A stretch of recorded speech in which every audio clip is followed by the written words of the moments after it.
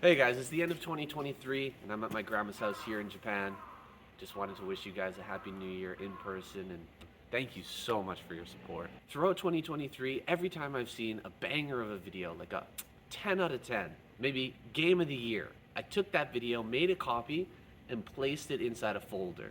Now here in December, I have 11 videos, 11 casts for you guys that are the absolute best of the year. And I've made them all into one video for you to enjoy. So happy new year and we'll see you in 2024. Ooh, and it all comes down to this Best versus Solkey in the Super Ace match. I didn't think we were gonna get here, but here we are. The team captains being brought out on Apocalypse, our final match of the night. And this is a really exciting new format here for KCM. This is, I mean, how hype is it that we've gotten to the Super Ace match on the very first week of this new system? You couldn't have scripted it better. This is phenomenal. Exactly what we wanted. Like, it'd be really weird if we had this new format and we also had like a one-sided show as well. We didn't really get to like flesh out the event and kind of come to grips with it. But this is a match made in heaven right now. Like both team neck and neck at 4 apiece, and now the Super Ace match between Best and Solkey. Like, what do you want? That's amazing. I mean, it would be kind of expected that when you're doing something, trying to put something new together, that things tend to go wrong. You know, you may end up getting things a little bit imbalanced. Just because it is such a new format, it is such a new tournament, but things have really turned out amazingly here, and it feels like we've got some really closely matched teams here, and that's fantastic. That's gonna give us a great season. Best versus Solkey. Best is starting out here with that gateway. Gonna be putting on some pressure, of course. Solkey just going for his normal 12 hatch timing. Gonna look for a third base as well, but we'll have to deal with this probe harassment to start things off, and a few links are gonna come out. Well, we don't have minerals for this. I'm not sure why we're getting calls out from the casters here. Nexus is gonna go down. A few links are gonna pop here pretty soon, and everything's gonna be pretty darn normal here going forward. Yeah, one thing interesting to note for the viewers saying, you need 2 hits for free on this probe for the drone to be able to win. That's why you see this probe bully the drone pretty much every single game, because the drone actually needs to hit the probe twice for it to then be able to beat the probe in a 1v1 fight. So you'll almost always see this probe just bullying this drone mercilessly. Maybe gets it. Oh, beautiful play from Best, building that gas, preventing the drone from morphing into a extractor to then regenerate its HP. Beautiful play, denying that save on that drone. Best is actually wanting to get any kind of advantage in this game and also win the psychological warfare as well, and really get inside Solkey's head early and mess him up. Solkey's such a very macro-centric player, so killing any drones is always going to be a thorn in his side and really mess him up a little bit. Yeah, I don't think that Solkey's going to be somebody. He's not the type of player to get on tilt over something like that. It was a good play. It was a sneaky move, but it did cost Best a little bit to make that assimilator and cancel it. And you know, Solkey, he's probably just going to be able to shake that off. He's not a player like you know, Mini or someone who's really tilted by a move like that. He should be able to just play it out nice and naturally from here. He has thrown down his third base at the 4th location, so he will have that third base popping up now. We'll have that extra larva and start to produce some drones from that position. He should be going into a normal game from here, I believe, with that single gas there in the natural, or in the main, and a layer coming up. It's just going to be a standard opener here from Solkey, despite this early harassment. first cannon going up here, Stargate coming up as well. We're going to get the scout from Sulky. Everything looking pretty normal and natural here in this Super Ace match.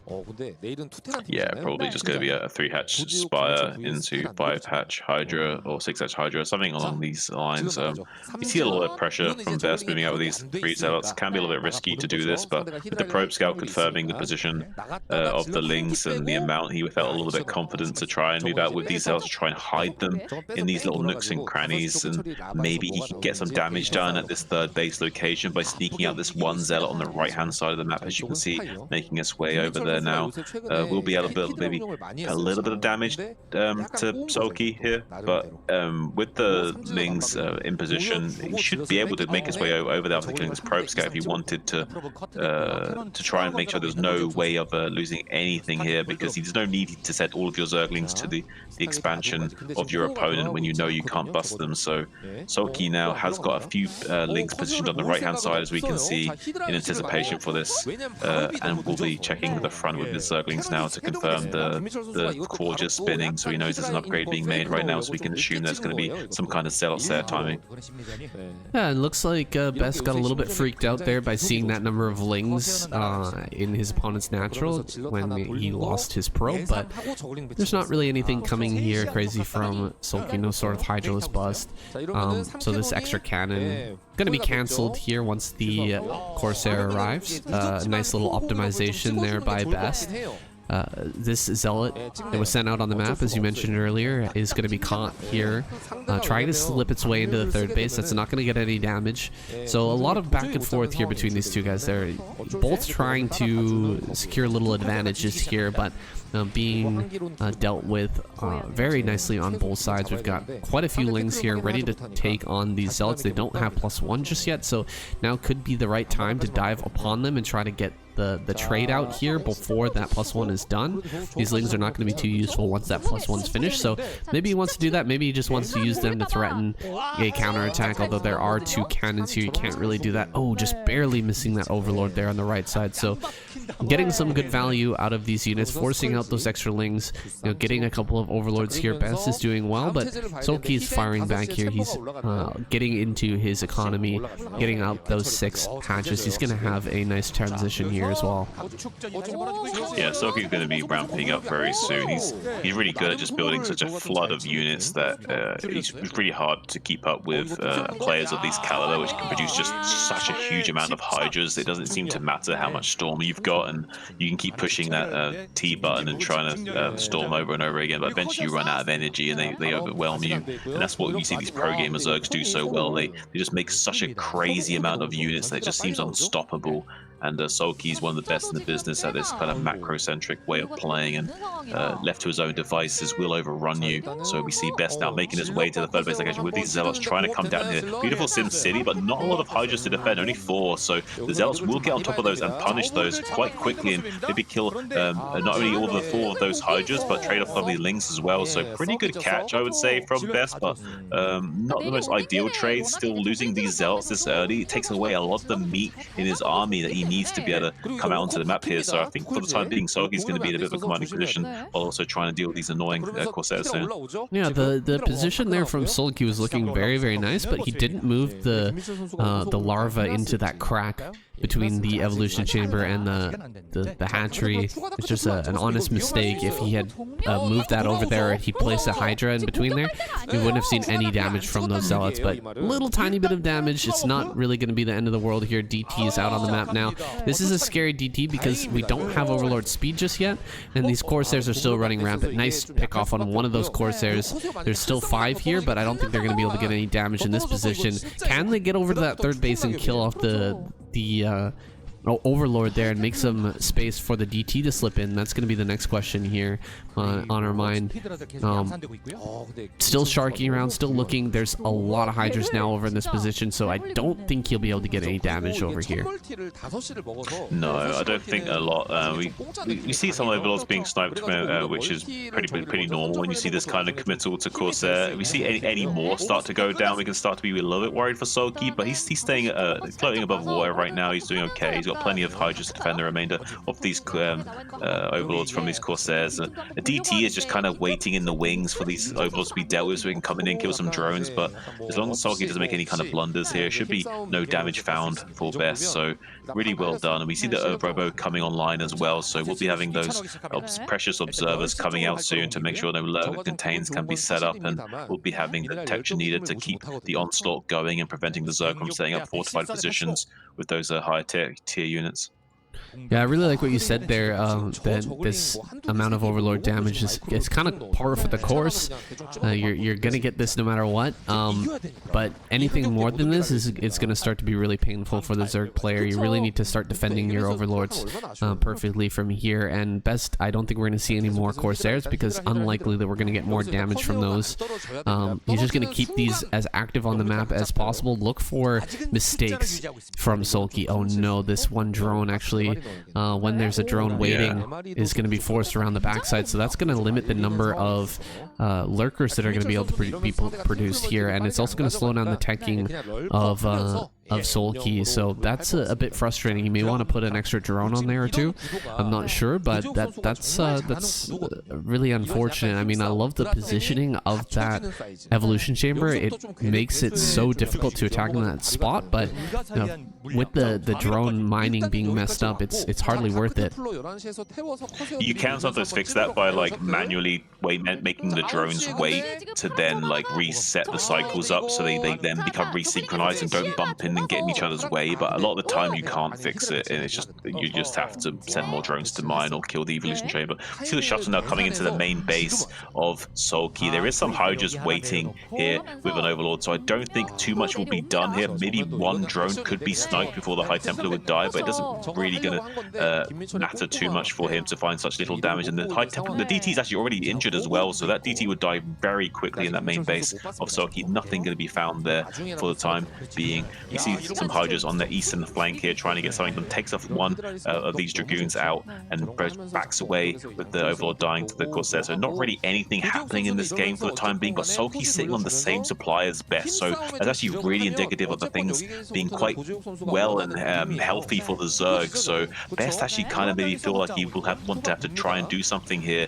He is taking his third base. Will make Sulky want to either take his hive or do something about that, and now we see a play in the main base of the Stairs and Zealots following this High Templar, but gets sniped by the Hydras. Taking out that DT is crucial. Now there's a lot less DPS available, and we'll be able to stop too many of these drones from falling as more Hydras come from the expansion location to bully away these Corsairs out from the main base and restabilize his position here, Sam.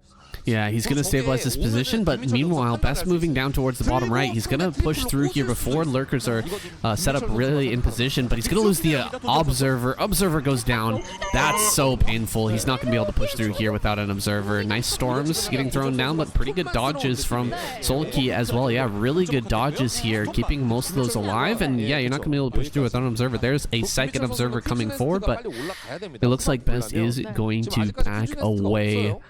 Love to get an upgrade check here because I think that Sulky should be finishing a +2 attack pretty quick. He has a second evolution chamber as well, so he's getting a secure for this late game. He has that high ground in the middle to like a really nice defensive position on that high ground with a ton of lurkers. I don't think you're going to be able to crack through there as Best, and with the fourth base coming up, I think we're going to get to hive tech here this game. Diving on top of that Templar, he gets that for free.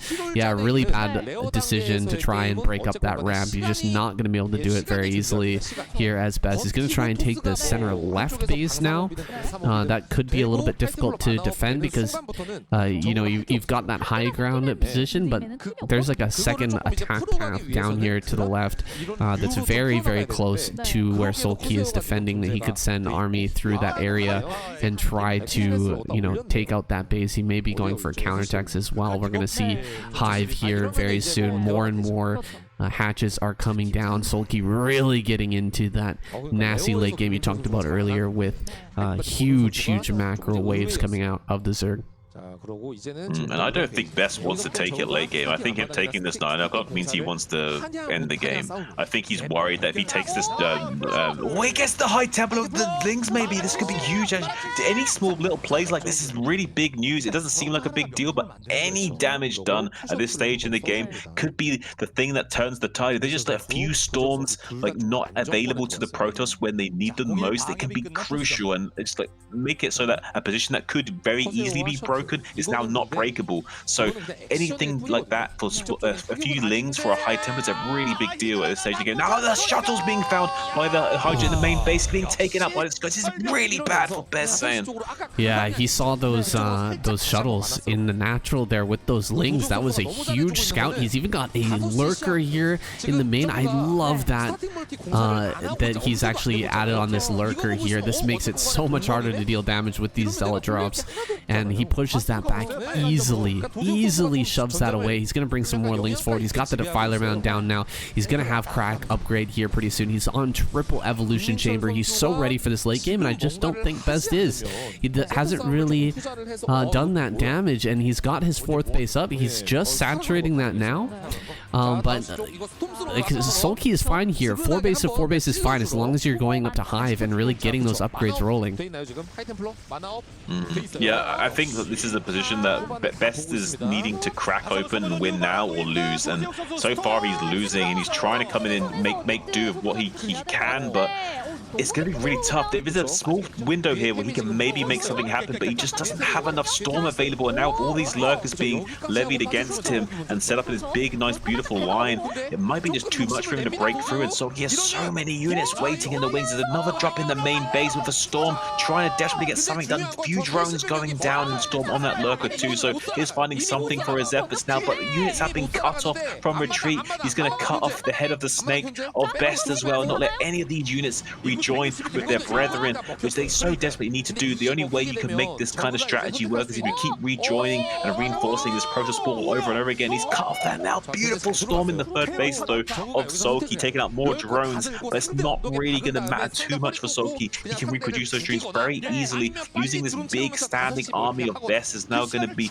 a nightmare for him going forward, because he's not going to have enough units to defend this high ground area from Sulky, now making his way up there with these lurkers now burrowing. There's only Zealots and High Templars and Dark Templars here, so there's no real Dragoons or anything to really shell and deal with and skirmish against these Zerg forces. Now he's in full retreat, and he needs to be, because there's no way he can fend off this huge swarm of Zerg units descending upon him from his high ground location. Now Sulky taking this high ground more or less for free. Lurkers going to be trading so well against this big cluster of Zeus. Another Storm drop in the main base of Sulky as well. This is crazy, Sam. This is insane. He's lost a ton of drones, but he's taken the most important location on the map right now, which is just this high ground outside of Best's 3rd and natural base.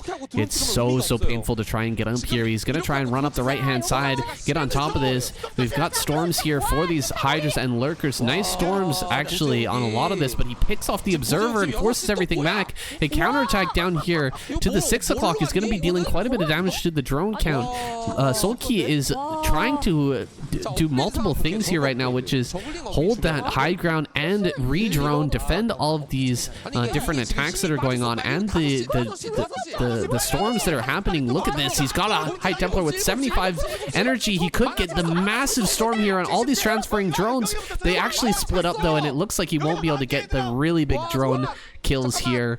Had he actually been paying attention to that, he would have been able to get so many kills. He does get a big storm there, gets about 5 to 6 drones. That's huge. But now we've got the Defiler here with the Dark Swarm. That's so difficult to break out of now. I think this might be an unlosable position here for Sulky, even if he lost, you know, the majority of his drones with these Dark Swarms here on the high ground and Lurkers. I mean, how do you break out of this as Best? He's going to try and go up this right-hand side, but Dark Swarms are going to come down, and everything's going to be pushed back here with tons of Lings to reinforce.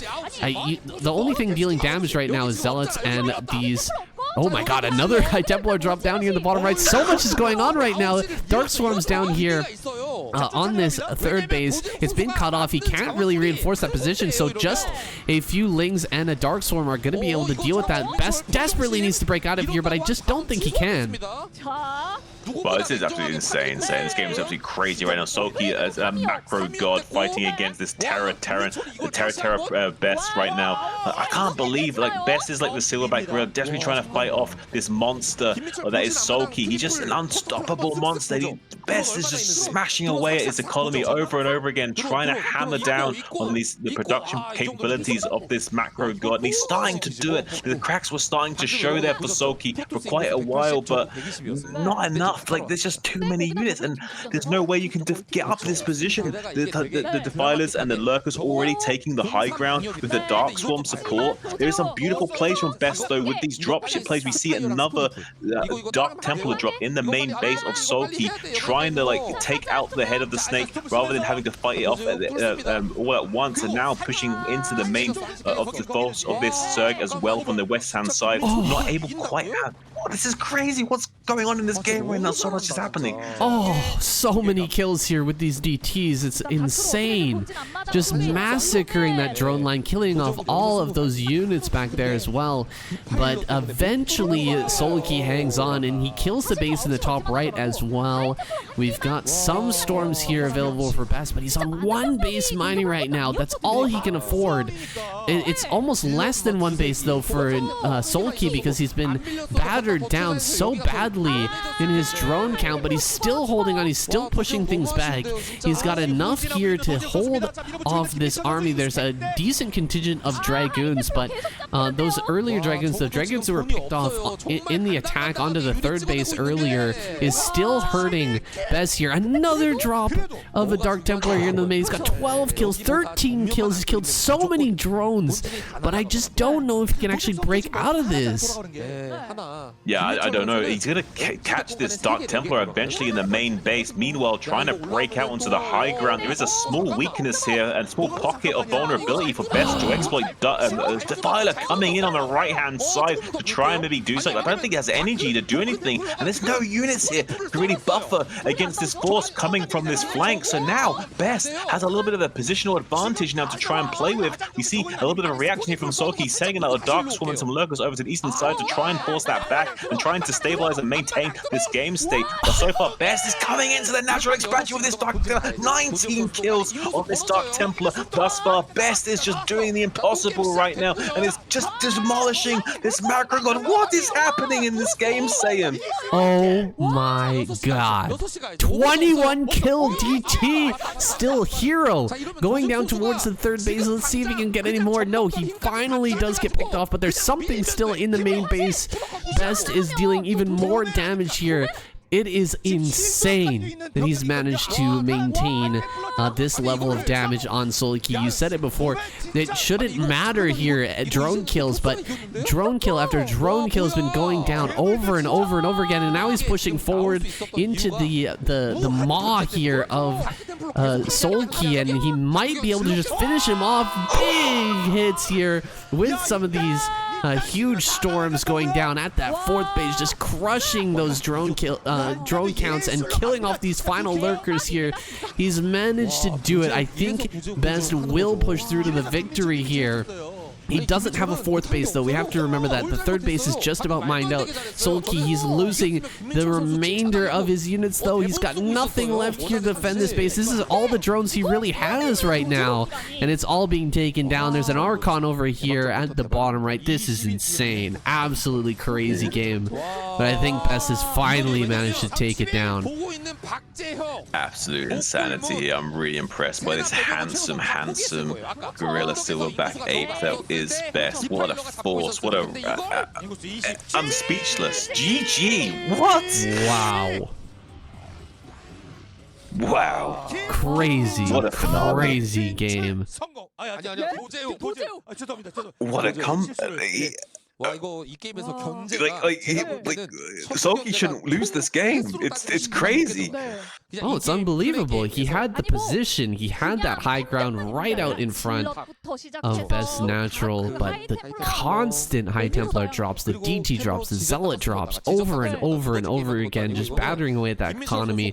And man, Solki is got to be kicking himself right now for not stopping that breakout on the right-hand side. Best finally managing to get up that high ground with his Dragoon Zealot Force there, able to break that position and get around that army, kind of stomping Sulky from containing him just for that one moment, gave him the momentum to be able to come across that map. Had he been held back for just a little longer, had Sulky managed to hold that position for just a little longer, we would have seen Best mine out. And that game could have been his, but now his team has been eliminated. And that's just the way this tournament goes, guys. Sulky, Team Sulky is done. How's it going, everybody? SainSC here, back with Shun for another duo cast. We are in week number 4 of the KCM 2023, starting off here with Mini versus Rush. Game number 1, let's go. Rush, the blue Terran, spawning here in the center left. His opponent, Mini, over here in the red trunks, over on the center right. We're starting out on Heartbreak Ridge. Should be a great game for our game number 1. Yeah, we got a really nice lineup. We'll be seeing Shine come out this week, and I'm really excited to see some cheese from him maybe later on, even though he can play pretty much as standard as anyone else, so you never know quite what you're going to see from him. But game number 1, Heartbreak Ridge, going to be seeing Mini on the right. He's a fantastically talented player, but a little bit more on the emotional side, so if things don't quite go his way, he can fall apart. But when things do go his way, he seems to be able to work magic, and last week he really did kind of show that he knows how to use this map to take advantage of those old school strategies of like getting up on the high ground, mining at this mineral in the back, and kind of like pincering the Terran and forcing him to keep microing back and forth, and then baiting in tanks to situations where he can pick up an early advantage and eventually win the game that way.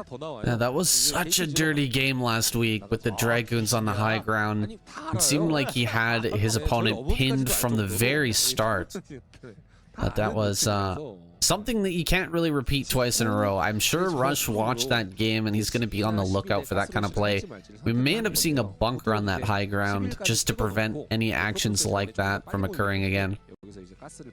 Yeah, well, I'm sure there'll be some kind of adjustment out of Rush. It'd be kind of shocking for him to not have done his research. And a nice little gas steal from Mini with the forward gateway and the natural as well. So going to be wanting to put on that pressure early on and maybe potentially delay that factory as long as possible. Be interesting to see how successful he is in doing that. Right now, the probe trying to get as much damage on this building SCV as possible and trying to force Rush to have to pull off another SCV off the line to deny some mining time. Looks like he will force another SCV off there. Gas is going to be he's going to let that finish. Going to have to bring a few SCVs off the line. I'm always curious to see how many SCVs are pulled and actually deal with that gas geyser. I really don't understand the nuance of that, but it seems like everyone has a different approach. Light's method seems to be using 2 SCVs to kill it. There have been some pros that even have gone so extreme as to using up to 4. I don't think there's like a deciding factor on what the best way is to deal with it. Light seems to think that it's best to kill it with a few workers. Seems like with Rush also seems to think at least using, oh yeah, he's going to be using 2 SCVs to kill that geyser as well, which I think is actually the right play. All right, and with 2 Marines here and that nice wall, I think he's not going to take too much damage from this Zealot. It's coming around. It's going to make it into the main base, but look at that wall there. 2 supply depots. That gives you so much space to run back and forth. He is going to pull everything forward here, though, and try to prevent the Zealot from actually getting into the main base at all. We'll see if that ends up working out for him. He's got 3 Marines now. That's enough to deal with this Zealot, as long as he has proper blocking. Beautiful, beautiful blocking there. Yeah, great blocking from Rush. It looks like Mini's going to throw down that Nexus at 21 supply and then get his gas geyser, so trying to squeeze out a little bit of an economic advantage here. But Rush actually not too slow with putting down this command center after making this Marines a bunker, so I would say the game is hard to call right now. We have a slightly delayed gas from the Terran, but the expansion was not that delayed, so it's hard to say who's in an advantageous position right now. But it looks like Mini already going to be setting up for maybe some later shenanigans, going to start mining out this back mineral, and it looks like Rush is onto him, going to be setting this Marine right on down there to deny this. There we go. That's that adjustment that we were talking about earlier. Sending the Marine around the back, just making sure that probe can't mine through. Of course, once the Dragoon is out, you can still mine that. But for now, gonna be denying that play. I don't know how many stacks there are in that mineral, but they're all 0. Just need one probe to mine for quite a bit of time. But delaying that move is gonna be beneficial here for Rush, as he's gonna throw down his factory and get set up. Yeah, I don't know the exact amount. There's a good between 12 and 20 stacks. I think it takes somewhere between like a minute or so to mine out, maybe a bit longer. Oh, proxy Robo. Nice. Okay, I like this from Mini.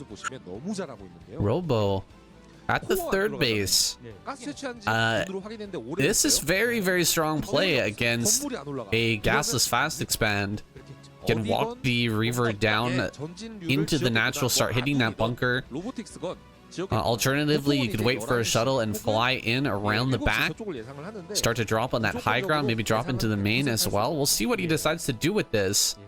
Now, Rush does get the full scout with the SCV and only sees 3 pylons. At this stage of the game, it would be likely that a 4th pylon would have been made by now, so he might start to smell something's going on, because it doesn't quite line up with the build to only see 3 pylons there, so he may sniff it out. Great scouting there by Rush, managing to get that in, but we haven't seen a Dragoon yet, so how does he deny scouting? That might be a tip off in itself. Just not seeing a Dragoon yet is a little bit suspicious. Well, he understands that he went for the quick Nexus, so it's a little bit suspicious, yes. He already confirmed the CC timing, so he doesn't need to check that with the Dragoon. So it wouldn't be like totally weird for him not to show the Dragoon as it stands right now, but he should be able to sniff something is going on. We've got the barracks actually floating up to the top left, so yeah, you might be right there that he's got his nose to the ground trying to figure out what's going on. That barracks, of course, floating along the top of the map, just looking for any proxy buildings, but he's gone in the wrong direction, unfortunately. Not going to scout the Robo here at the bottom center. Not gonna find it with the Vulture either, unfortunately, and gonna load up. Oh, Mini gonna abuse this high ground, even though he was denied from mining that patch. Still gonna start ferrying units over here. That is hilarious. Yeah, and he's just gonna bank up units there. He's not gonna go in right away, because just 2 Zealots and 1 Dragoon wouldn't be able to get a lot done against this Vulture, Marines, and tank here. So kind of wise from Mini to try and bank up units, but we have an SCV up on the high ground to spot, so Rush could see this coming. Be interesting to see. Oh, the Reaver's popping out now. Rush could have sent this SCV down a bit low and would have seen this coming in a bit more of advance to have some time of reaction to deal with. But at this stage, you only have 1 siege tank. Oh, he gets a shot off on the Reaver before the Scarab detonates. So the shields are almost completely depleted on that Reaver.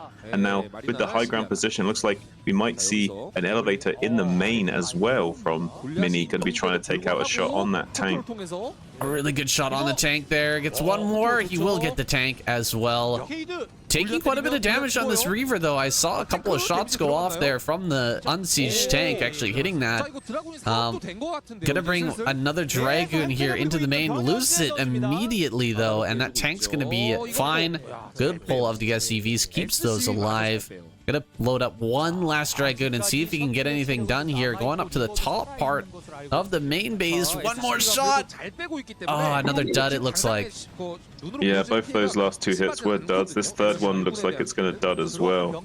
Unfortunately for Mini, not getting quite the damage that he wants. He is denying a lot of mining time. Oh, he's going to lose the shuttle now, but the Reaver does get unloaded. Unfortunately, not going to be able to do much besides kill a couple of Marines before finally losing its life. There is now an Observer and another Reaver out with that robotics, but needs to produce another shuttle. So it'll be interesting to see if, as well as expanding, if he will continue up with this play by getting speed shuttles and continuing with the Reaver harass to delay the push timing from Rush while trying to take more expansions.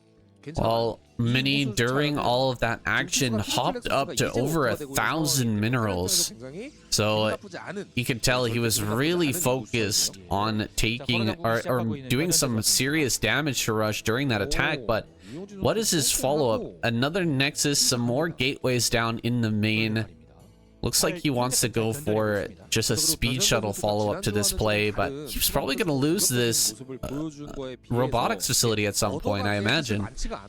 And Russia's going up to 5 factories, so we're going to see a very strong sort of like 10-minute tank push with a lot of vultures being rallied behind it with in alignment with the +1 weapons upgrade that we're going to be seeing finishing up shortly. So it looks like Rush does want to go soon. I mean, he does have the shuttle and Reavers to kind of slow this down. He does see the factories. He doesn't see the 5th factory. He only sees 4 factories right now. I'm sure he can kind of figure out that this is kind of going to be the play from Rush, and he's taking a lot of damage on this Reaver for only 1 Scarab shot on the tank, so he might not be able to slow down this push enough. Damn, that's rough, because he's only got 3 gateways here in the main. He's gonna add on a bunch more and another robotics facility as well. That's a good idea, because you are gonna end up losing this, I think. This robotics down here at the bottom center. And you just need that extra production. You need that extra damage, because 5 factory versus 6 gateway, I think, still favors the Terran pretty much. You need another unit in there. You need some Reavers, and this one's already been damaged. If he loses these 2, could get overpowered here, out-muscled by the Terran. Yeah, we have upgraded Goliaths with the Karen boosters acting as point defense to kind of ward away that shuttle from coming in close as well. Might even get some more damage on this shuttle, going down to 12 HP. Nearly got the snipe on that shuttle. 1 more volley would have taken that shuttle out. Now Rush going to be pushing across the map. He knows this is the time to go. We're at 10 minutes. We've got the +1 upgrade. We've got a lot of siege tanks and quite a lot of units in production behind that. He can still expand behind this and turn it into a macro game, but with a push like this, he really ideally wants to get some damage done. So either he's going to have to go soon or try and start turtling up. Well, Mini just going to utilize that robo at the bottom center, that proxied robo, for continued observer production and start his own Reavers in the main base. Very scary stuff here, trying to get shots off with these 2 Reavers. With this super low shuttle, and he will lose the shuttle. He loses one of the Reavers as well. And that hardly feels worth it, taking 1 shot there from both Reavers for losing the shuttle and 1 Reaver. Man, that is a rough trade. And Rush is just shoving forward here on the high ground. This is such a nice position to siege up in. Yeah, this is a great position to fortify yourself in and start laying siege to the rally point of Mini. He has had a little bit of time to build up the forces. Zealot's now streamlining in. There is another shuttle with a Reaver support. Scarab does detonate on the tanks, but there's so many tanks back here, and there's maybe not quite enough Dragoons. Some Zealots are left alive, though, to try and help soften up these frontline tanks. And Mini making a lot of progress, shimmying down forward and taking out these tanks one at a time, getting a pretty good trade so far, and he's all but like held off this push so far. If he can just keep rallying out units and prevent the reinforcements from Rush from encroaching on his position and start setting up mines, he may be able to hold on here. Yeah, it's surprising how well just pure Dragoon can do against pure tank in the right situation, when there's nothing blocking for the tanks, just diving forward and killing off a lot of those. Vulture rally must have been a little bit slow there from Rush. We didn't see it coming across the map until that battle was pretty much over. And now the Vultures are coming out en masse, coming up here to start to lay down their mines, to kind of body block and try to help this push go forward. We don't have a lot of Dragoons left over. Most of them were spent in that last fight. Tons of Zealots running forward here, diving right on top of these front tanks. A drop in the back as well. Nice Reaver shot there. But the tanks will survive for the most part, and this last Dragoon is going to get picked off. The rallies from Mini. Can he clear this with this last sort of rally forward? The Vultures are getting cleared up. Oh, pretty good shot there as well. Turrets are coming up here. Rush really dedicated to this push right now. He has to make it work.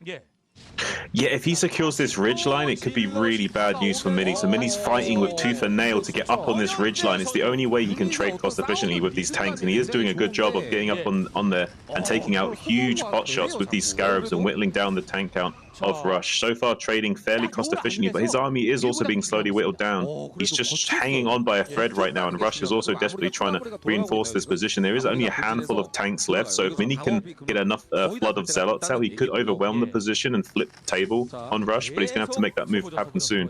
There we go, more drops on these tanks. The turrets were not finished. You see that turret almost finished. Oh, Reaver, 9-kill Reaver. Wait a second. I think we missed something. A Reaver being built down at the bottom center. Yeah, we didn't miss anything. There's just that proxy robo still being put to use, and like Rush has not had the time to take care of it, but he does take care of the Reaver. Oh, he does take care of one of the units in the shuttle there, I think. Because I think that Reaver's now only on like 60 HP, so maybe the harass will be there. It does finally die. But a lot of damage was done to Rush during this, so if now Mini can just hang on, he's in a great position economically speaking. I don't think that Rush is able to recover if he's not able to kill Mini here. So Mini also producing some DTs, maybe to kind of spread Rush even thinner than he already is. I'm not sure how much energy he's got on his scanners, but maybe Mini can skirmish down this army and keep wasting scans. Another shuttle's going to be going into the natural. Does get targeted down a little bit by the Goliath and is going to fall in short order, and the Reaver dying to the tank, so not quite finding any more damage there. And Mini desperately trying to get out on the map and find something to work with here, but is slowly getting squeezed out of this game with this position in the middle from Rush. Is it possible that Rush never found out about that robo down at the bottom center? I feel like he would have killed that before going on his attack path here. But, you know, he just hasn't done that. He hasn't cleared out that area. And this push has been really sandbagged here by those Reavers flying in and just killing a ton of the SCVs. Now, this is kind of a crazy push here. He is going to get cleaned up by the rallies of Rush, and Rush is going to take the opportunity to push forward with those units not in position. He can get his tanks right up here to the natural, and this is the position that's so deadly against Protoss. Here comes the first storm. 2 storms go down. Reavers in the back as well. He's got to focus those down. Pretty good shots there. Kills off one of the Reavers. Gonna lose the shuttle as well. No, shuttle stays alive. Dives on top. Look at this. Gonna get some extra splash damage with that Templar just standing right next to the tank. But the tanks still remain here. A lot of them are very badly damaged. Can he break out? Oh, he's gonna shove forward. Go for the snipes on the Templar. He doesn't have enough energy for the storm here. Bringing forward the Zealots. There's that one Reaver left over. He's gonna get one last shot off. And pushes him back just far enough outside of the range of these pylons and gateways. God, this is a crazy push. It has to work right here, right now for Rush. Yeah, he has to win the game with this push. If he doesn't win the game, Mini will stable. There's also some harassment in the third base of Mini, clearing up all of the probes. The Observer, I don't think, has caught it. I think he's losing a lot of probes right now in the third base while this is all going on. So it's hard to say exactly if Mini can hang on here. He has lost a lot of his economy at the third base now, so he has lost a little bit of juice. As we can see, the 2 vultures did clear up all of the probes in that base, so there's a good 14 probes went down there, so that's going to really take a hit to Mini's economy. A lot less Zealots will be pumped out in it.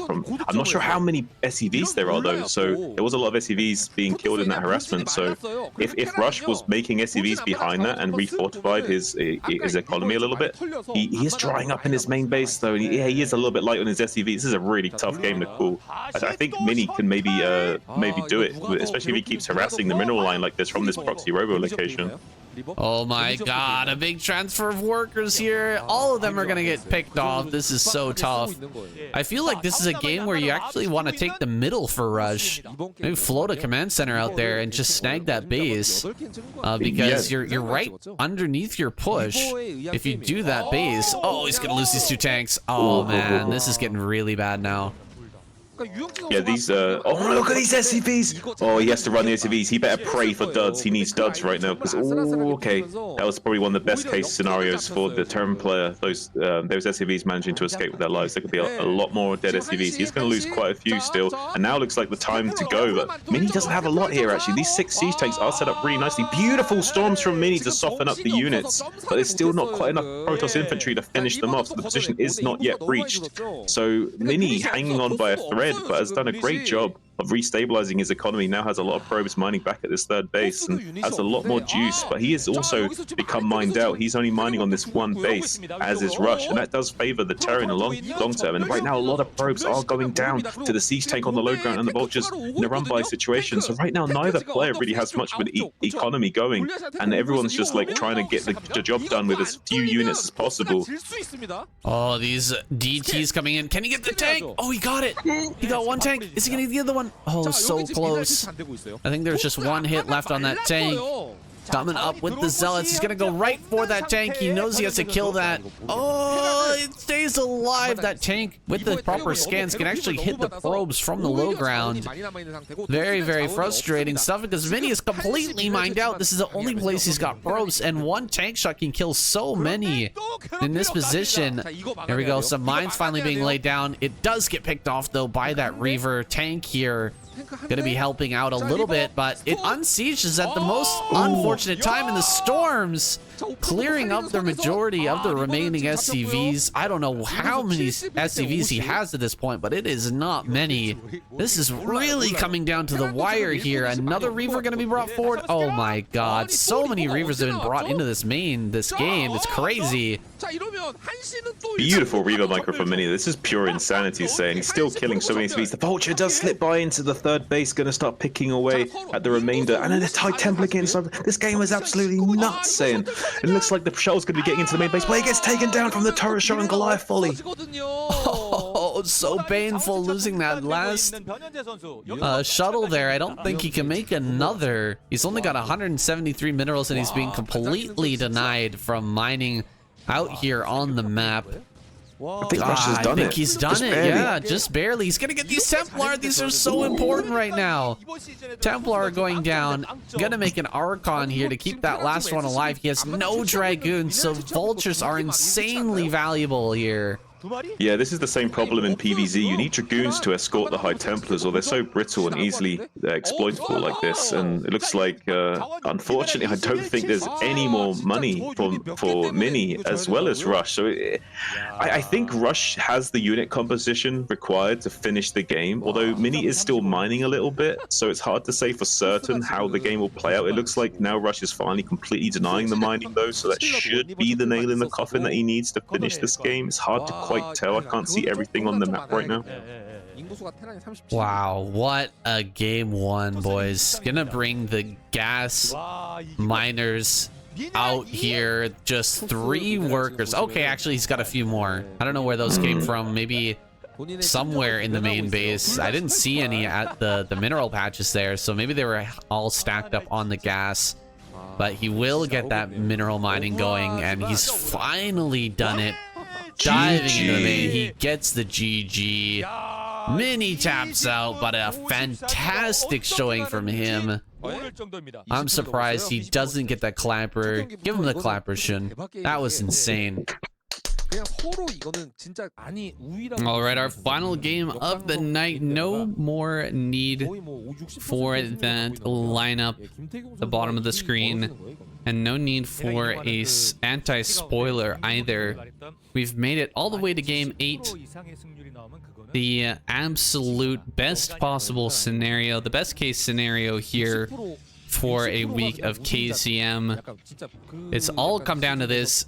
A best of 1 between Bisu and Soma here on Vermeer. Soma in the top left-hand or bottom left-hand corner. Bisu in the top left vertical spawns. Gotta love it. Guys, make sure to hit that subscribe button. If you don't, 2DTs are going to wipe out your mineral line. And that is a promise. Definitely helps me out, guys. So make sure to hit the subscribe and keep up to date with what I'm doing here. And plenty more replays to come, for sure. Plenty more weeks of glorious KCM are on their way to you as we speak. Looks like gonna go for a spawning pool here in the main. Looks like he wanted to get a 12 hatch going here before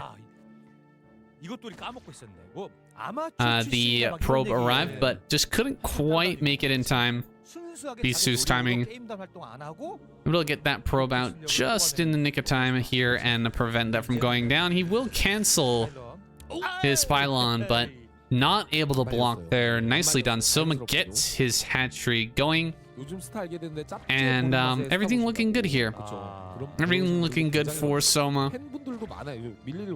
That probe really not doing too much to throw off the build here. The Soma will be able to produce 6 slings and come across the map actually put some pressure on to Bisu now, because he went for this early pull, and Bisu on his side, for his part, went for that gateway in the front. So he's going to have some zealots moving out on the map, but he's got to stay at home right now, because 6 lings can absolutely put the hurt on you here if you're not perfectly controlling your early probes and zealots. It's actually going to chase this scouting probe for a second, so wasting a little bit of time there. I'm going to keep his lings back at home, actually, so deciding not to come across the map now and try to deal some damage. Instead, gonna just go ahead, grab his gas, and continue to drone up here, which is fine. He sees everything that's going on in Bisu's base. He sees the Nexus. He sees how many zealots have been produced, and he now sees the zealots moving out on the map. So he will have to react with some more lings here, but he should be able to hold this off, not without any problem. And here comes those zealots now. 1 probe, 3 zealots, a pretty scary force. Should have about 4 to 6 additional lings popping out in order to hold this properly. Zealots going to head behind the mineral line here. Pretty annoying stuff. This is really a tough position to dislodge the Protoss from if he doesn't want to move from here. A layer should be on the way there for Soma. Lings are standing out in the front here, giving him an opportunity to make a dash for the net, or for the main base. But if he decides to go for that main, he's definitely going to get surrounded and killed. Soma is just waiting for those zealots to move into a more killable position. There's the Hydralisk Den here in the main. 2 more zealots on the way. Could be rallied over there to the 3rd base. Can really throw a wrench into things here for Soma, who would like to be producing Hydras now. There's the first Hydra. Hydra's out. Will force the zealots to engage. And yeah, this is perfect for Soma. Killing off these zealots is great. Don't lose the Hydra, though. Oh, God. He loses the Hydra. Oh, that's not good. That is really, really painful. Should not be losing an early Hydra to a slow zealot, especially with all those lings there. But the lings end up blocking him.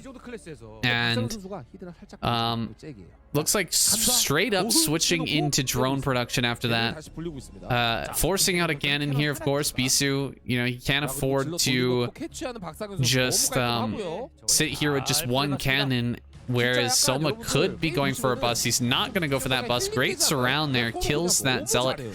Really, really good spread and search from Soma, throwing his lings all over the map, and actually finds and kills that zealot. That was not easy to do.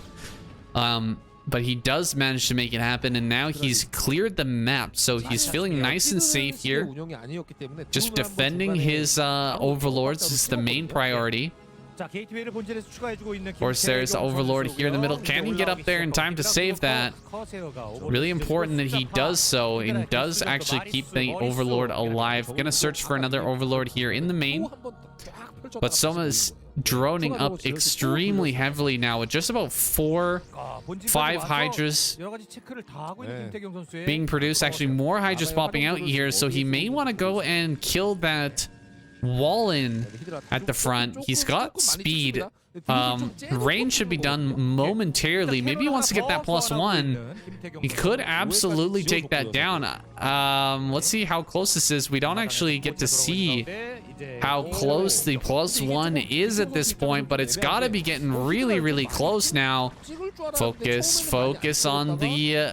oh, he's going to dive here. Cannon going to go down really, really fast. Really nicely done. 2nd cannon goes down insanely quick. 3rd cannon is dead. 4th cannon going to go down as well. Soma crushing here. Gets on top of those cannons. Bisu sends the zealots out, albeit a bit too late. And now these the control here is everything just falling back, kiting zealots like crazy, and the cannons are just not even close to being done. I think Soma gonna be able to finish him off here. Look at all the cannons popping out, but Bisu, oh, he actually finishes one of the cannons, so he could pull forward just probes. Probes could hold this off. Did the +1 finish? I think the +1 actually might have finished, and now we have zealots here in the front. I think +1 is done. Yeah, it is. +1 finish, and I think speed is about to be done here for these zealots as well. 4 cannons are done. He sees more Hydras are coming up here. He actually needs more cannons than this. Should be building more zealots as well. I can't believe Bisu held on after losing every single cannon in the front. There we go. Zealots are done. Zealots are done. Speed is done. He's gonna hold on, and this is actually going to go on into the future. Soma is supply blocked as well. 53 of 53. Can't produce anything. Hydras. Are they going to go for it? Here they come, running forward. Zealots, what are they doing? They got to run down here. Keep these cannons alive. He does keep the cannons alive. And he will force this back, diving on top of these Hydras. Going to lose an Overlord? Oh, almost loses that Overlord, but keeps it alive.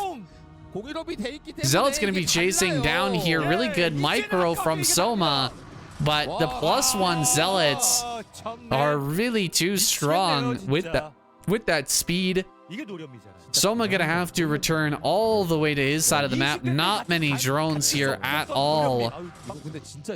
I thought that Soma was droning up a little bit harder there, but it seems like he really made a massive commitment to that Hydralisk bust. Quite a few hatches on Soma's side of the map, but just not the appropriate drone number to take this into a later game. Instead, he's going to come across the map, try to take another fight here. Maybe he wants to break the natural. However, Zealots moving around this army, going to come down to the 3rd base. This could be it, guys. This could be the end. Gonna try and break through this natural. That's a lot of Hydras, but the cannons are helping out a lot. And these Zealots coming down to the 6 o'clock. Some of them being split off and heading into the natural and the main. Soma focused completely on this natural here, trying to break through into Bisu's base, but back at home, he's losing so much here. It looks like the final few Zealots are gonna go down, and he may be able to kill this cannon, but oh my god, hold on. He's actually going to get through here. Probes are being pulled. Probes are being pulled from the front. Drones are fighting. Hydralisk Den is about to fall here as well. Hydralisk Den going down could be the nail in the coffin. Zealots being killed here in the natural. There's still quite a few Hydras. Oh, he saves it. 13 HP. Oh my god. 13 HP. There's the DT. The DT is out. Where's the Overlord? Overlord is here in the front. There's 2 Overlords. Oh, he's going to gun down that DT. DT goes down. He doesn't pull it back. DT dies. Oh my god. He keeps his natural alive. There's still more Zealots popping out here. Still more Zealots. Hydras are being rallied forward. There's still a few Zealots around the 3rd and the natural, but both the hatcheries are alive at the 3rd. Everything's alive in the natural as well. A lot of drones have been killed, but this is an insane back and forth. Here comes another Zealot into the main base. Oh, he's going for it. He's going to kill it. Is he going to kill it? 13. Oh, he gets it. Oh my god, he kills it. The Hydralisk Den goes down here. Absolute insanity. Oh my gosh, I think that Soma could re-drone from this point, but he's been continuously producing Hydras and now just popping out a ton of Lings here. Looks like a bunch of Lings kind of getting caught there. He's gonna fight once again. These Zealots are in high enough numbers they could just wipe out these Hydras, but the Lings are really helping out. Oh, this is so close. Here comes those Lings that were trapped. GG! Oh, what a game! What an insane back and forth there to end our week. Oh my goodness. He gets the clapper. Absolutely deserved there. What a crazy, crazy game. Bisu clutches it out and takes first place for the Protoss race. Oh my god. Soma was so close there. So incredibly close to taking that one down. But really, that final zealot, actually, that one single zealot, the hero, running into the main with just a sliver of health, able to kill that hatchery makes, or to kill that Hydralisk den makes all the difference in the world, and he actually takes him down. Oh my god, what a back and forth. What a crazy game, guys. We're gonna jump into the score screen. I am in shock right now. Well then, coming off of that game on 76, we're moving to Mini versus Queen. It's gonna be here on Retro. A much better map. For sure. Absolutely.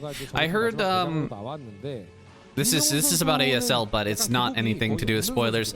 I heard that Tasteless and Artosis were talking about this map, saying how it's kind of a funny map in that it's kind of like Polypoid, but it has less money. I would say that this is a map that is more alike to I'd liken it to Fighting Spirit. This is a more balanced Fighting Spirit in my opinion. It does of course have one less base than Fighting Spirit. Of course the base in the middle is missing, but there's still some minerals there. And it's probably going to get mined from as much as people have mined from the Fighting Spirit middle. But in this map, as you can see, those two ramps right there that were on screen a moment ago, much, much closer together than the third base on Fighting Spirit. And I think that's where the balance comes in. When you're a Terran player pushing out of your natural, trying to grab a third base, on Fighting Spirit was nearly impossible if your opponent was able to get Dragons up that ramp and onto your third base high ground. It just took a million years. It was super, super hard. If they had shuttles or zealots or storms or anything, it was nearly a fool's errand to try and take that base. So having the ramps closer together, I think that really fixes the issue in a lot of ways, because when you siege up on your own low ground, then you can hit the units coming up the opposite ramp. They are in range, so it really prevents that type of play, that type of just automatic denial. It's just so good for Protoss versus Terran. And the difficulties of taking that third base are somewhat alleviated. Now, this map, of course, we're not gonna have Terran. We're not gonna have a Terran versus Protoss. This is Zerg versus Protoss, so a completely different monster here. Lings are out on the map, but a Zealot making its way here into the natural and main base will be repelled by 4 Lings. Needs to jump on top of this and micro it properly. Going off the probe first would be advantageous. He's controlling on the other side of the map though right now. He could lose a drone. Nice pullback. There's a lot going on the map right now. Lings are in the natural here, dealing some damage. He's also clearing that pylon in order to get the third base up. So Queen dealing with a lot of different stuff at the same time. This probe just able to hit over the corner of those mineral patches in order to deal damage to that drone. Very, very annoying stuff. Back at home, Mini has completely handled this aggression. Not going to be taking any more damage. Looks like this Ling trading very nicely. Really good play there with the probe, jumping on top of those zealots, or on top of those Zerglings, excuse me, and almost keeping that zealot alive for a ridiculous amount of time. Does eventually go down though. after trading out about 4 to 6 lings. It's quite a few. Ended up going down there. But that's just mini for you. His early control with the zealots and probes, absolutely devastating.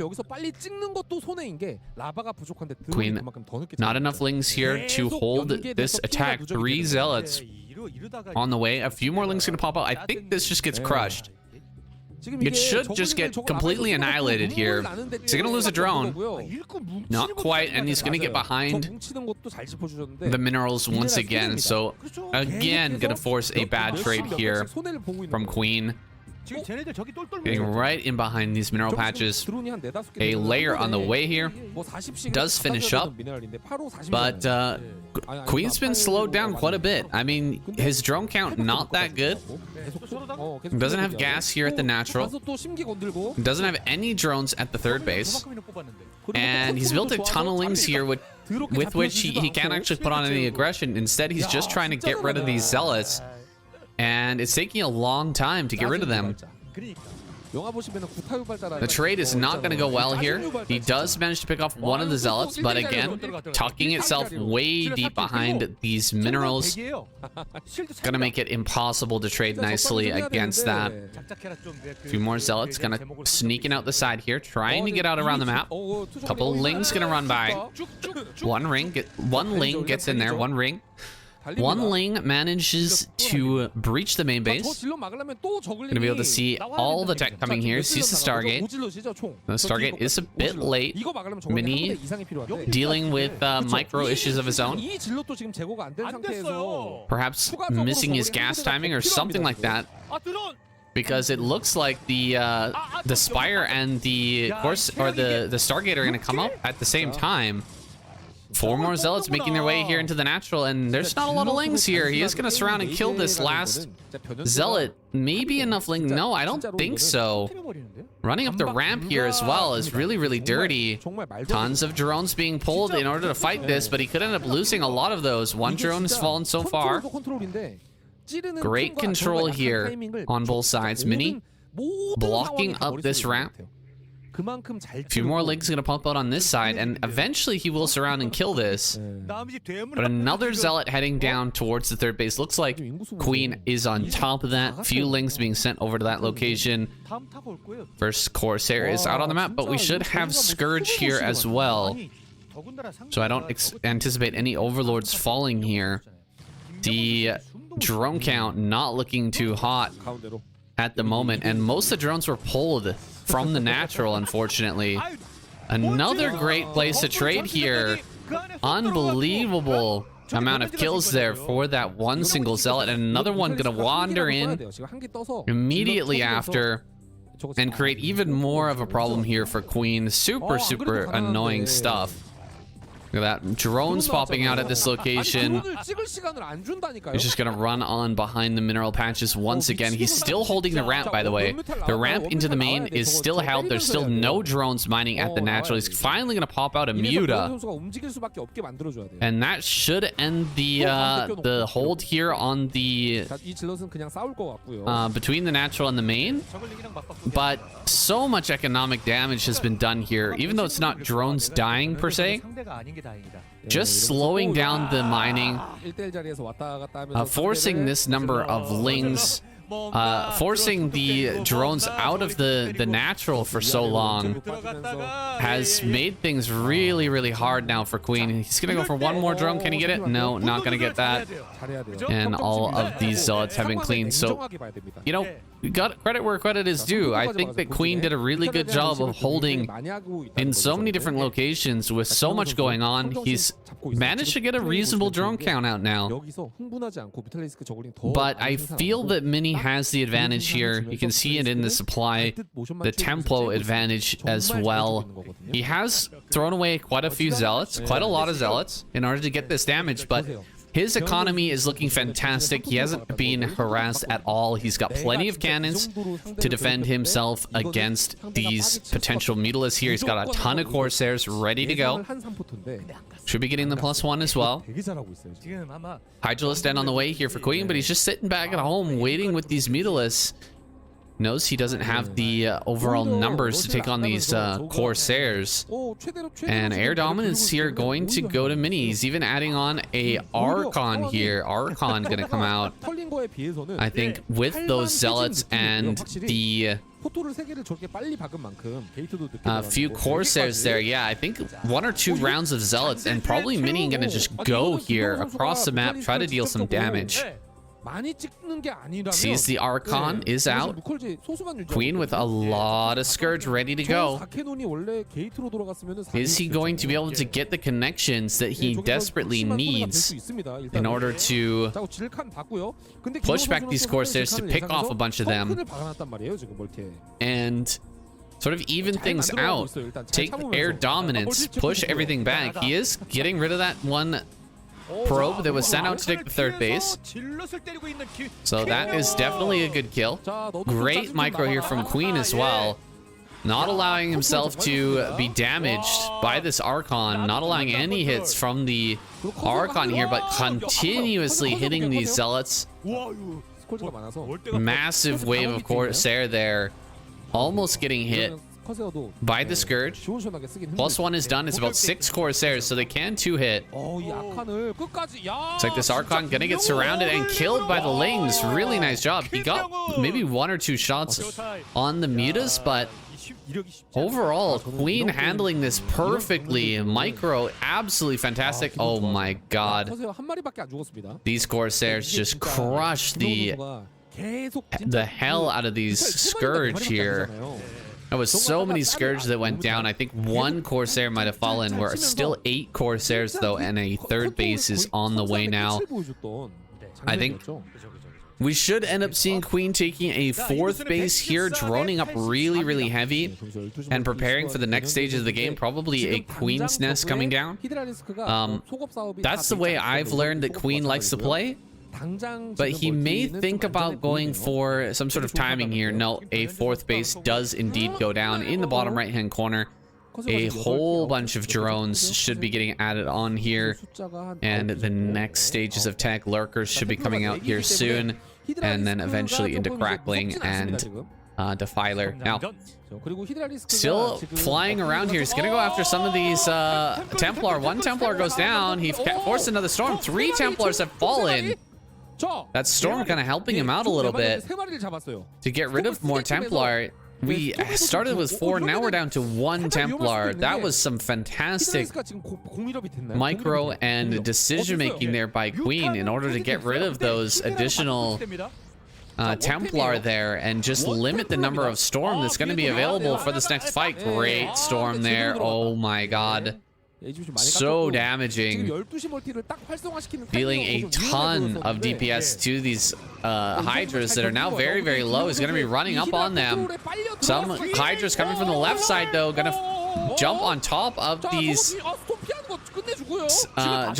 Templar, and Psionic Storm goes down in multiple locations. However, everything gets shoved back here. Mini gonna have to run away. That High Templar is going to die as well. Really, really good play there from Queen. Coming in from multiple angles, just getting so many Templar kills. Absolutely essential for this really heavy Hydra style. If you want to play just pure Hydra and not even go into Lurker, it is possible, but you really need to get rid of these Templar. You cannot allow big storms to land. This fight is amazing for Queen right now. The slow backing up, the kiting here, the tight area, and the large number of Hydras is very, very nice for Queen. Eventually, he's going to micro this back far enough to his reinforcements here that he will shove everything away. Base in the bottom right being saturated now. Queen staying one base ahead of his Protoss opponent. Another probe headed out. If he puts a pylon on high ground in the top right and starts to throw down a few cannons, this game could quickly get out of Queen's control. Looks like this base in the bottom right-hand corner needs some support. Hydras are kind of chasing after some Corsairs there. They need to get up to this top right-hand corner. or bottom right-hand corner, excuse me, and actually save this base. Crucial that he keeps that alive for now. Looks like he may indeed keep that hatchery up, though it was getting quite low. He's going to go after some drones here as well, getting just 2, possibly a 3rd drone as well. 3 drones going down. That really sucks here for Queen, who was already delayed in mining for quite a long time. Mini is feeling very happy now on his 3, soon to be 4 bases. I'm surprised he's not putting a pylon near the ramp and just putting a bunch of cannons there. That's what all my Protoss pawns do. But he's going to go ahead and try to snag that base. It has not been spotted by Queen. Queen focused right now on droning bottom right as much as possible, getting his first few lurkers out, setting up a lurker field here in front of his natural, and just overall getting into late game tank. There should be a Queen's Nest. There should be a hive on the way, but here comes Mini towards this natural. Is he going to be able to try and break through here? Some Sunkins are on the way, but they're not done yet. Needs to finish those buildings up here real quick. Spore and Sunken, maybe one of each would be very, very strong. Natural is looking nearly impenetrable, but Mini not too bothered by this. He's not too worried about breaking into the natural. He's not too worried about breaking a base. Right now, he is splitting the map in half, taking top right. Can go ahead and take the natural as well. Just cannon that up, get into the latest of late game tank, and you know, start to really add on massive amounts of Templar and huge quantities of Zealots and Archons. Maybe even get into some Reavers as well. Looks like Eggs on the ramp really saving the day, saving Queen's Bacon for right now. But it's not going to last forever. Storms on the high ground, Storms on the Eggs. Really getting rid of a lot of the Protoss on that high ground. Now the lurkers are spread. This will be really tough to get up this ramp now. However, he can hit from the low ground there. Does get rid of 1 lurker. Trying to breach this. We don't have a Nidus Swarm yet. Maybe Nidus Network going to come down here pretty soon. That could really help Queen out with this defense. Make it a lot more tenable, a lot easier to hold. But Mini going to back away from bottom right. Instead, he's moving towards the middle of the map. He's realizing there is a big threat. A large group of units moving through the middle. Gonna lose some Templar here. 2, 3 Templar end up going down in quick succession. That's not good. He even gets that one and that one. 1 Templar managed to survive with just 10 HP. +1/+1 is done. Queen finally with the hive being done. Defiler Mound on the way. This is the real Zerg late game. This is when things get a little bit crazy, when plagues start to come down, when dark swarms are utilized, and this map is getting very close to split in half. Some Hydras coming down to the bottom, or to the top right. They're trying to find a location where they can dive on top of these cannons, maybe try to deny a base here, but so far not able to do so. DT comes out. Storm on the ramp is beautiful. So many Lings that I'm getting killed in that. And the DT doing its work, getting rid of some of these Hydras. Looks like Mini thinking about going towards the natural again. I think this is a mistake. His main concern should be holding this base in the top right-hand corner. Absolutely. Keeping that alive should be priority number 1. Priority number 2 should be taking another base in the natural. But for now, Mini macroing up, going to be picky, getting the shuttle speed and possibly some Reavers as well. Nidus Network now connecting the base in bottom right to the natural here for Queen. Can easily reinforce through that passage. +2/+1, +2 armor. Actually opting to go armor first here for Mini. Lots of armor here. help try to keep him alive, and he's coming up on high ground. Some of these lurkers are not burrowed. They need to be. As many attempts to breach this, looks like lurkers are just going to run forward, get into an even better position here. All spread one storm apart. Big storm here. Holy crap. Those are some amazing storms. Cleaning out every single drone at the 6 o'clock.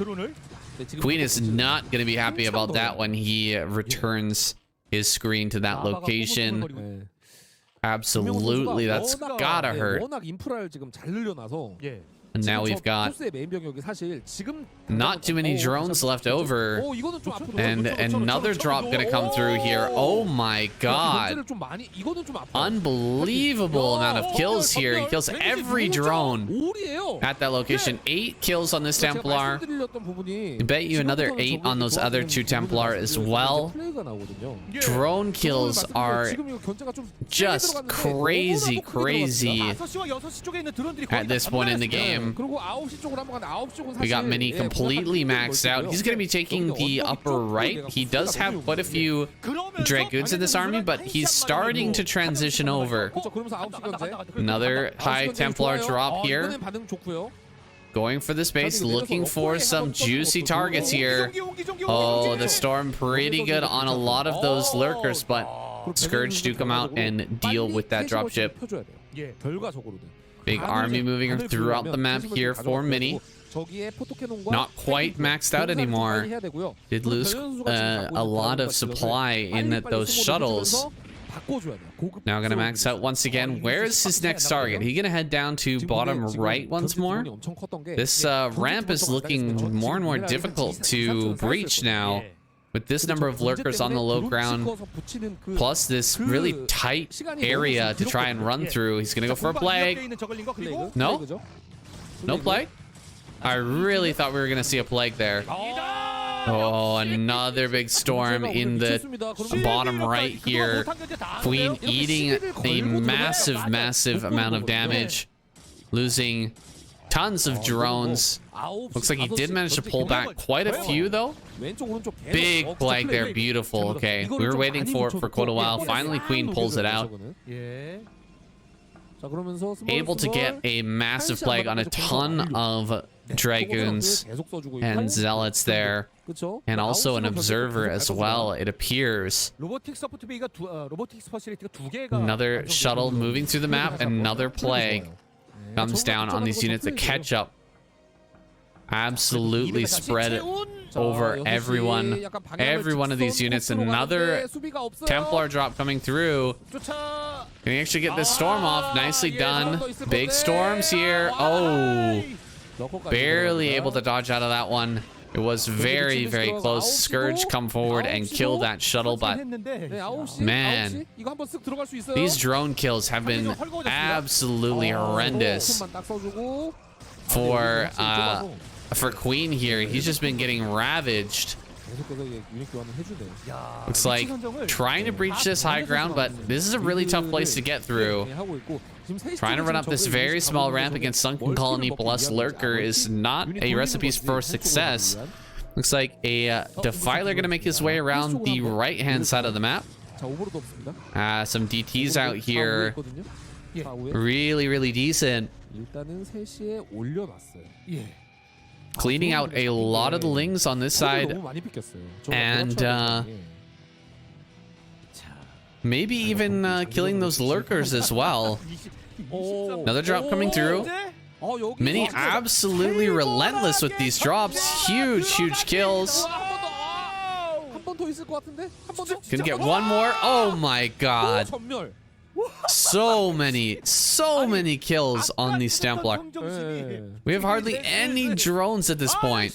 Another great storm, killing off a bunch of drones, and he gets the Scourge that we're chasing his shuttle as well. Man, this guy is too good. Mini is so scary when it comes to versus Zerg. He's sitting here on 5 bases, just relaxing. Another storm, killing about 6-7 drones there. Dark Templar and Lurker sharing the same space. here in the center right. Whoever gets detection to that area first is going to take an advantage there. Okay, there we go. Some Hydras finally clearing that out. I think there were 2 Templars in that drop, but they got their value absolutely during those storms. So not the biggest deal. Mini looking to push down towards bottom right. Again, this is a tight ramp, and there are a ton of lurkers here spread out, ready to go. Whoa. Big drop here. Is he just going straight up for the main? Looks like it. Huge drop. Dark Swarm comes down. Lurkers jumping out everywhere, but there's tons of Archons here. There's even a Reaver and some extra Storms. It looks like this has been completely held. And this one more storm clears out that Lurker, and wow, what a hold. Queen with a huge drop. That was so many Overlords coming in. I don't know if they're all full or not, but that was a lot of dropper lords, man. And a huge drop opportunity there just ends up going in the favor of Mini, I feel. Now, this was a bit of a good engage for Queen, to say the least. Oh, no. Oh, he loses the drone again. Still trying to take center right, but not bringing an Overlord to that location. Pretty silly stuff. Where's the Overlords, man? Bring the Overlords out here. He's losing Lurkers as well in the middle of the map.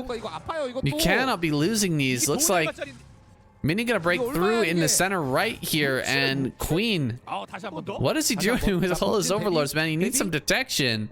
Coming into the main once again. Lots of Archons here ready to fight. This High Templar as well, ready to storm. Lurkers here, spreading out.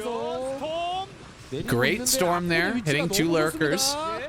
Looks like he does lose that that Templar, but everything I think going to be cleaned up with relative ease now in the main base.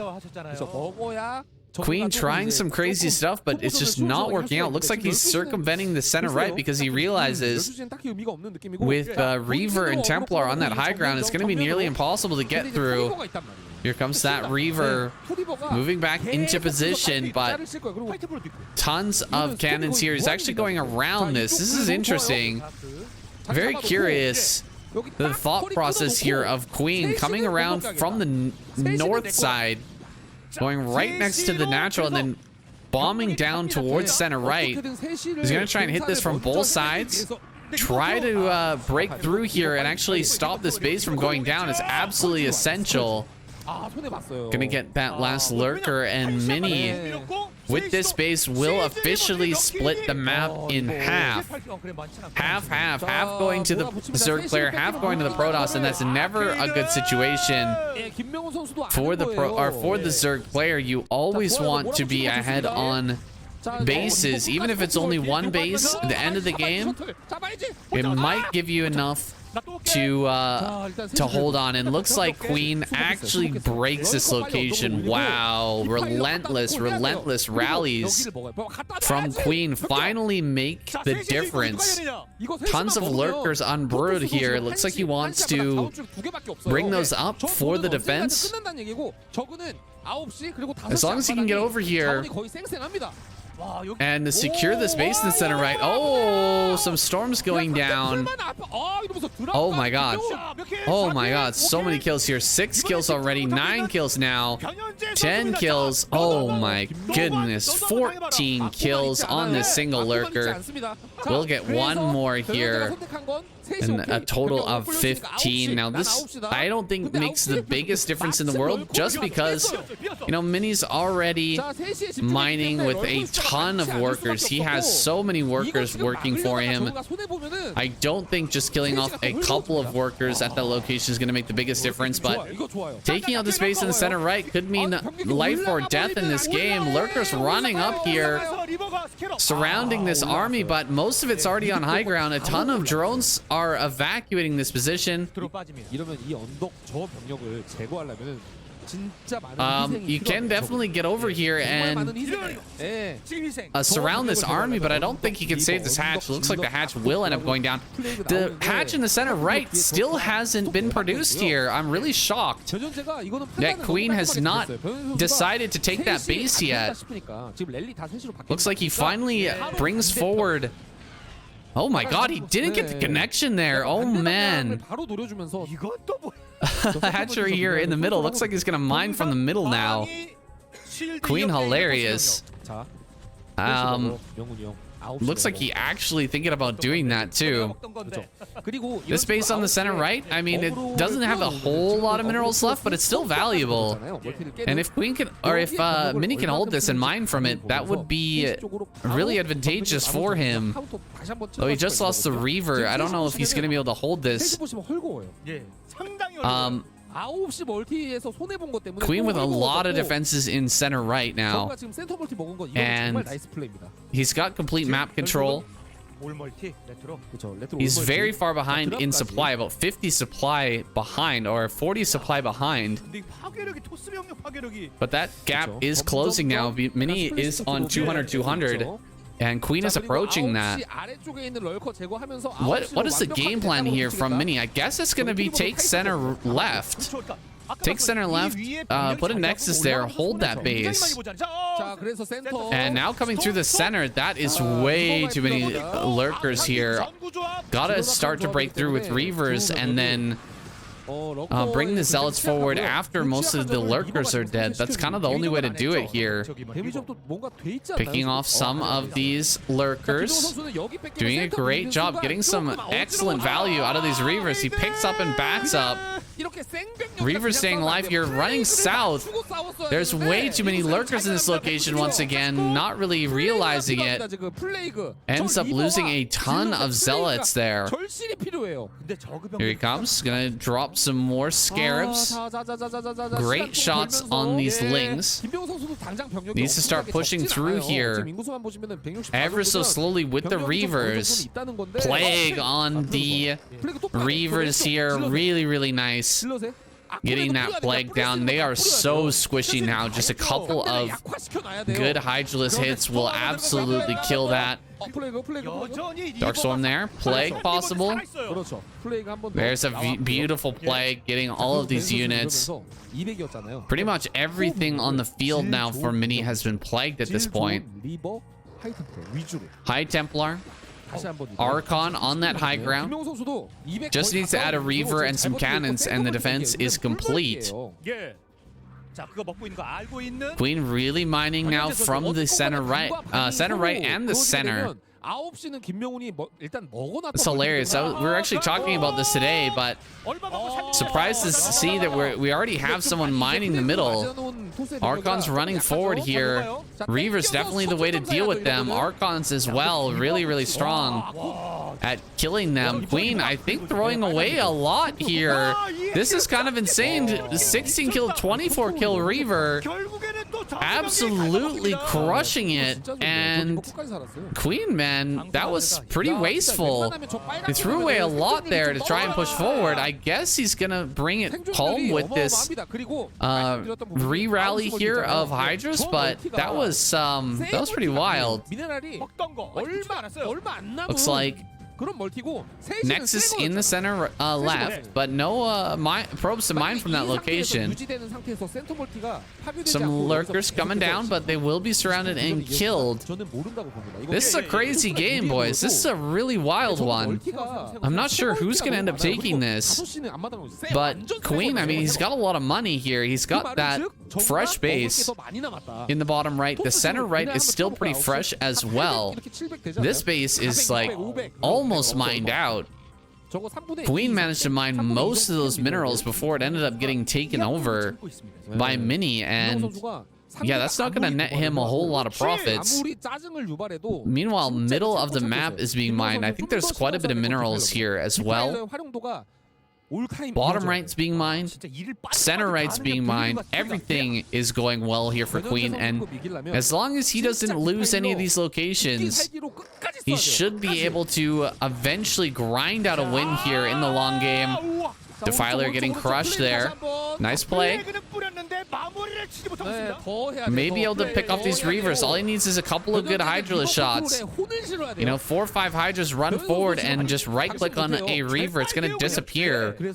A lot more Hydras here. Queen feeling his position.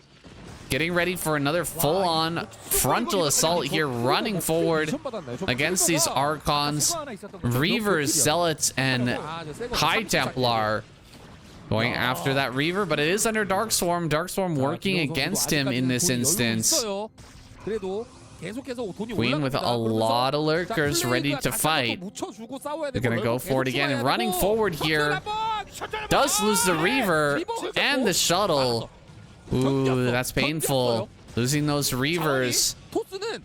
Kind of the backbone of the army here right now for Mini. He needs those to take good trades with these lurkers here. Gonna go ahead and drop a Darkstorm. Running forward once again. Mini forced to back away. He's got a good number of Archons here, but I'm just not sure it's going to be enough. Lurkers are doing so much splash against them, and lots and lots of Hydras should be getting brought up here soon. I think Queen Supply just really tells the story. 167 to 156. He is absolutely running away with this game. Mini is just trying to hang on. His trades have been impeccable, killing off way more than he loses each and every time. Reavers underneath the Darkstorm. That's hilarious. Reavers under Darkstorm. Can you think of anything more powerful? I certainly can't. That is crazy, crazy good. And Reaver's going to try to come forward here. Shuttle is available. Does have only 4 HP though, so you got to be super, super careful. I'm going to start picking off some of these lurkers. Going for these lurkers to the south. A little bit dangerous as they run up. Getting some free shots here. Going for the storms as well. Reavers expertly microed backwards. Gonna be able to trade really, really nicely against these Hydras. Another massive, massive hit there. Reavers, absolute hero units this game. This is like snow level Reaver control here. Constantly keeping them alive, constantly getting damage. I wonder how many kills they each have now. Or if that like 24 kill plus Reaver has been killed or not. Another Defiler going down. Killing those Defilers, always massive, always super, super good. That's a lot of gas being used. 33 kill, 34 kill. Reaver, unbelievable. Mini making so... this guy, he's making lemonade right now. Absolutely crushing it. Looks like that Reaver... Oh, it gets picked off. The 34 kill Reaver finally goes down. Looks like this Reaver here gonna get his first kill, but gets plagued immediately after. So becoming incredibly squishy here. We'll go to work on some more of these lurkers as well, but picks off the shuttle there. Shuttle being picked off may spell the end here because those Reavers immediately go down. There's only 1 or 2 Archons left over, and some Storms here with a single Zealot and a single Dragoon. There's still money in the bank for Mini right now, but it's quickly running out. Oh my god, middle is running out. Are we going to see this base completely mined? That is insanity. Oh, this is so crazy. Looks like a lot of minerals here, though, for Queen on the center right. So many minerals to work with. He should be fine. Another round of Zealots coming out. Mini about to mine out. Center left is super, super low right now. Top right is completely gone except for the natural. This is crazy, guys. I can't believe we're still in this game. Running forward here, he kills the Reaver. He really needed a shuttle with that. Great storms here on a bunch of these lurkers. Zealots are being picked off here. There's 1 High Templar left. Oh, but he makes 2 more Archons. I thought all of those got picked off, but 2 more Archons on the way. That is fantastic. As long as he can keep them alive. Some Zealots pop out and the Archons survive. Nicely done. Mini falling back a little bit. Reaver to come through with 23 kills. Another hero Reaver here, getting insane damage throughout this game. Coming forward once again. Reaver gets Plague. Doesn't really matter. Plague's fine. That's already been Plagued, so can't go below 1 HP unless it's dead. Oh, he's gonna be fine. 2 more Reavers over in this location. He's gonna bring this army together, and Mini's managed to scrape together 160 supply army, which is unbelievable considering the circumstances. Queen still macroing like crazy. Still doing really well for himself. A lot of Lings, a lot of Hydras. But, oh god, a bit of a mistake here. Almost losing those 2 Reavers, 2 Lurkers running up and dying. This shuttle is now very low. Will be hard to get up here. Attacking this base, I think this is the most high value base on the map right now. Queen has been mining it for quite a while, but oh, look like he's coming from behind as well. Oh my god, it's a trap. All these Hydras from the north, storms everywhere. They'll blanket this army. How is he still alive right now? Kills both of those. Oh god. The Reavers getting hit by these Lurkers. What are the Reavers doing? They're not shooting. Ran out of Scarabs, I think. And finally, he's going to push this back. Oh my god, just absolute nerve-wracking game here. 2 more Reavers. 1 more Reaver. Ling's coming from behind. Storm's going to go down. Another Reaver drop. Focusing that Reaver very quickly, though. Loses all of its shields right off the bat. Tons of Lurkers here on this ramp. Gotta spread them out a little bit more. High Templar's gonna get amazing value with their storms otherwise. Where's the High Templar? Where's the storm? That's so many High Templars. Gotta throw down some beautiful storms here. That's a great one. Coming up this ramp now. Looks like another flank coming up from Queen. He's gonna send some units around the back and try to crush this army. That Reaver is in a dangerous position. It's kind of far back and away from the shuttle. It might end up getting picked off. Reaver needs to be picked up here and get good value. Oh, great pickup there. He's gonna lose the shuttle, but drops the Reaver out once again. Almost breaking through here. Mini is so close to getting up this ramp. Another great shot from that Reaver. Oh my god. Storms are amazing. This is so crazy, guys. Oh wow, so many Templar here over the location. Another Reaver coming up. He needs another shuttle as well. There's a Reaver here, but pulling up the probes as well. He's gonna just bring everything out that he possibly can. Try and break this location.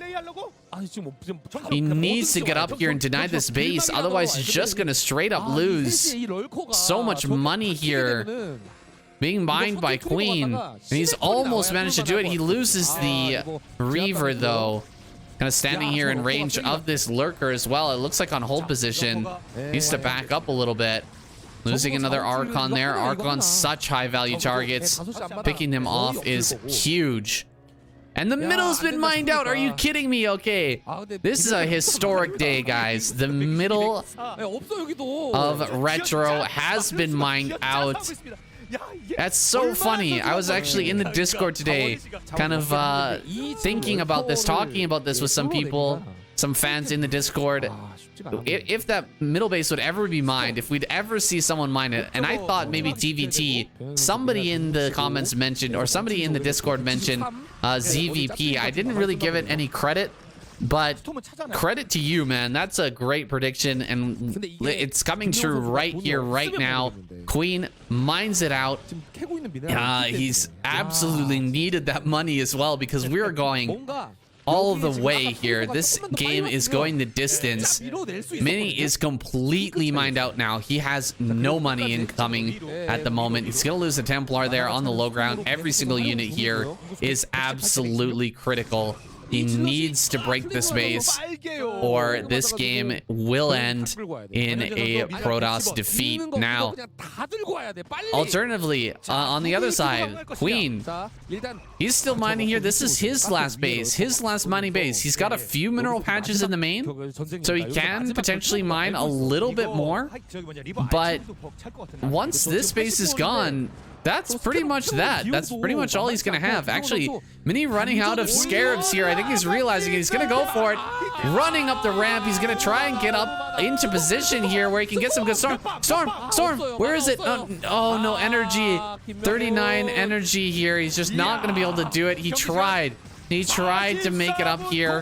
He's going to take some really good shots with this Reaver, but it's going to get surrounded and killed. And Mini is forced back. He's forced back once more. And that has got to be that. Just so many lurkers on this high ground. You're never going to break through. And Queen continues to mine here. He's continuing to get money. His supply is continuing to grow. Right now at 125, he will eventually get there. Bringing up some zealots he found, hiding away in a corner somewhere. Mini needs more Reavers at this point. Nothing else is really going to help him. Maybe some Templar. But other than that, there's really not much. He's sending out the probes. Looks like they're mostly going to lose their lives to a few Hydras near the center of the map. But yeah, this is ridiculous, guys. This may be a Hall of Fame game right here. Queen just hanging on for absolutely ever on this high ground. So many lurkers here. I guess this is it. We're just about to run out of money, but look at that bank. 1,300 minerals, 1,400 gas. That's a lot of cannons, but one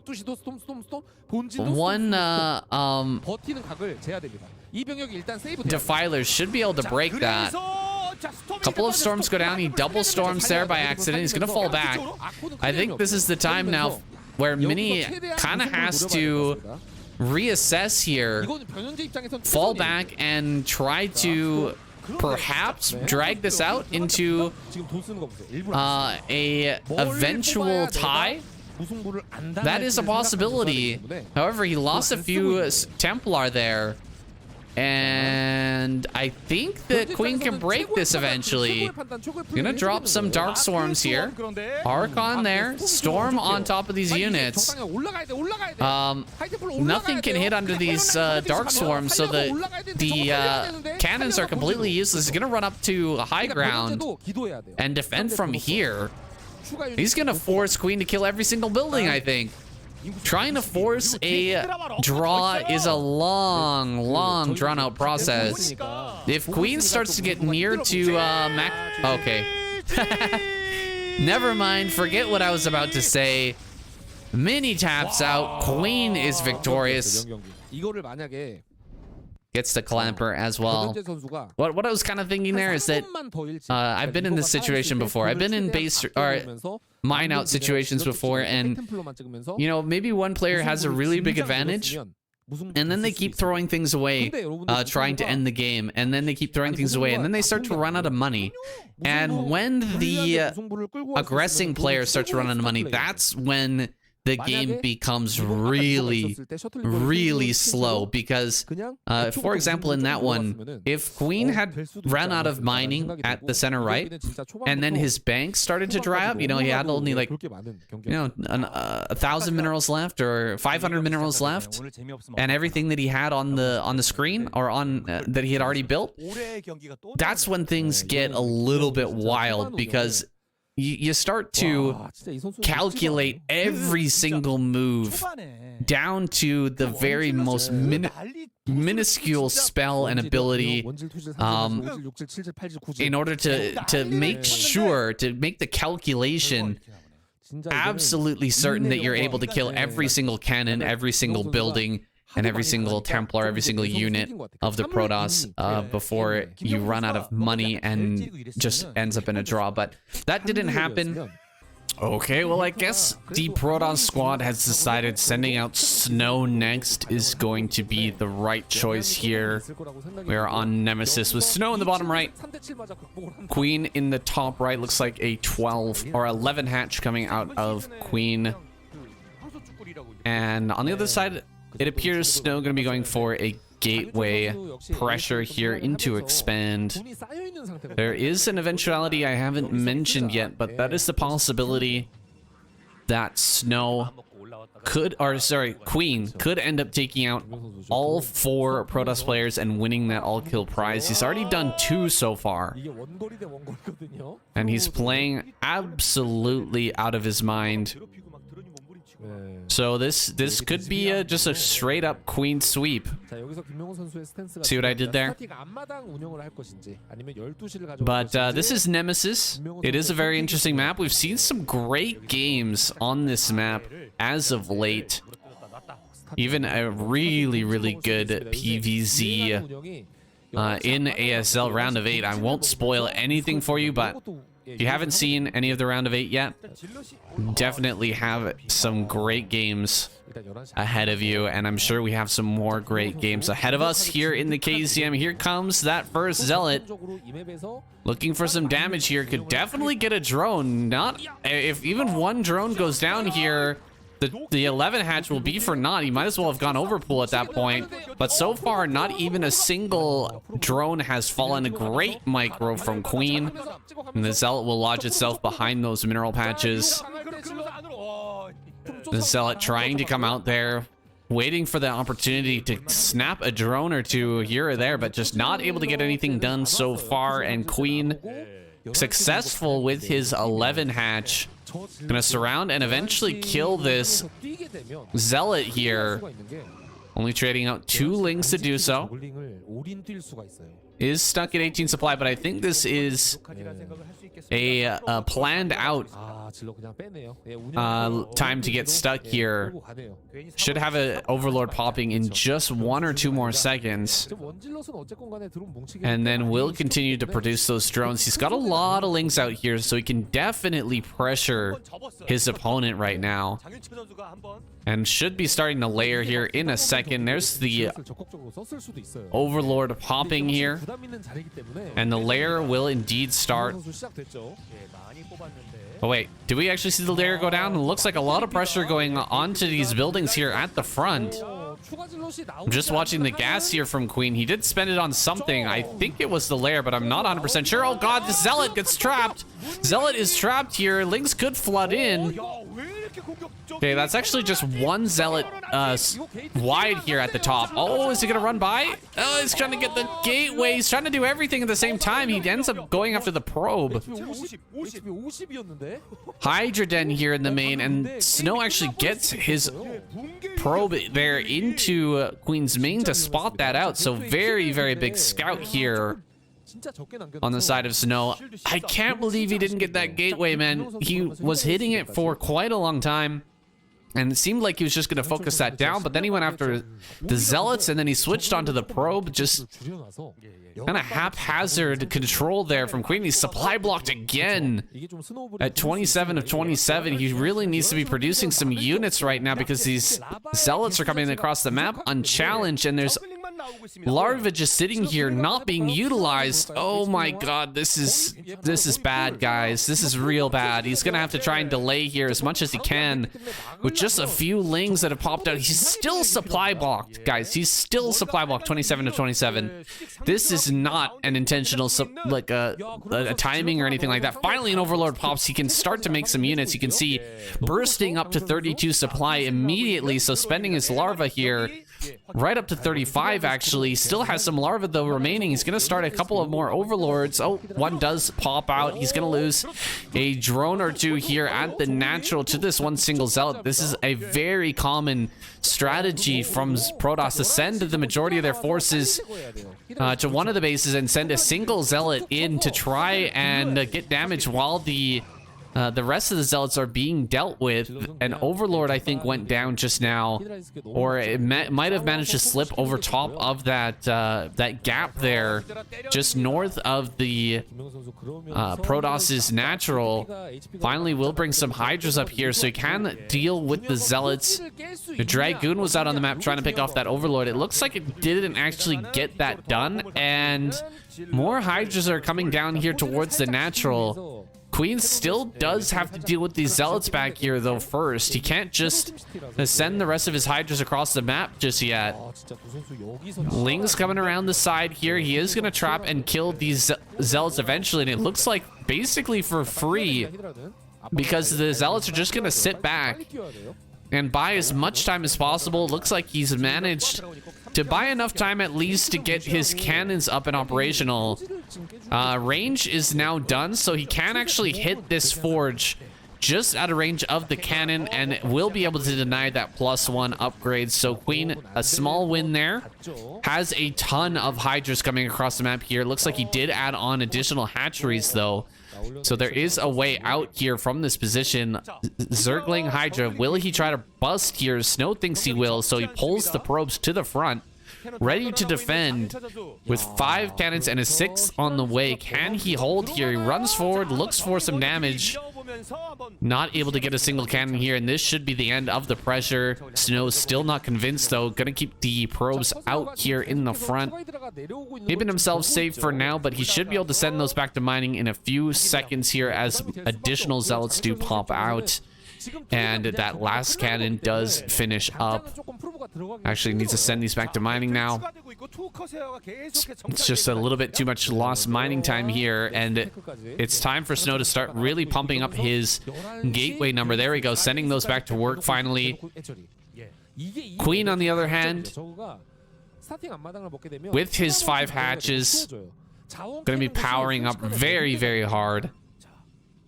His early drone count wasn't too great, but he adds on a 4th base right away. Gonna lose this Overlord here. DT on the map could be really, really problematic here for Queen, but I don't see one out just yet. And he's still got the front here covered.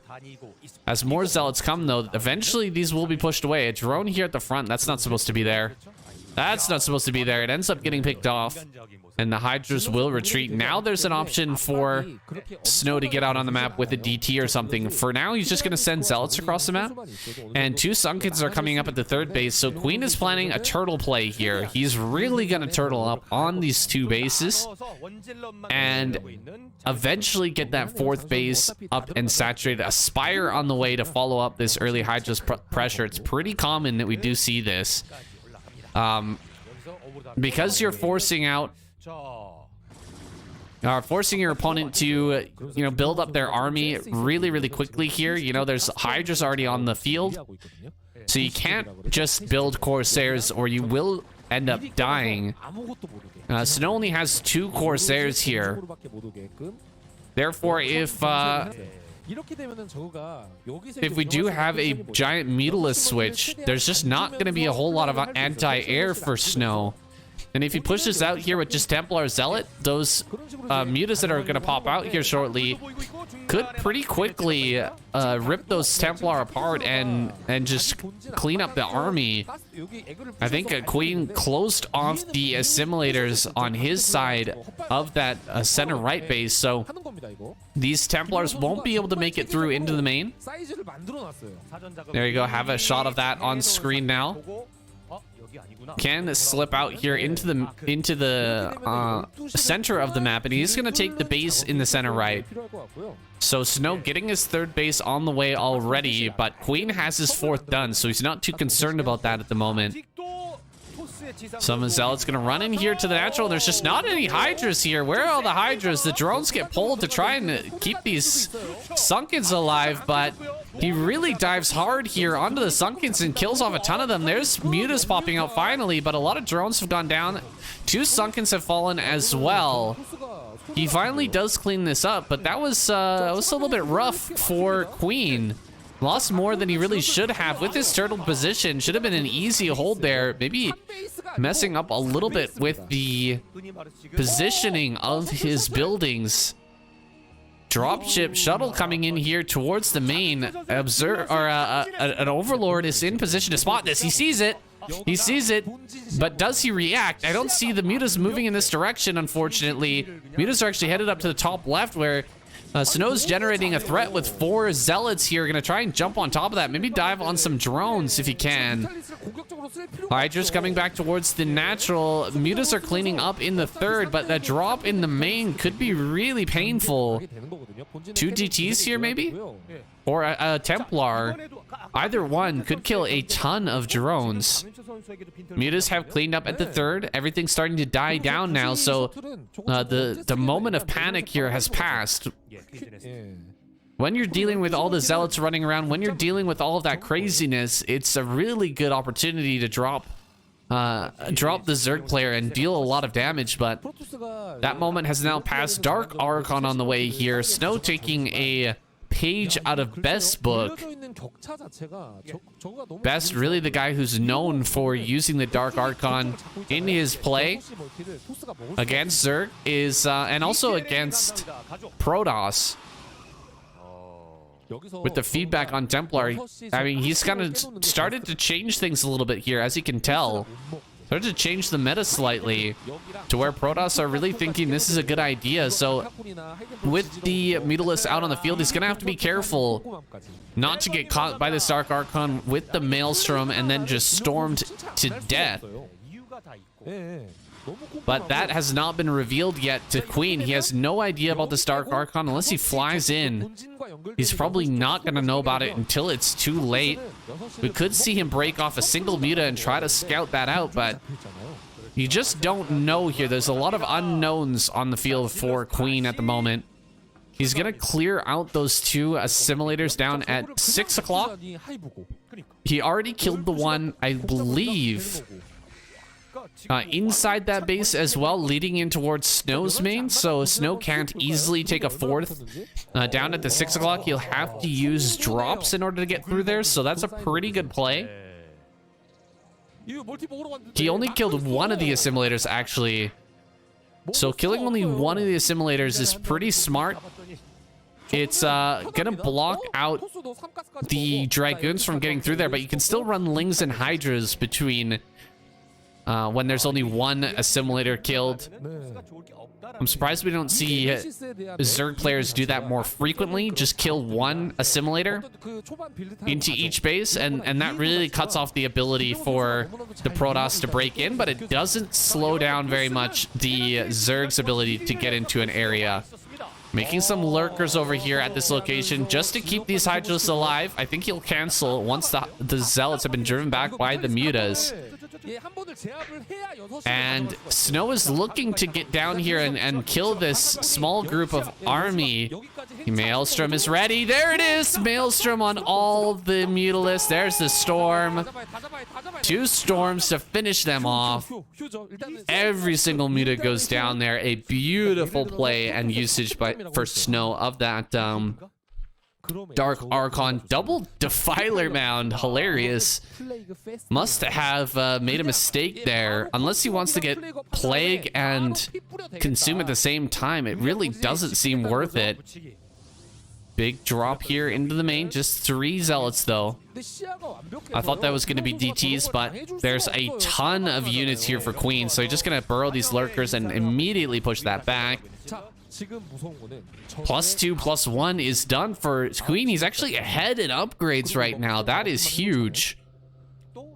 It can be very difficult to make that happen, but I guess he picked off the early Forge, denying the +1 earlier, so Shuttle coming through here. Does he have Storm drops?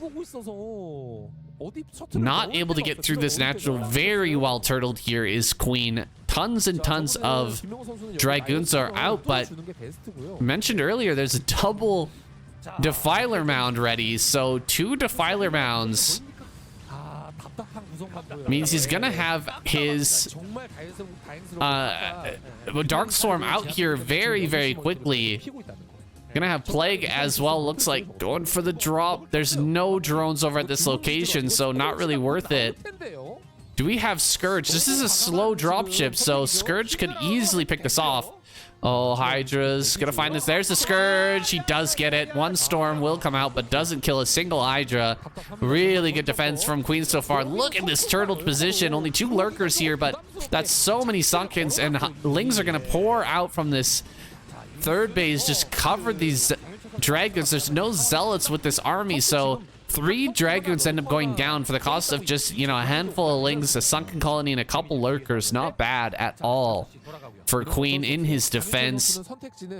Nidus Canal on the way here in the main. He's going to connect the left side of the map to the right side here, and another base going down for Queen. He's already on 5, about to be up to 6. And Snow managed to drop into that bottom center. He is going to be on 4 bases here pretty soon. Breaking through with DTs here into the center left could be huge. Queen hasn't had a moment yet to close off those assimilators, so DT's ripped through this very, very quickly, and he's not even broken through these eggs here, leading to the center left, so he could be in a lot of trouble here. He could lose this base. I guess he still will be on more bases than his opponent, but you really do want to keep this one alive if possible. Full army moving down towards the bottom left. You could just be breaking through there. Oh god, right click on those Zerglings, so not even getting any damage with those units right now. He's going to run forward, try to kill off some of these Templar, but he's losing the space here in the center left. 100%, and Snow still standing strong here in the mid.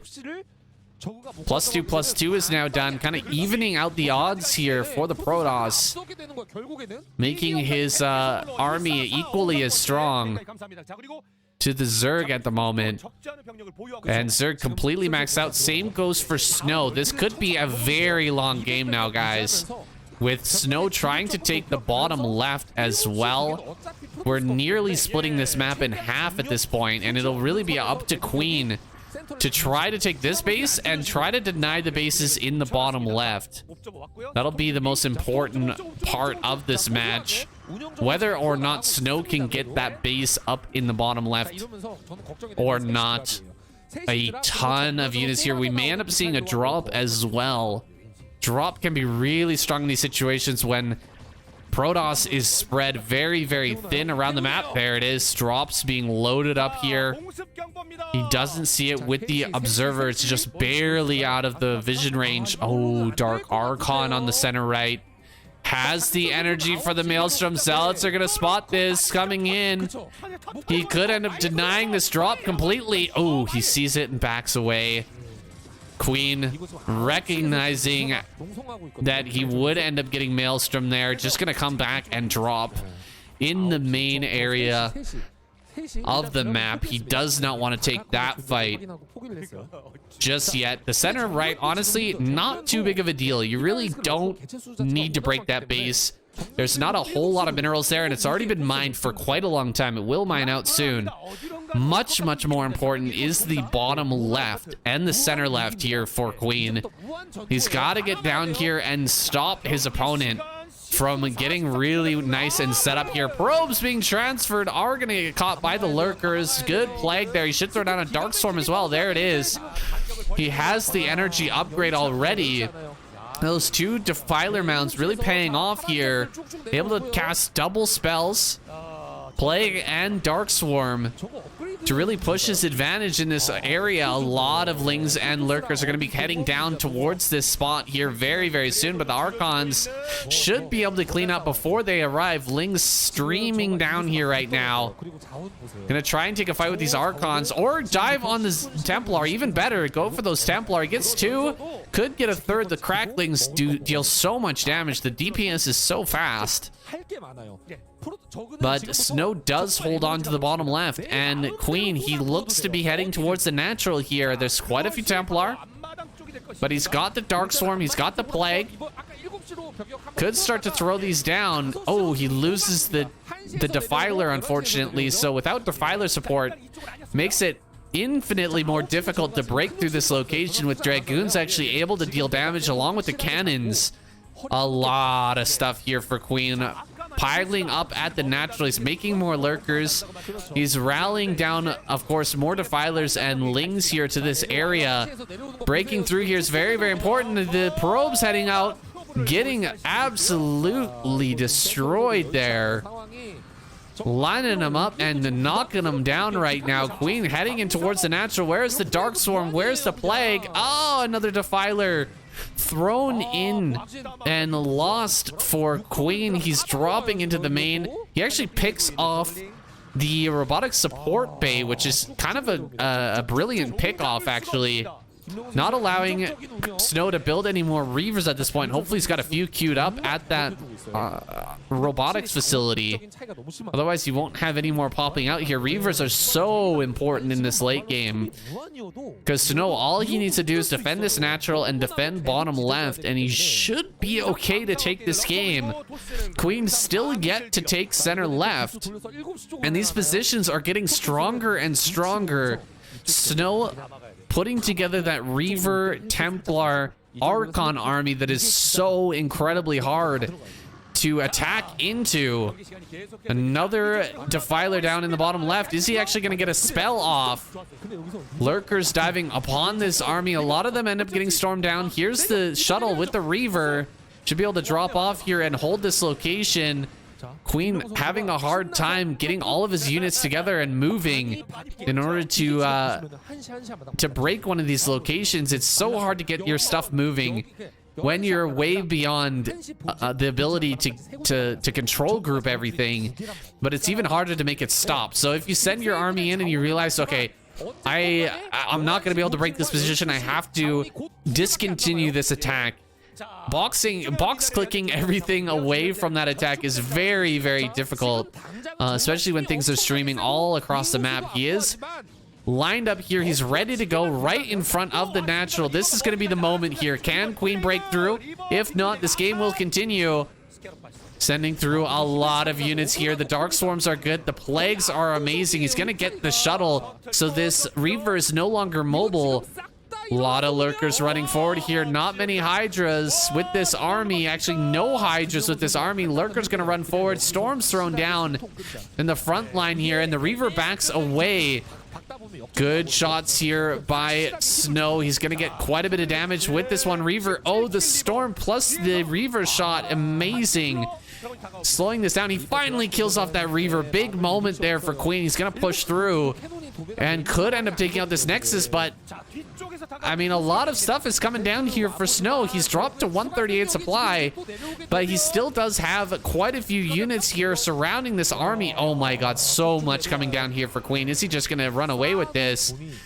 Dark Archon's even been brought up. It seemed like he'd been retired to the center right, but he's coming back now. Gonna be brought forth to maybe lay down one or two more Maelstorms before this game is over. He's actually kept the Nexus alive. Snow's still hanging on here. He's got only a few Archons. The Dark Templar could definitely be used for feedback, or that Maelstrom. There's the double Maelstrom here, but no storms to follow this up. Oh my god, if only this storm. Oh, from the low ground, he's gonna get an excellent storm regardless, even without the Maelstrom. Doing a pretty good job there. So many Lings coming down here. He's gonna give up this Nexus here. Zella's just getting picked off. Lings pouring down. He's still got this base in the bottom left, but it feels like that pickoff on the robotic support bay was just so critical because he hasn't popped out any more Reavers from here. That one Reaver did a fantastic job trying to hold on down here at the bottom left, but now it's just Archons. Well, a Reaver randomly sitting out there by that mineral patch. That's a little bit funny. Definitely needs to bring that forward and deal some more damage. No feedbacks that I've seen so far. I think we might have just heard one, but now we've got Dark Swarm on top of all of this stuff. The last Archon goes down, and that should be it. GG. Queen takes them down for 3 in a row. Only Best remains here as a barrier for Queen in getting that all-kill prize. One more game on the line here. Of course, that won't be the end of this series. We still do have that revive, but if Queen manages to take down Best, gonna get that sweet, sweet 2 million won prize. Okay, now on to game number 2. We've got Soma here in the bottom left-hand corner. Light in the top right. It is Blue Storm. That one map that's not in ASL right now, but is a very, very cool map. Brings us a lot of cool games. I don't even remember the last time that this was in the ladder pool, though. Do you remember? Long time ago. Yeah, it was like early remastered, I think, when this was still in the pool. Yeah, maybe around the same time as Heartbreak Ridge was in there, but that's another map that's been brought out here for both ASL and KZM. A cool map. We're going to see it in this series, most likely. But for now, Blue Storm, ZVT. Have you played a lot of ZVT on this map?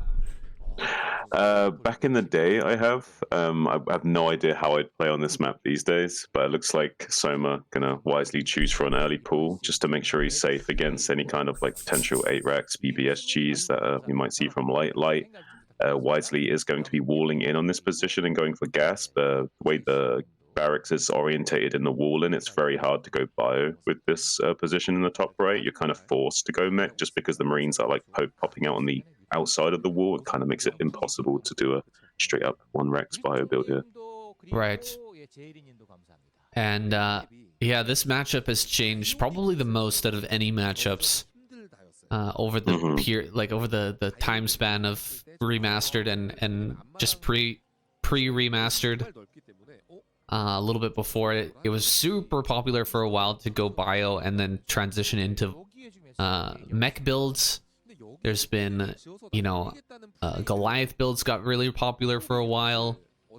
There's been the prevalence of Defiler Hydra play in the recent era, and all these sort of crazy Valkyrie builds have come about, and most of them, the Valkyrie builds, have come about as a result of this player right here, Light. So possibility we'll see Valkyries here, but he's going to start off with a very early factory. Looks like he may end up floating that out and landing over here at the top center. Just try to sneak a vulture out on the map. I think I've seen this before on this map.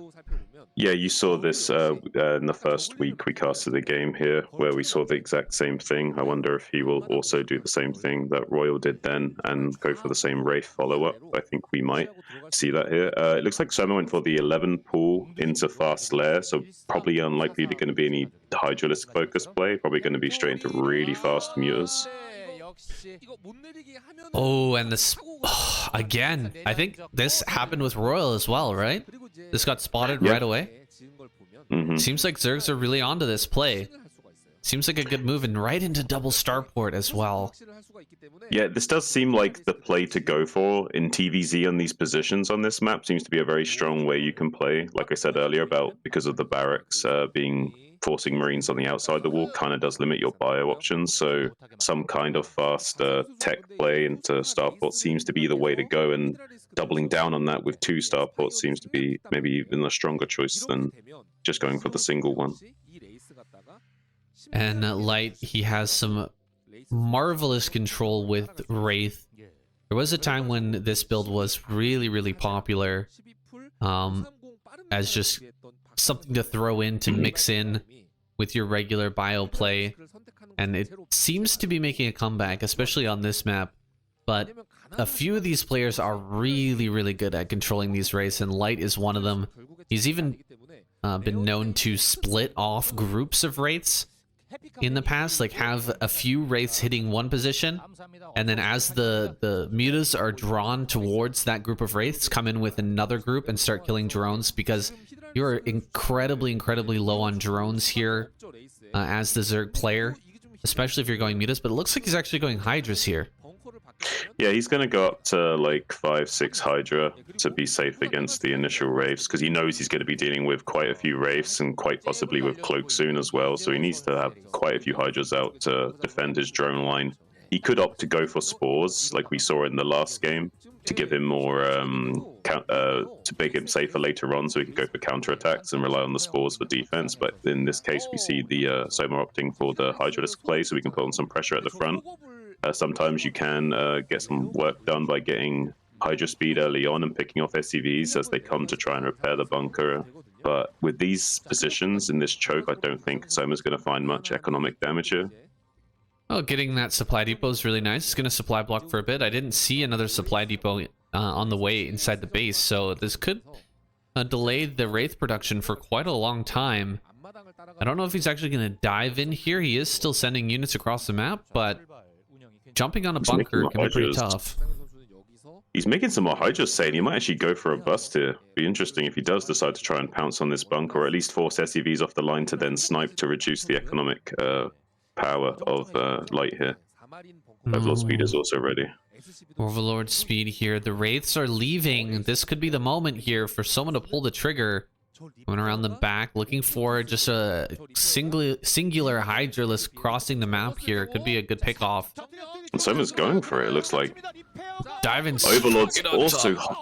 Overlord's also hovering over the bunker to make it much harder for Light to click on the bunker to repair it. Beautiful play from Snow, there, making it even harder for Light to maneuver and get repairing on that bunker. Now starting to snipe down the SCVs while the Wraith's desperately trying to pick off the Hydras from behind. Wow, what a move there. Putting the Overlords over top of the bunker to prevent the repair. That is so insane. I love it. Soma with the creative play there, the really aggressive bust to take down Light. Now he is in such a bad position, losing so many SCVs here in the front. He's trying to pick off an Overlord or two so he can go to work with these cloaked Wraiths, but the energy is running out. The SCVs are running out as well, and this bunker is not quite done. I think he's got this. Yeah, surgical precision from Soma here, really showing how you can put on a lot of pressure with the early speed Hydras and make the Terran go to work for it, and you can get a lot of economic damage done even if you don't kill them, so GG.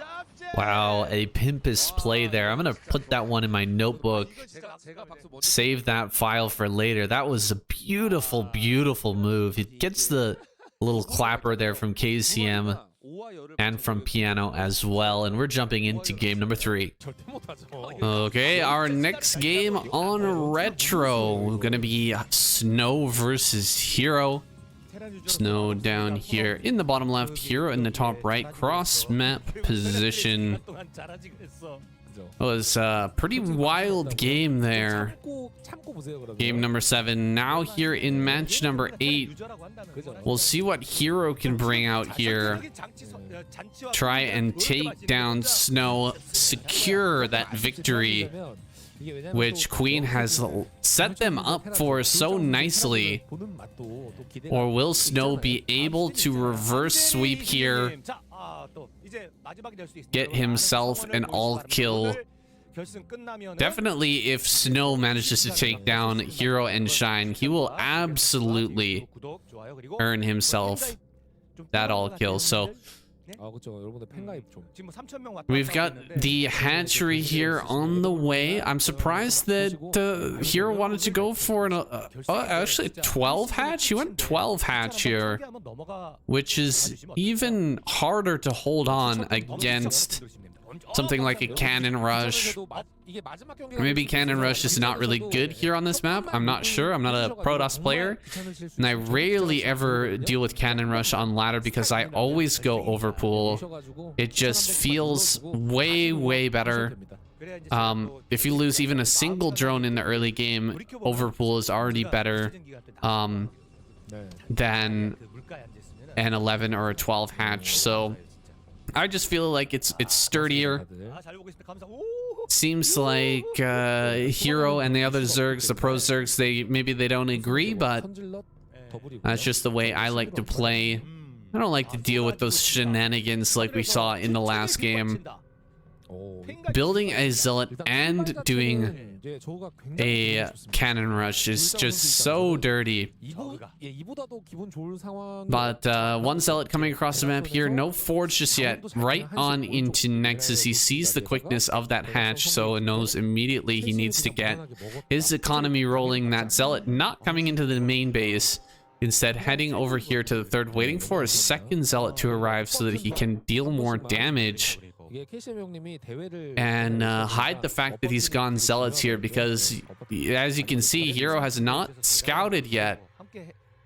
He doesn't know the what Snow's doing here. He's going to come into the natural with 2 zealots. That's the first thing that Hero's seen aside from this probe, and he will have to bail out of the natural.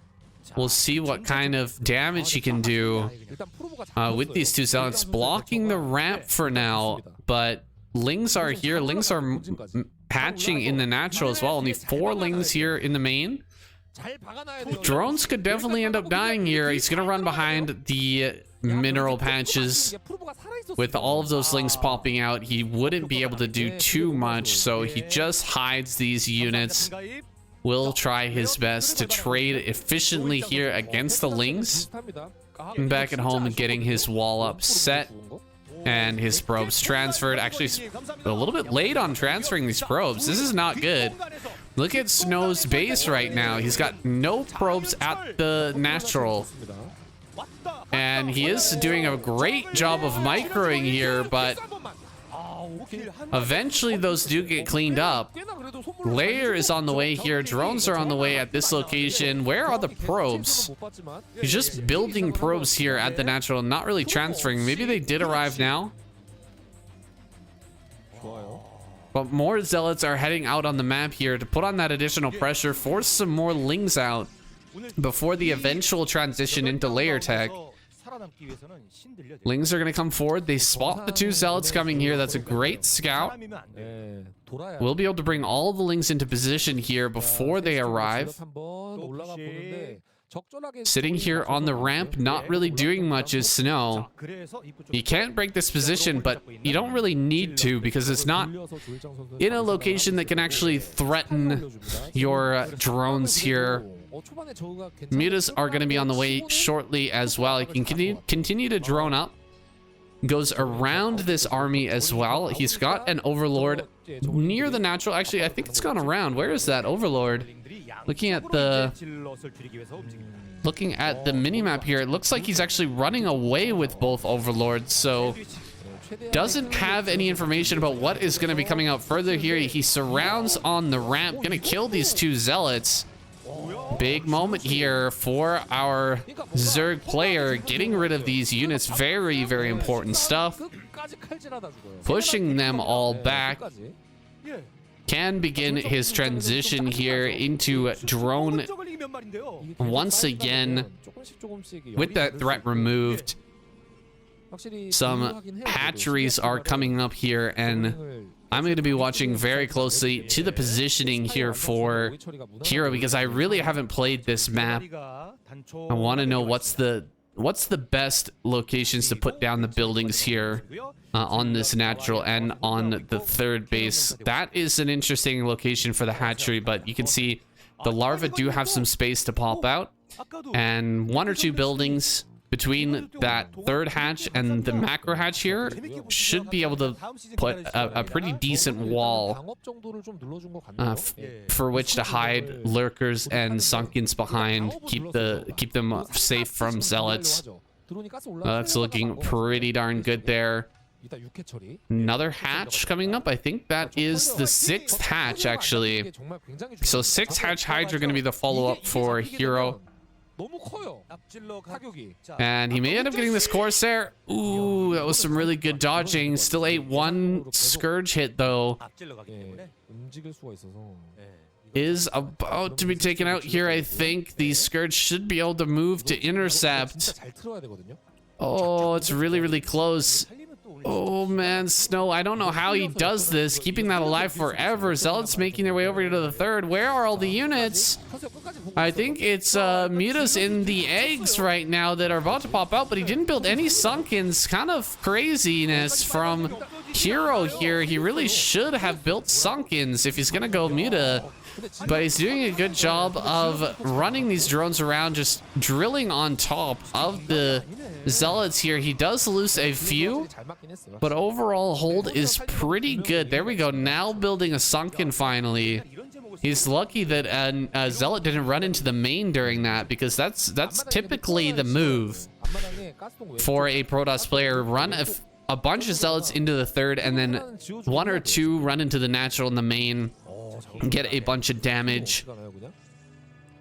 Look at that positioning. If only he had that set up just a little bit earlier. He does manage to hold on though, and mutas are now a threat on the map. Where does he want to go with them? I think he needs to pop a few extra Scourge here before he can make any moves. Need to have that threat so that the Mutalisk can't just get moving shot all the way across the map and killed off.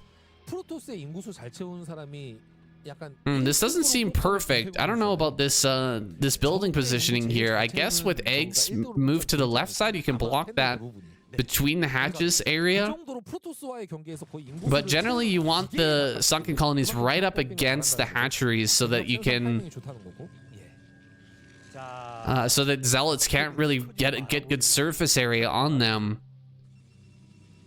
We'll see how that goes. Looks like another bulldog tactic. Ogre Zerg gamer flying in here to the main.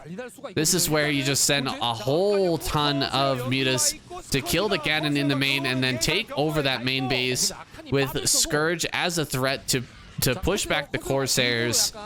There's really no way for these Corsairs to engage right. Wait, he's actually sent. Where is he going? Oh my god, he just sent the Scourge all the way away. You need to have those there to keep the Corsairs off your mutas, but he sends them towards his home. I don't know what rally point or what hotkey got messed up there, but kind of missing out on opportunity. Hero almost loses his mutas and loses control of the main base. That was a golden opportunity there with only just one cannon in the main and no Archon yet. He could have potentially taken that out. Now he's going after this third base. We do have an Archon now. We do have a lot of Corsairs. There is that +1 armor on these mutas and Scourge, but the Scourge haven't gotten their connections yet. More links coming up here. Can he surround and maybe kill this Archon here? Corsairs are gonna have to back away. Oh, a massive storm. Holy, what a storm there. It killed so many Scourge and mutas. 8 kills on this High Templar.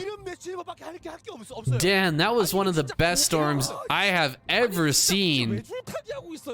Unbelievable damage from that one single storm. Just cleans up that attack perfectly, and now Snow taking his base. Guys, is it really happening? Are we gonna have the Protoss come back?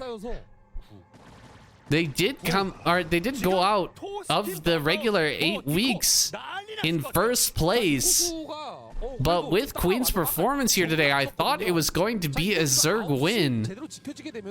I thought for sure they were a shoo-in to win this season, but now with Snow coming out strong here and Best shutting down Queen, it's crazy, man. Maybe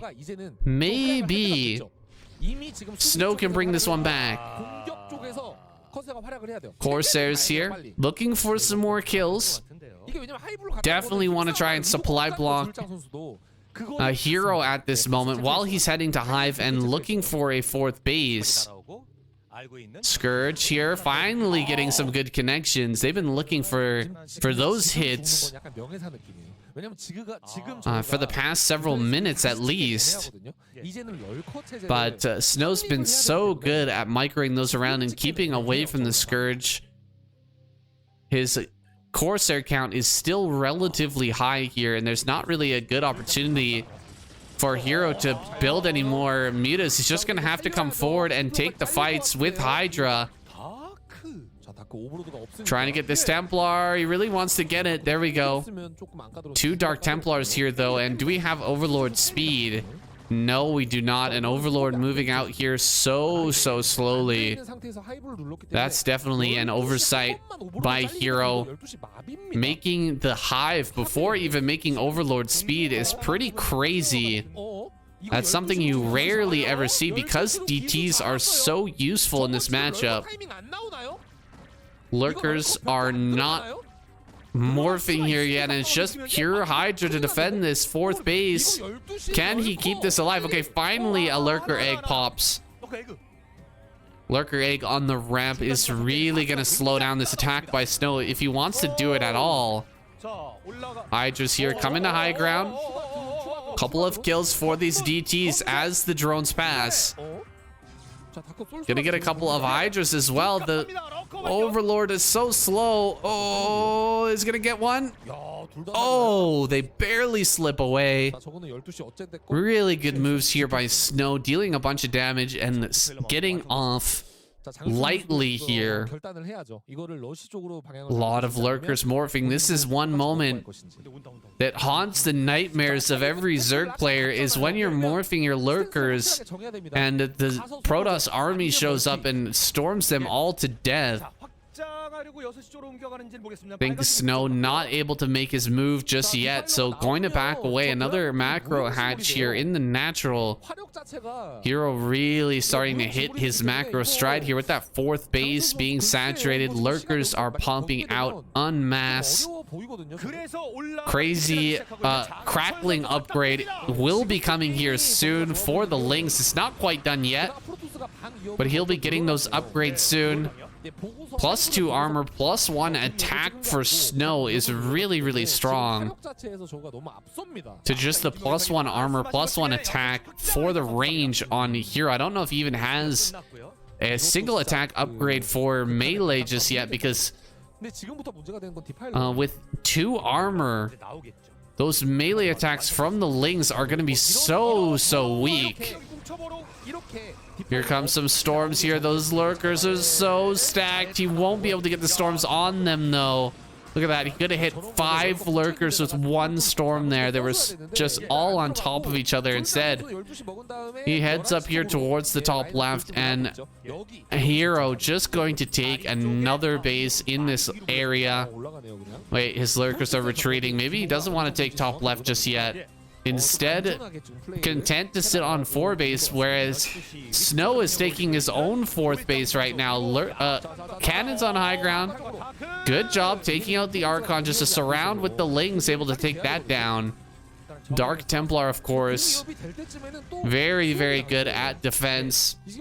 Those small groups of Lings and Hydras that try to break those bases can be absolutely denied by a single Dark Templar, especially if it's on a ramp. That's one of the funniest things, or one of the saddest things, depending on what race you're playing, is when you send a huge group of Hydra Ling to go kill a base, and there's just one DT sitting on the ramp, and you just can't do anything at all. It's not like Protoss, where even if you don't have detection, well, you can throw down storms. At least you can kill a few of those units. It's not the most efficient, but as a Zerg player, you really can't do anything.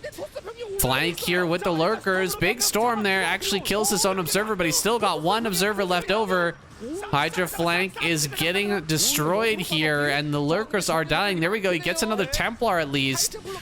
Hydra's here from the right-hand side. Lings as well. He's gonna surround and kill these last few Templar.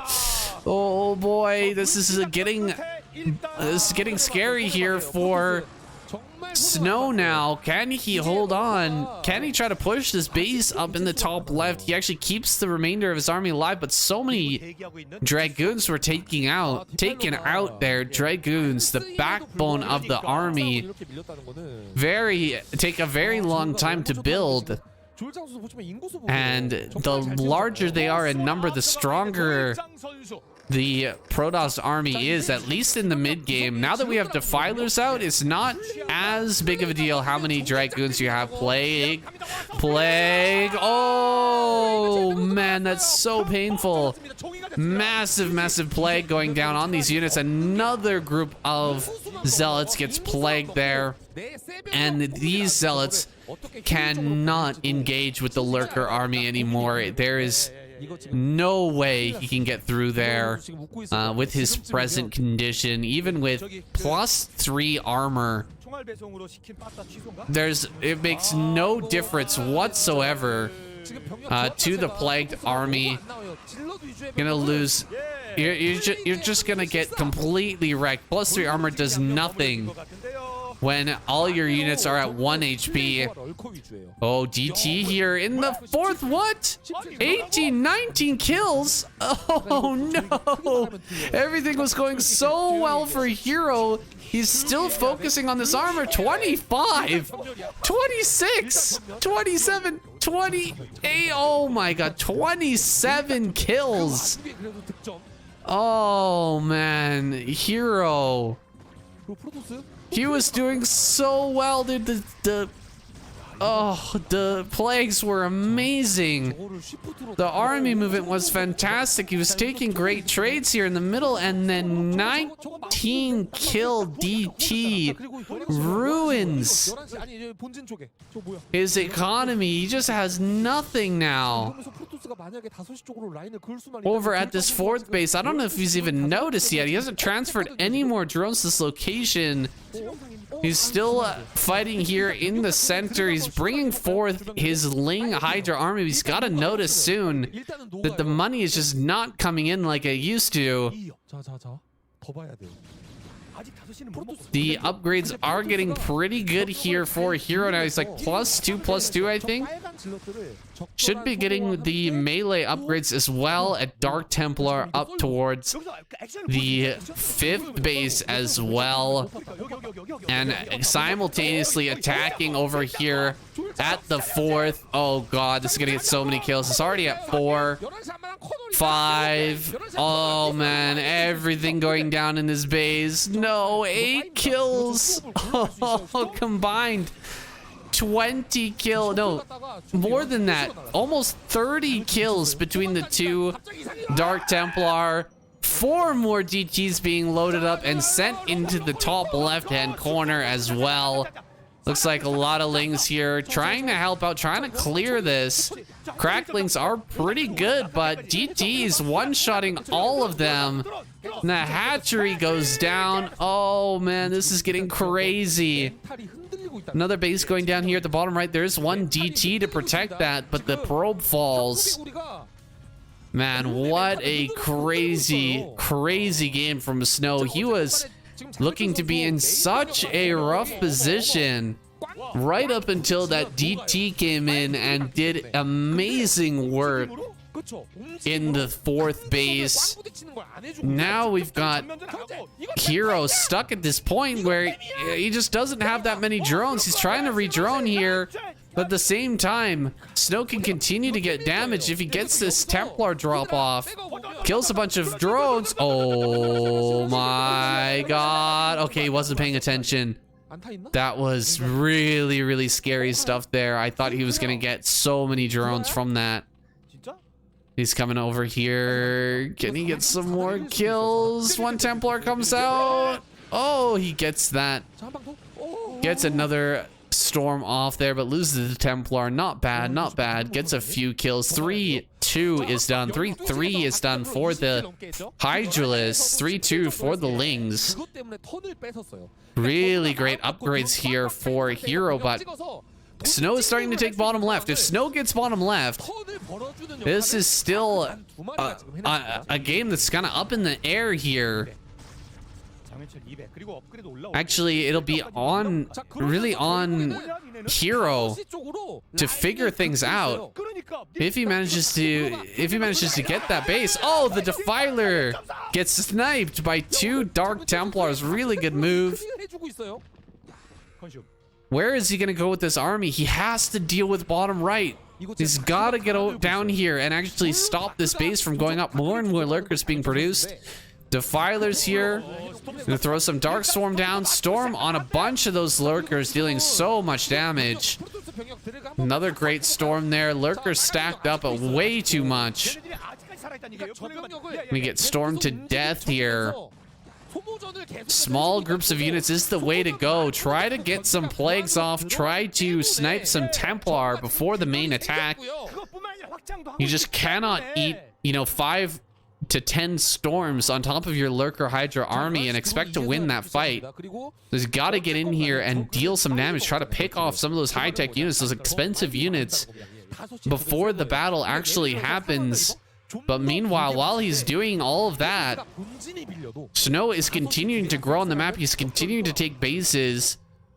and grow into the bottom right-hand corner. He's getting Reaver Tech as well, going into the very latest stage of the game. Here comes Snow, gonna come forward, force a little bit of a fight on top of the rally, and throw down some really good storms here to get some value. There's another great storm onto a ton of Lings and those Overlords as well. This army is getting really teched out now for Snow, with about 5 Archons mixed in here, a few High Templar, and some Dragoon plus Zealot. This is our great roaming army that can just show up, take a fight, throw down a few storms, and back away without, you know, without risking anything really. Maybe losing, you know, shaving off a few Zealots here and there, but all the Archon shields will regen, and they really can't be surrounded by Lings. If you just dump, you know, 3, 4, 5 control groups of Lings into this, the Archons plus the Storm will just eat that right up. You've got to take a good engagement with Lurkers and Lings combined together, with a few Hydras as well. Otherwise, they'll just get eaten alive. As you can see with those Archons, their splash damage is so good.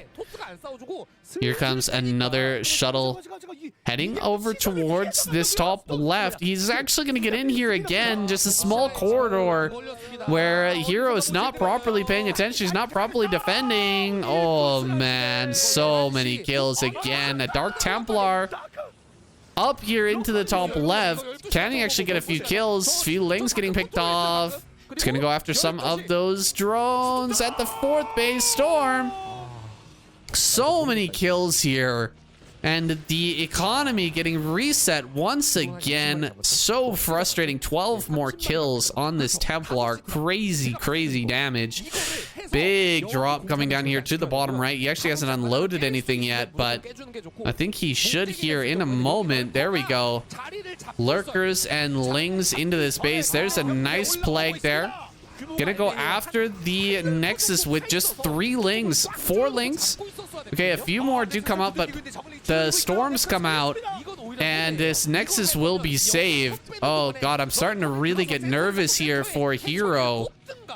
The base is secure down here in the bottom right, and there's going to be Reavers out soon. Great storms. The Lurkers dodging pretty well there. Not eating the full brunt of that, not actually being burrowed until the storms were all set out. So actually able to move out of the way of them before burrowing down. Another bunch of cannons coming up here in the bottom right. Snow securing this base. Might be the nail in the coffin here for Hero. Getting some upgrades here for the shields as well. He's got that first shield upgrade. I expect more to be coming here because it just benefits the Archons a whole lot to have that upgrade, and also Plague just ruins the cost efficiency really of the armor upgrade. So you kind of need something to mitigate damage from the Lings and Hydras at that point. Lings, Hydras, and Lurkers.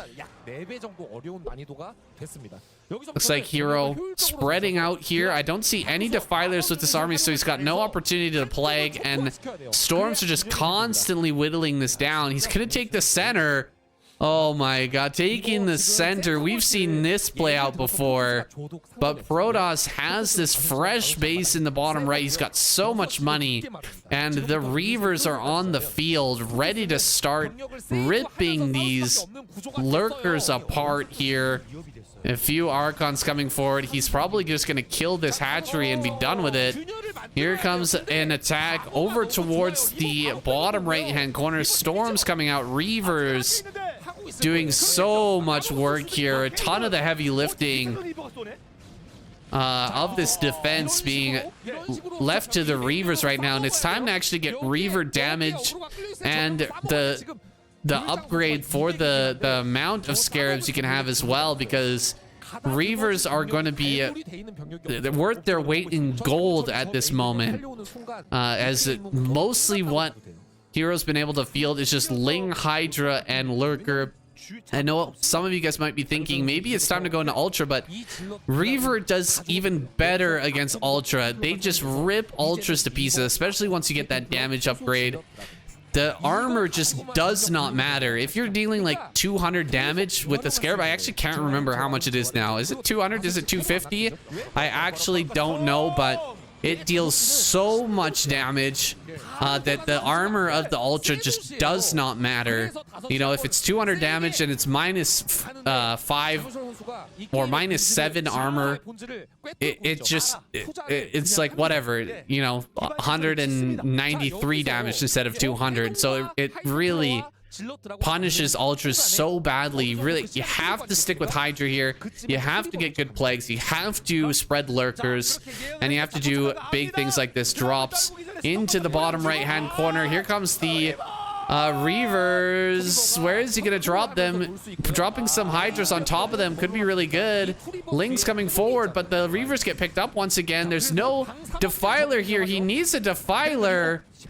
Oh man, he is gonna get the Nexus actually, but Snow will clean this up, and there's no real opportunity right now for Hero to take this bottom right. He needs to kill this base and take this base. He actually dropped a drone, so maybe he was planning to take that over, but it's just not gonna happen here.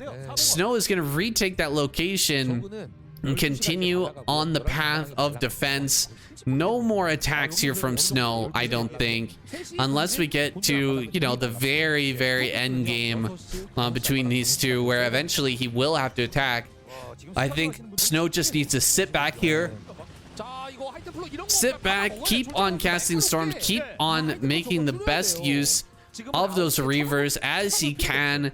Middle of the map being taken. That's not a gas base, but it's still got a lot of minerals to mine from, so pretty worth here for a Hero who's running out of places to mine on the map. We may see a completely mined out game here, guys. This is getting crazy. Great Scarabs there, killing off a ton of Lings, just running in from every side. Lurkers rushing forward here, gonna cut off these Archons here. Great shots again from the Reaver. Snow just such a genius when playing with that unit, pushing everything back here, and my god, I don't think Hero can do it, man. I don't think he can get over here.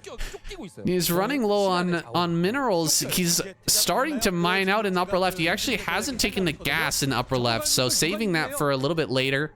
That's still a lot of gas to be mined.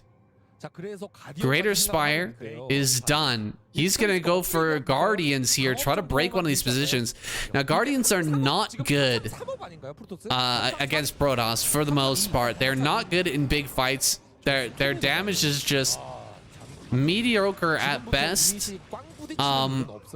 especially with no upgrades, and they can get stormed down super easy. But in this fight here, where we've got really heavy Reaver and entrenched positions, maybe a bunch of Guardians coming into the bottom right hand corner could break through.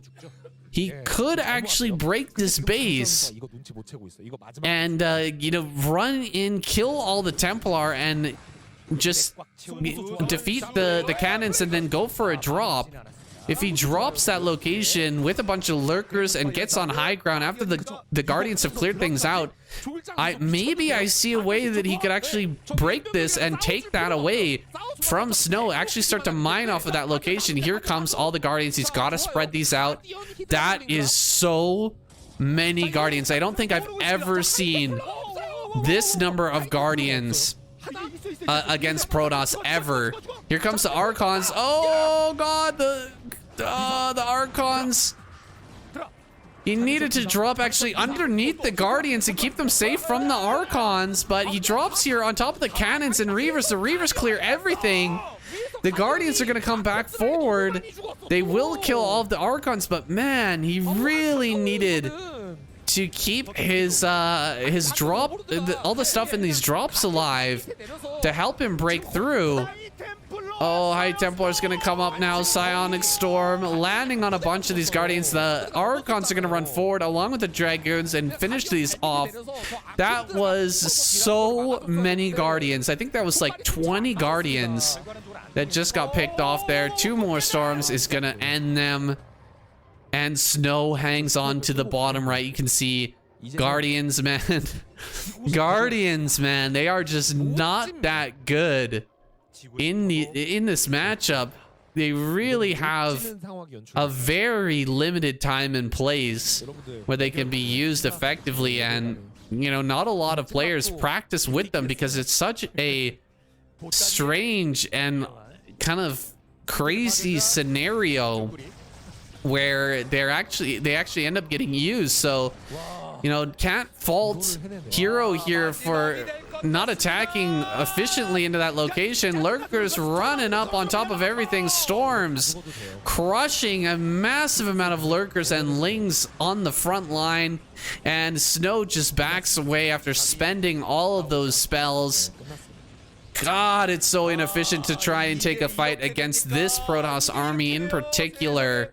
Not even with Reavers mixed in, but just pure Archon Templar with a few Dragoons is so hard to kill. And it looks like we're back to plan B now for Hero. I'm gonna go ahead and take this center base. No more Guardians, I think, will be made this game, as it just did not do what it was intended to do. Here comes some more Reavers. Gonna clean up these Lurkers here and potentially kill off the remainder of the drones at this location.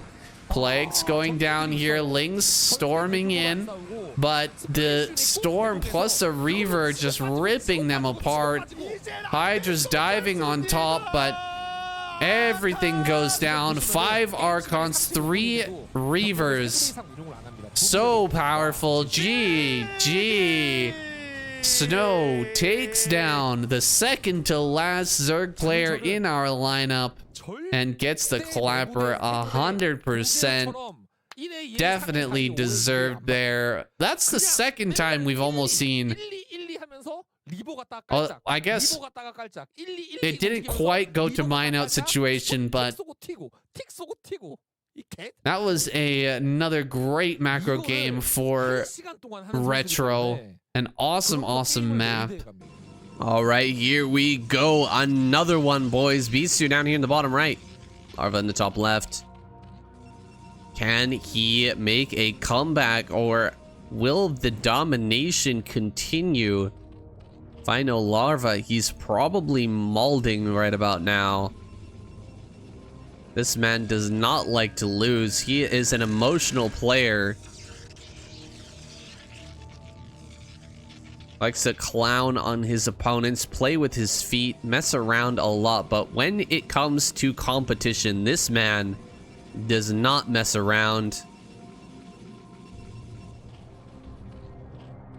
He is absolutely one of the best Zerg players in the world, at least before he took a hiatus.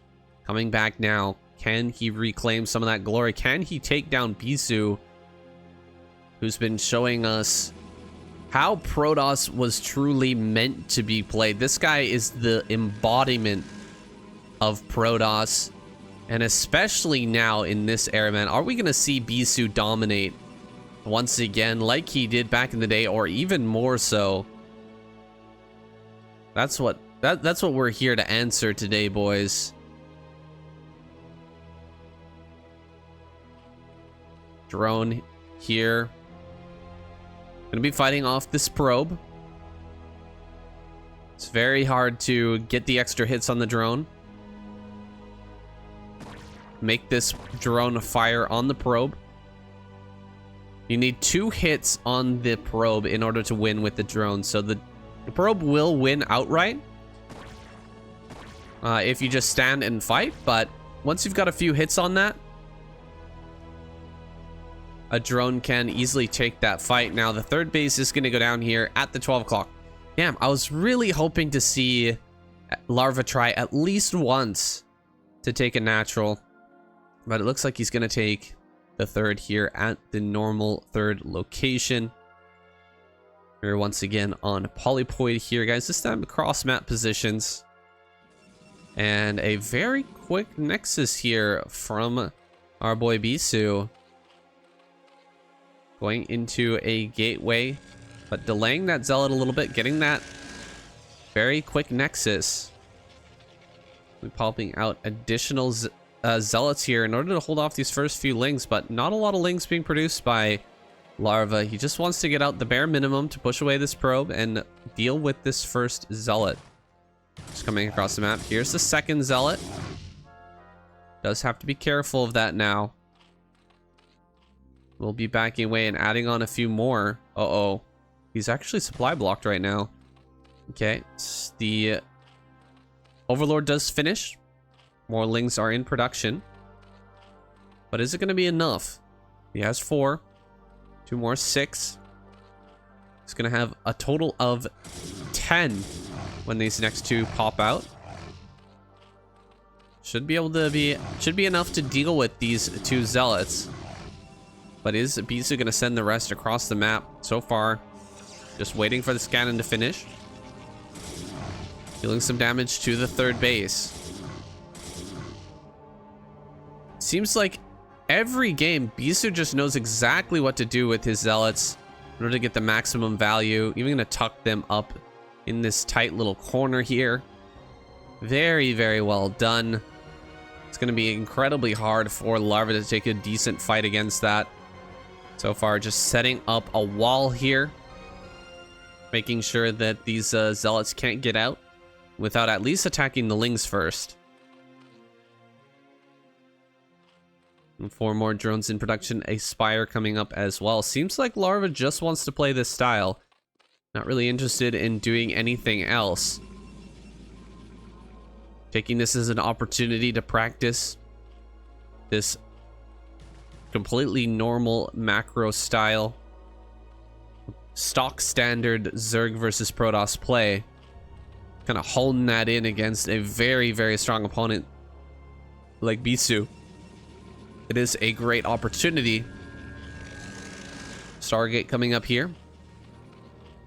And +1 will be getting research. Air weapons on the way for Bisu once again. Also sticking to his guns. Continuing to play it out just as any Protoss players should. This kind of standard style, which Bisu himself pioneered back in the day. Nobody can do it quite like he can. As we've seen in these previous 3 games, and of course in the KUCM lately. I'm actually absolutely dominating with this style. Nothing totally different, just the way, or nothing completely different, but just the way that he's been doing it. The execution has been phenomenal as of late. Still those 2 Zealots behind the wall. Behind the mineral patches. Pollution chamber on the way now. Me going into Hydro speed. A few Scourge gonna pop out. Ooh, that was close. Barely not gonna connect there. Onto this Corsair with the Scourge. Jeez, Scourge are freaky looking. Zealots here at the top center. Still hanging out, holding their ground. A couple of Hydras are gonna pop shortly. Will be sent immediately to clear those out. So I don't know about this play from Bisu, leaving these all the way until Hydra comes out. I guess it's a good indicator of when the Hydra are going to be spawning, but I mean, he didn't even trade with Zealot or with the Lings. He's going to get 2 Lings, 3 Lings in total with those 2 Zealots. That's not the greatest trade, but I guess it did force out the Lings a little earlier than maybe Larva wanted to be building them. And it forced Lings to stay there as well.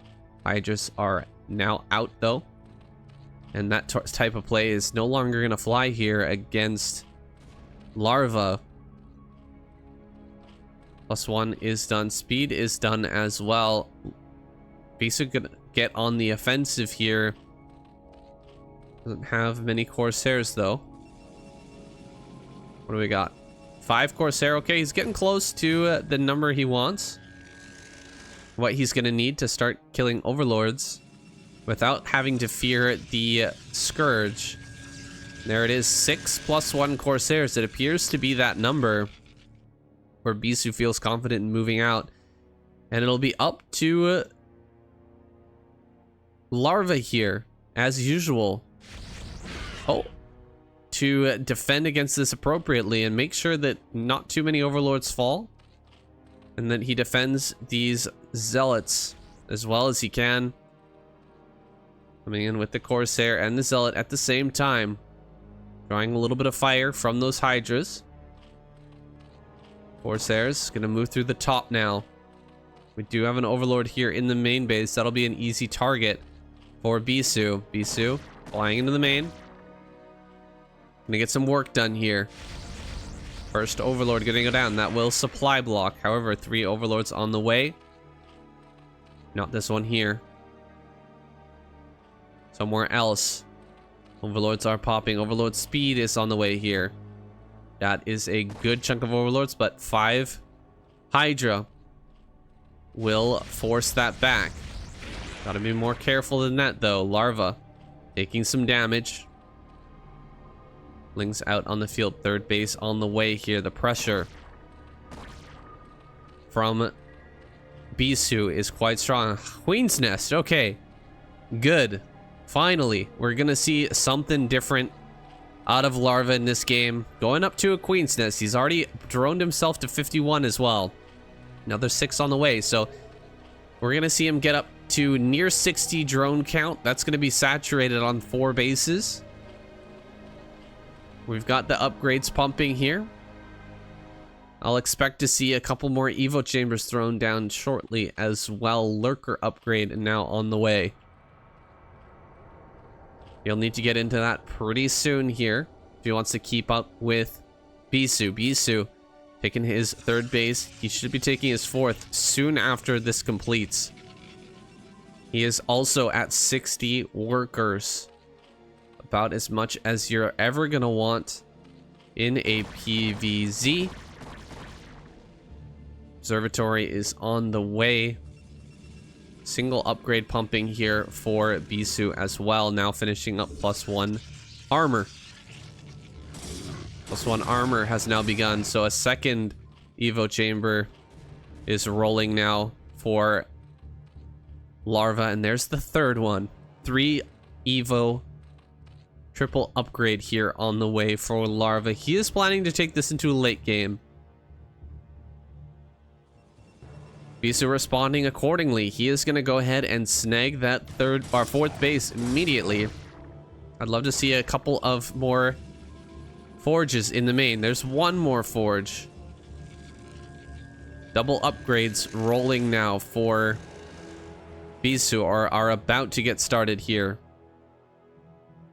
Observers popping out. We're going into Mass Dragoon now.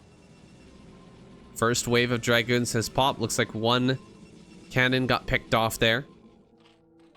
Not a big deal though. Now up to 62 workers for Larva. Gonna start to set up this defense here. Going in for an attack. He might be able to snipe a Templar. Does get 1 Templar with this small group.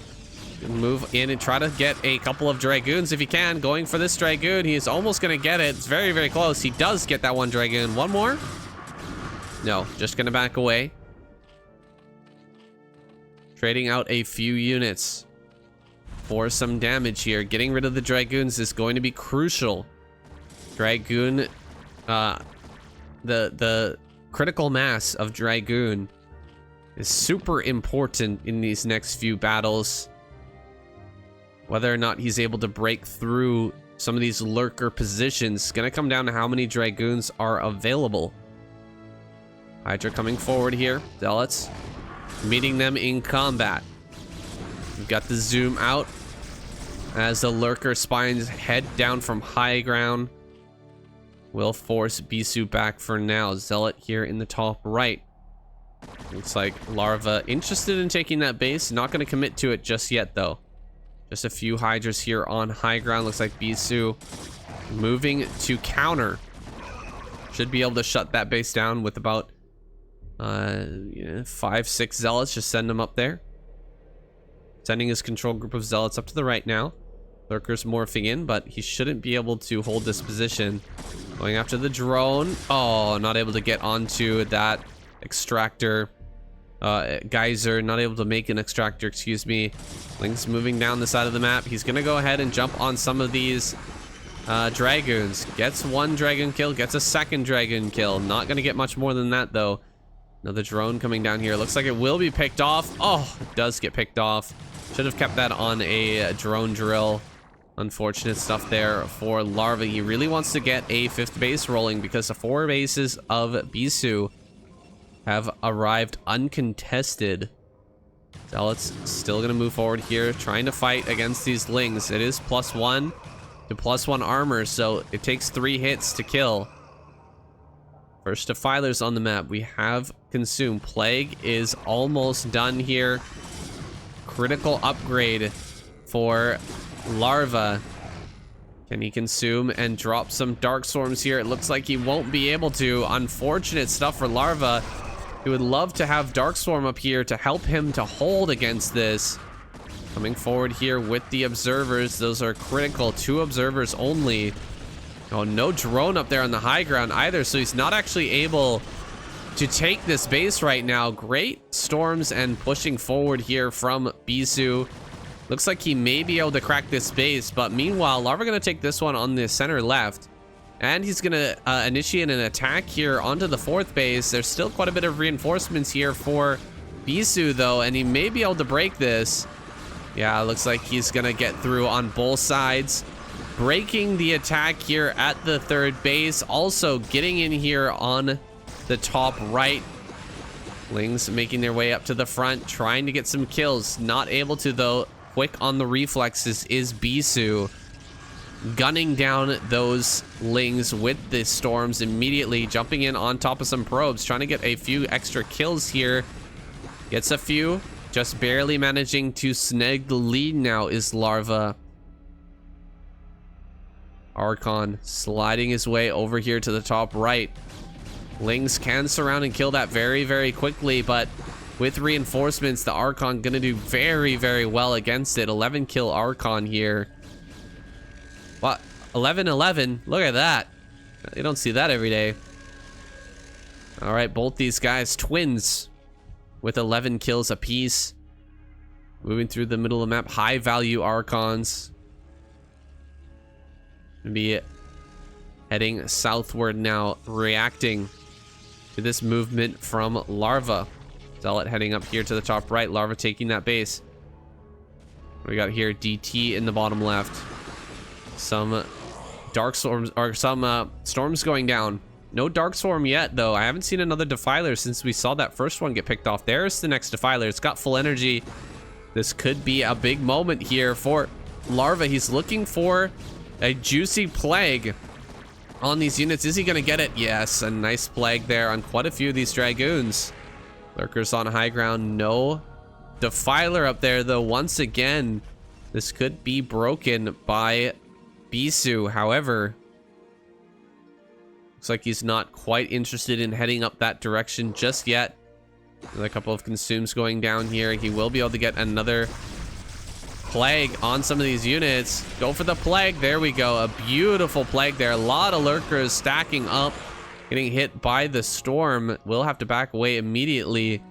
Not a lot of lurkers on this high ground here at the 5th base. Not a lot of drones here either. Seems like the mineral smoothing not the greatest from Larva this game. He also doesn't have a spore colony up here on the high ground. That's a crucial part of any of these defensive positions. Really want to have a spore up here to slow down and deny the ability of these observers from getting up here and scouting out where all of the lurkers are. Gonna try and run up on this high ground now, but a vast swath of Zerg units gonna be hitting from behind, coming down here on the right hand side, trying to box in this Protoss army. Doing a pretty good job, but the storms are brutal. Lurkers on high ground are gonna hold. This army has nearly been taken down, and Larva hangs on. Base is going down in the bottom left. Bisu Grabbing gravitic drive. Be researching that upgrade. We'll see storm drops coming in quite soon. These Corsairs have been alive for an inordinate amount of time. Still looking for more Overlord kills, and it looks like they're gonna find some. Pretty surprising considering the way that the game's been going. Still able to find those kills, and now a big plague on those Corsairs. That's gonna soften them up. Make them a bit easier to pick off here in the future. I don't think that Larva knows about the space in the bottom left, unfortunately. Double base, actually, from Bisu. He's very weak at this moment. He could absolutely lose the space. Sending down some units here. He knows now. And Bisu going to send the remainder of his army down here towards the bottom left to assist here to keep this place alive. If he manages to hold half the map, that's still not a good position for Larva, so he actually needs to do something about this.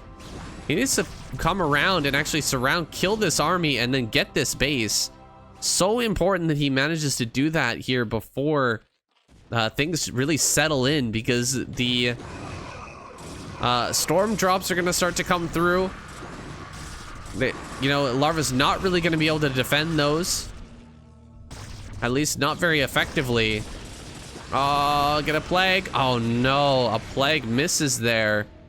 He could absolutely break this base right now. All he needs is one Defiler and a bunch of Lings. He could get through this easily. Especially with Bisu's army way over here on the right-hand side, but not moving quickly enough, not moving in time. Here's the first storm drop coming through.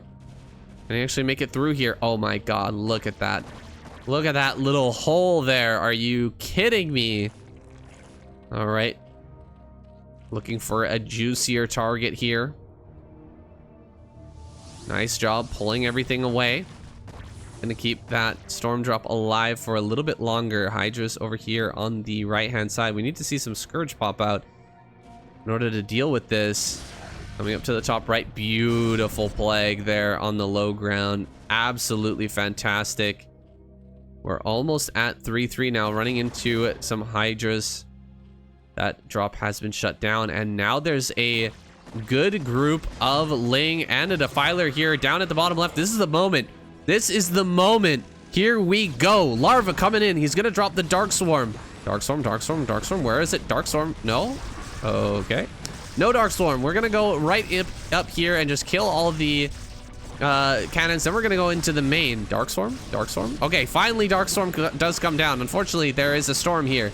Storm killing off quite a lot of this. A lot of cannons going down. A lot more storm drops coming in as well. Meanwhile, a huge counterattack here from Bisu. He's just gonna go for the throat right now. He's gonna lose everything in the bottom left, but he's gonna try and get on top of the rallies here, crushing through this army. Beautiful attack here from Bisu, but he's starting to run out of forces. More Lings, more Hydras are going to pop out. 24 Hydras in production. 4 Lings popping out. 8 Overlords coming out because he's completely supply blocked. He needs to make more.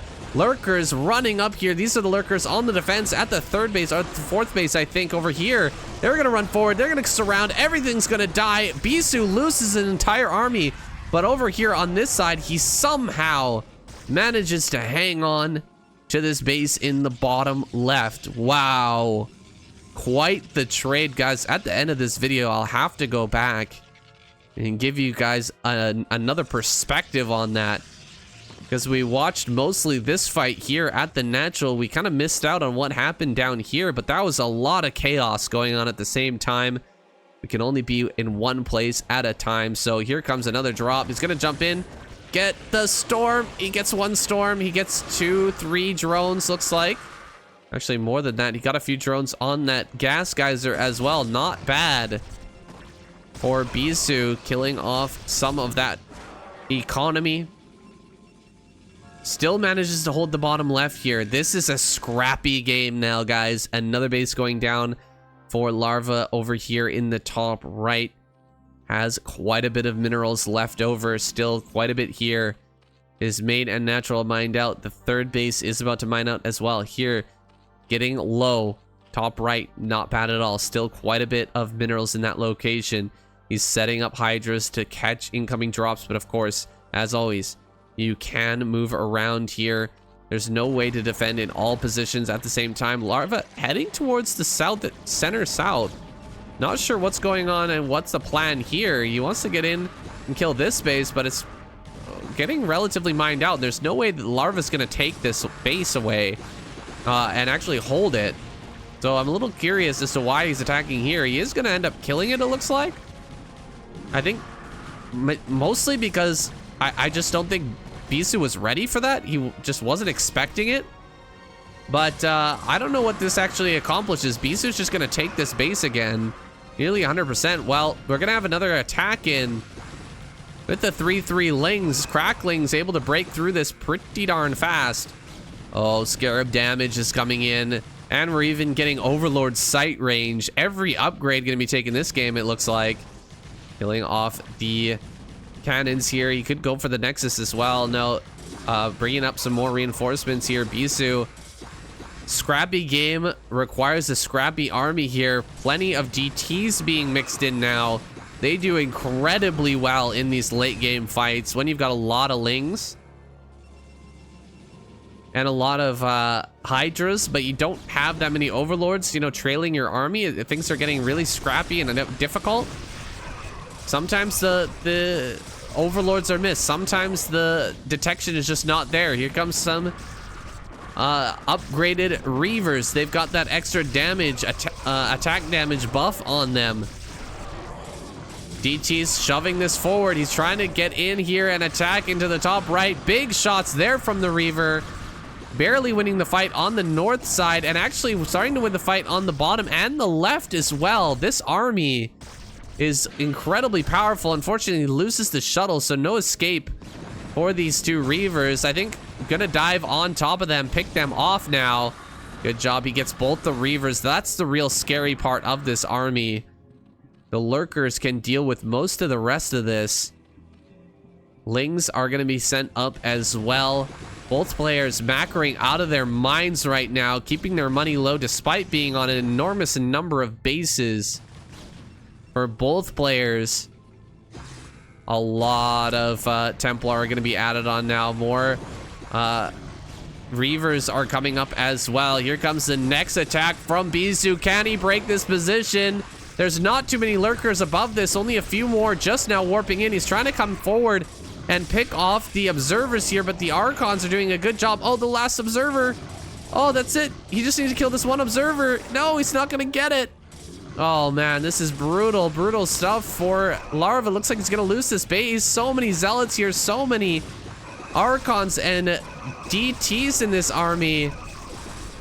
Oh, God. The Lurkers come running up, and they try to shut this down. A lot more here on the high ground. And a great plague on a majority of these Zealots. Looks like Larva going to be able to hold from high ground, but he loses that base. He loses a bunch of production, and he also loses a ton of drones. Another great storm here on this high ground. Guys, what a game. What an absolute game we've got here. Larva coming in. It looks like he can finally clear this up, but mission accomplished for Bisu with this army. He managed to kill off multiple bases. He's gonna be able to kill a ton of drones as well. One last storm does go down. This DT getting so much work. This is what I was talking about. Scrappy, scrappy fights. You're not always gonna have Overlords with that. And he ends up getting a ton of kills with that DT. Very, very nice play there. Lurkers here, very low HP. Gonna have to sit and chill for a little while. Larva gonna have to retake that base. His fourth and third are both mined out. He's mining on one base, two bases right now. Bisu has this base in the bottom. He's got this base over here. His mineral only is mining out. This base is about to mine out as well. Larva going for this base. I am shocked. He wants to use this many Lings on a base. It's barely being defended. It has hardly any mineral patches left at it. He's going to continue to send Lings over here, and it looks like he's almost going to clear this out, but Bisu with just a few units, just a Reaver and a small little strike force of units here, able to pick this off. Able to prevent that kill from going down. Got the Defiler here at the top right. Absolutely critical that he holds this area. Wants to get this next base going. Got another Defiler coming up here. Plague could be useful in this situation. We still do have quite a few Zealots and some Dragoons here. That's a lot of Zealots coming up from behind. Quite a bit of Lurkers here. Dark Swarm goes down on those. Great Plague there on a lot of these Zealots as well. Lurker's gonna spread out a little bit more. Defilers come up and oh my god, that Plague. So valuable here for Larva. Those Plagues make all the difference in the world, guys. Lurker's gonna come forward here. Lurkers from both sides, in fact. Needs to focus down this Reaver. That Reaver is getting so much damage. It's like Lurkers here doing a great job of mopping up the remainder of the Zealots and will force the retreat here from Bisu. Bisu backing off. Gonna allow this base to finish up. Drones transferring from this dead base here at the 12 o'clock. Gonna get this mining once again.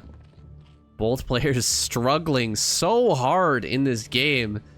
I cannot believe how close this is right now. I just don't know who's gonna win, guys.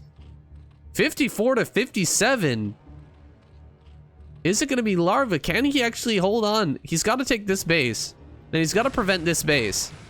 That is the main. Those are the main two wins. That's the win con here. But Bisu, if he gets up here and kills any of this, if he gets up here and kills this again, he could absolutely win. He's got bases more to take. If he gets up here and takes this base, that would be huge. A big flank of units moving around the left-hand side. I don't know if that's going to be down, heading over there to actually kill a base, or is that going to hit this from behind? It looks like it's coming around, looping around to hit this from behind. Giant clump of units here in the center. Lurkers coming forward, but he's got to engage these Reavers appropriately. You cannot just be sending in groups of units to die. 32 kill Lurker. Oh my god. Picked up once again. That's still alive.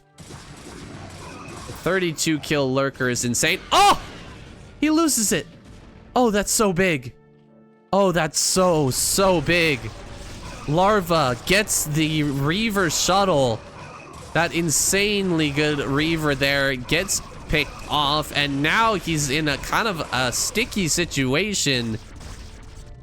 More and more Lings coming up here. He needs to switch into like mass Hydra at this point. You don't even need Lings anymore. That's way too many Archons and Storms. He's still gonna continue with this though. Lurker Ling running up here, trying to get good surrounds and actually kill this army, but it's just being massacred. Absolutely massacred by this army, and I don't know, I think that the Larva might have just thrown there by running all those Lurkers forward.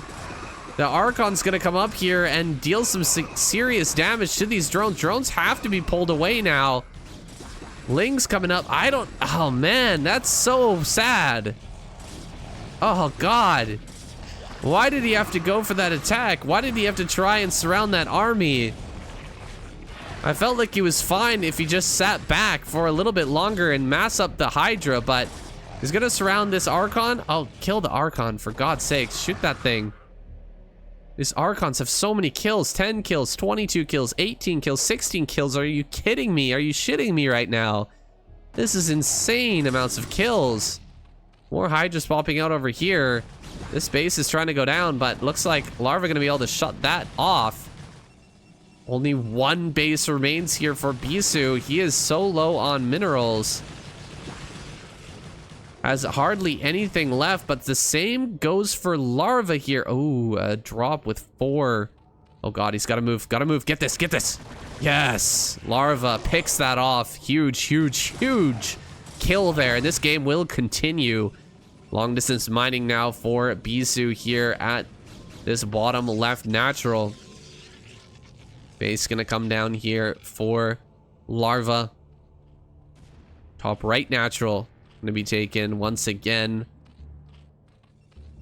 Both players backing off for now. A lot of lurkers have been spawned here. We have the Defiler with this, but no energy just yet. Larva gotta play this a little bit slowly. Take his time here.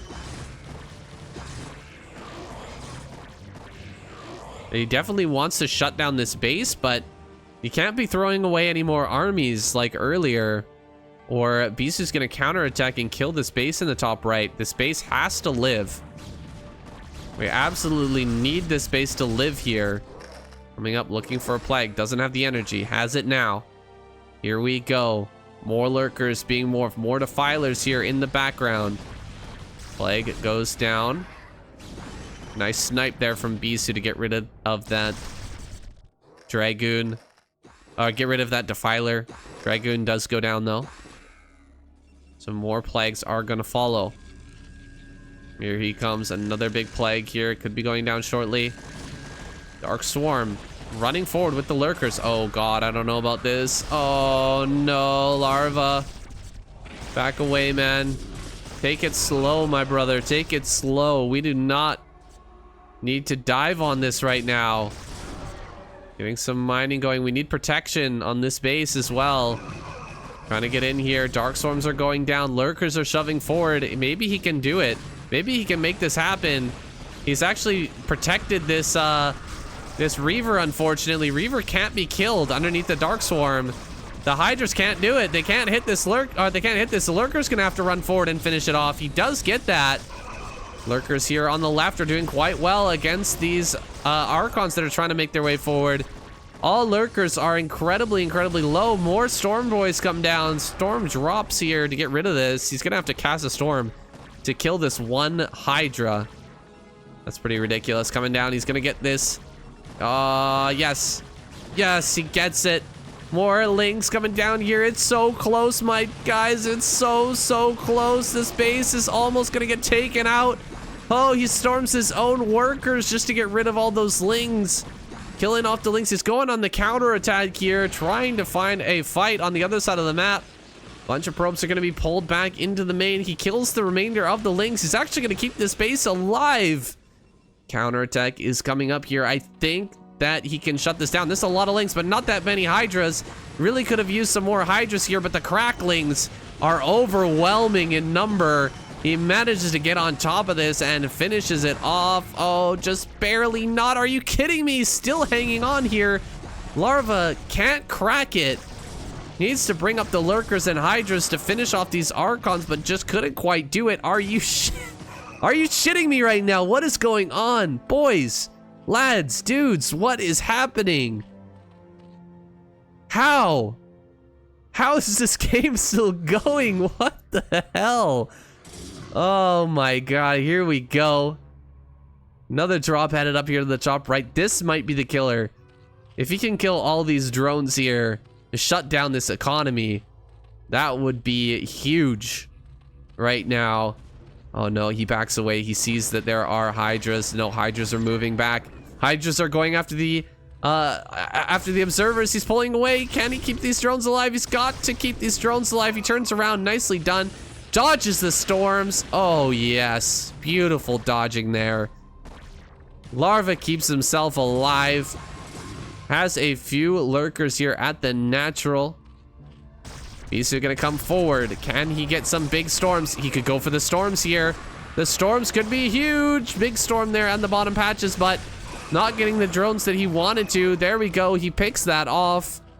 Oh man. 31 drones. Still a functioning economy here for Larva. Surprisingly. Oh, he's not gonna kill this, is he? Oh, that sucks. That really sucks. Coming in once again down here to the bottom left. Lurkers, Lings, jumping on top of these Reavers. Reavers getting huge kills here. As everything tries to push forward, he's got to focus these Reavers. Reavers are so incredibly important. Dealing a lot of damage with those Lurkers, but not going to be able to get the big kills. Okay, Burrow. Burrow, get the shot. No, he doesn't get the shot on the on the probes.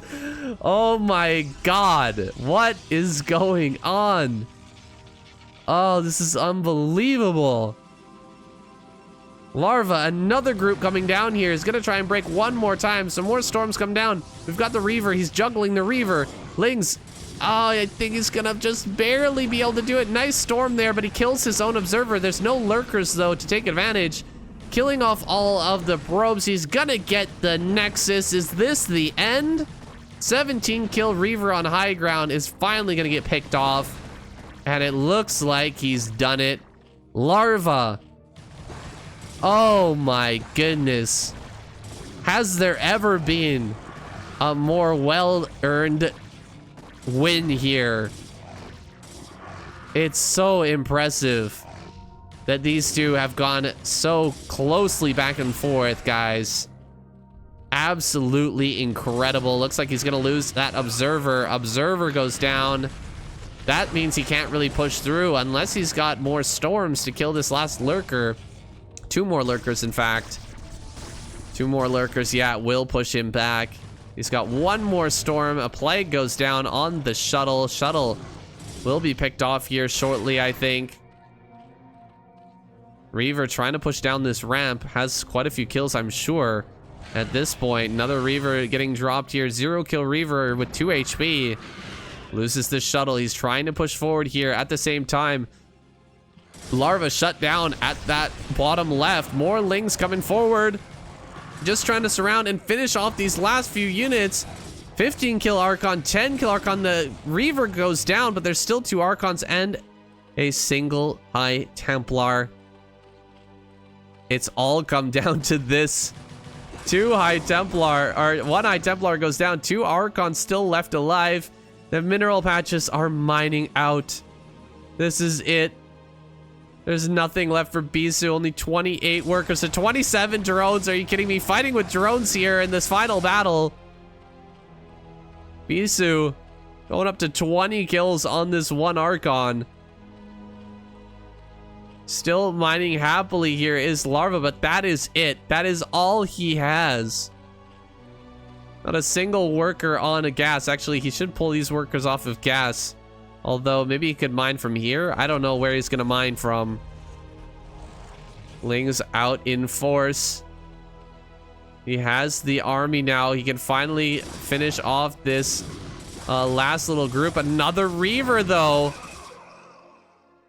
With the very last remnants of mining, Bisu's managed to scrape together 1 Reaver, 2 Archons, and a group. Oh, God, he lost the shuttle.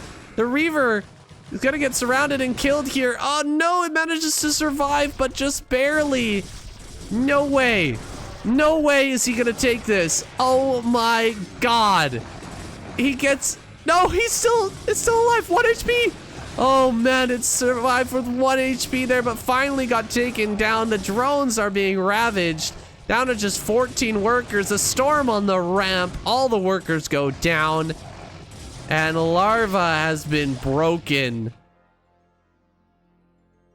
Oh, oh my God.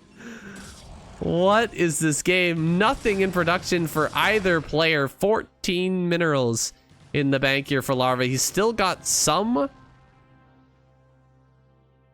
army here. He's got some workers in the main. He could potentially pick this off. 19 kill into 24 kill Archon. Here we go. Here comes the engage. There's 2 Storm Boys coming up from the bottom side, though. Oh, man. I don't think he can kill these. He gets 1 of the Archons. That's big. Getting that 1 Archon is huge. Taps out. Oh, my God. 4-0 for Bisu. What a series, guys. What a final game. Give this man the clapper, boys. Good God. What an insane showing here from Bisu. Look forward to this man in the ASL, guys. Look out for this guy. Absolute Chad gamer. Unreal. That PVZ, guys. Thank you so much for watching. This has been your daily dose of Broodwar. I will see you guys tomorrow. Okay, it's gonna be my first choice here. Bisu being sent out with the revive. Going up against Soma. Soma's got hot little hands here. He's been crushing today. And he took out Bisu already, so we're going to be feeling good about going into this match. Of course, this is Dark Origin, so there can be a little bit of craziness here. It's a bit of a wild map. What do you think are your predictions here, Shin? Do you think Bisu's going to be able to turn things around here for the Protoss? I think Bisu can turn things around for the Protoss, but I also know that Soma's really warmed up right now, and Bisu's only played one game and he's lost one game, so Bisu's got a lot to prove. So it could go either way. I feel like Bisu will have his work cut out for him, and it'll be tough on this map because Soma will be able to navigate this map fairly easily in the early to mid game, but maybe. Do you know what, Sam? I'm just gonna say I feel like Bisu will actually turn things around here. I think that Bisu will win this game against Soma. I don't think he will beat all of the players in the Zerg lineup, but I think he will beat Soma here. Well, the all-kill prize is off the table right now, so even if Bisu does turn things around, he won't be able to get that all-kill prize. Neither can Soma because, you know, he wasn't the first Zerg player to be sent out, so all-kill prize off the table. I still want to see more games, though. Bisu, I hope he does manage to, as you predicted, take out Soma here and make this into a really good series. Kind of run through this Zerg lineup and maybe take us to a game 8.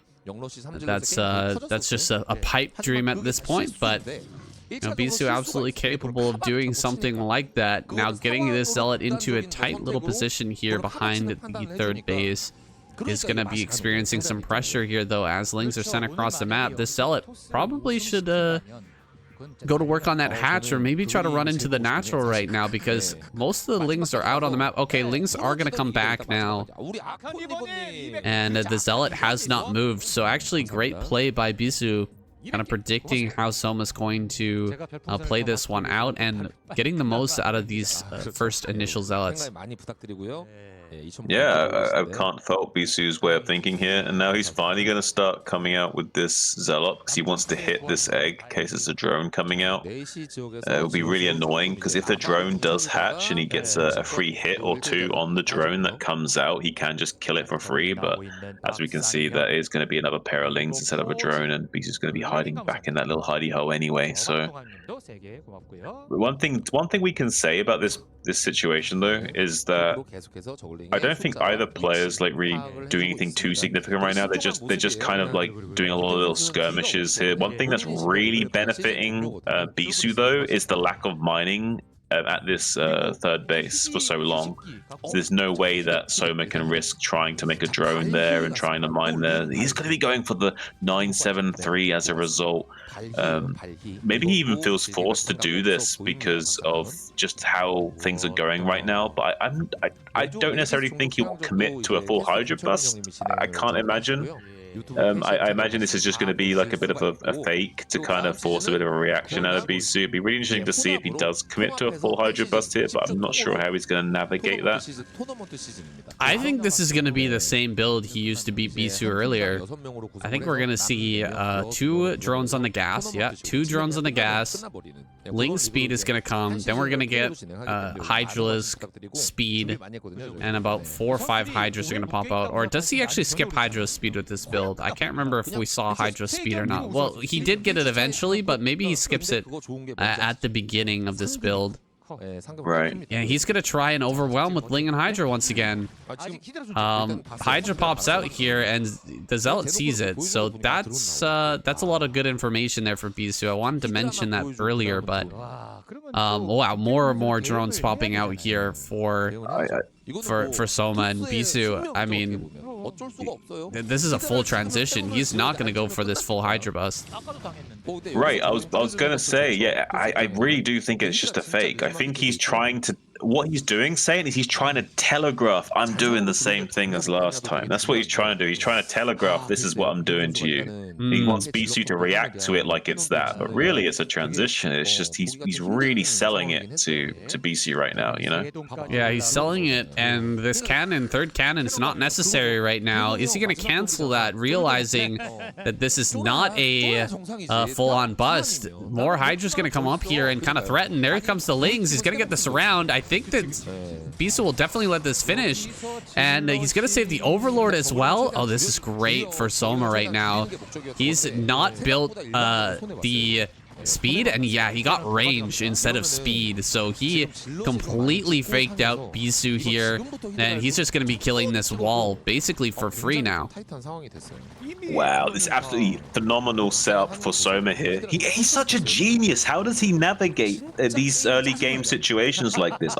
Soma is honestly like the Zerg Flash in a lot of ways. He's not quite on the same kind of like level of accomplishments and like being as complete of a player, but some of his ways of approaching the game and thinking about it definitely are on a different parallel that I would say to some of these other Zergs. His way of approaching the game is kind of special, and I don't know, unless he's just got like a lot of helping hands from all the other Zergs, and then they've all just like kind of hive-minded everything together, and they've like figured something out. You know, they like now they're all working like, you know, in like some sort of like, you know, collective consciousness. They kind of tapped into a new like level of skill. I don't know what's going on right now, but I'm really impressed by the Zerg dugout. So yeah, this is such a cool build. This might be kind of a new and special build in its infancy here that we're seeing right now. The I guess it's like 942 something like that drone count, with only 2 drones mining the gas, and then into speed and Hydras with speed to bust. But it seems like it transitions so well if you decide not to go for it, because you can completely deny the gateway first Protoss player from scouting the map with the Zealots, with the speed Lings. Just completely deny that scouting, and then you send just a few Hydras to kill the wall, and they have to build a ton of cannons in response, and then you get into this great drone count. Soma's just in such a good spot right now. He's got a huge number of Hydras. He's blocking the ramps here. Looks like we are going to see these Zealots make their way across the ramp now, so this has been broken. But back at home, Soma has a ton of hatches. He's got huge amounts of drones, and his production is just going to be fantastic here. He should be able to hold this Zealot attack off no problem. Yeah, as long as he doesn't make any critical errors here with how he positions his Hydras and engages these Zealots, he can be in a very good spot. But Bisu is also very good at how he controls his units, so we'll be looking for any potential for to take advantage of a misstep from Soma. He might even try and force a mistake as well, as he keeps trying to come in over and over again, kind of sharking around, looking for any kind of weakness that he can take advantage of. But Soma's also hatched out quite a sizable amount of Zerglings to kind of act as a meat shield against these Zealots, and he knows there's no +1, so it takes 3 hits for these Zealots to kill these Lings, so getting maximum value out of these mineral units as well. Bisu in full retreat, as he understands that he needs to get back to the safety of these High Templars. He needs some kind of splash damage to deal with this many Zerg forces. He has the High Templar, but it's only got 70 energy, not enough to storm yet, as the acid spines of these Hydras rain down on these Zealots, kind of trading it extremely efficiently right now. Soma needs to be careful though. Beautiful surface area from the rest of the Zealots, getting on top of those Hydras, but is forced to back out. He has the 2 storms available, so if Soma was a little bit unwise and chased across the bridge, he would just get stormed into oblivion. So why is he going to be just maintaining position right now outside of these bridges and kind of soft containing Bisu for the time being, while making more and more units out of these mass amounts of hatcheries? That he's got 6 hatcheries for Hydra production, and beautiful target firing on these Zealots as well. Now maybe trying to catch one of these High Templars. Nice Psionic Storm taking 4 of those Hydras out, forcing him morph into an Archon after the energy is now depleted. And beautiful play from Soma, has so many Hydras just coming rallied across the map. He will be coming up and killing this Archon for free as well, maybe. Oh, this Archon, this loss is huge, man. Losing that Archon so bad right now. Gonna lose some more Zealots here as well. Soma just absolutely outdoing Bisu here in this game. Looks like a probe gonna come back though. Probe, this is some special tactics from Bisu. He's gonna hop this DT over the mineral patches here. He's gotta be very careful not to allow that to finish mining. But he does manage to slip it over. Very nicely done. This is going to slip right in here undetected. Oh, he sees it? No, he doesn't. Soma has no idea. He's building a bunch of mutas right now. Soma going for that play that he's been... Oh, there's an Overlord here in the main. Oh, man, he does spot this. Will he notice, though, in time to save his drones? He's lost 4 or 5 drones. There we go, 6 drones. Looks like he does lose quite a bit, but does pull back the remainder of his forces. Zealots on the map are just being completely overwhelmed here. We've got the... mutas out on the field. Cannons are being warped in, but there's just not that many Templar left over. And with that Archon being lost, he just doesn't have much anti-air at all. 5-kill Dark Templar here in the main is obfuscating and hiding himself there at the top part of the main base. So could come back in for some more kills, but there are significant forces kind of defending all of these mineral lines now. So Soma just kind of clogging up all the holes in his defense right now and getting himself into a better and better position with the 4th base now coming online.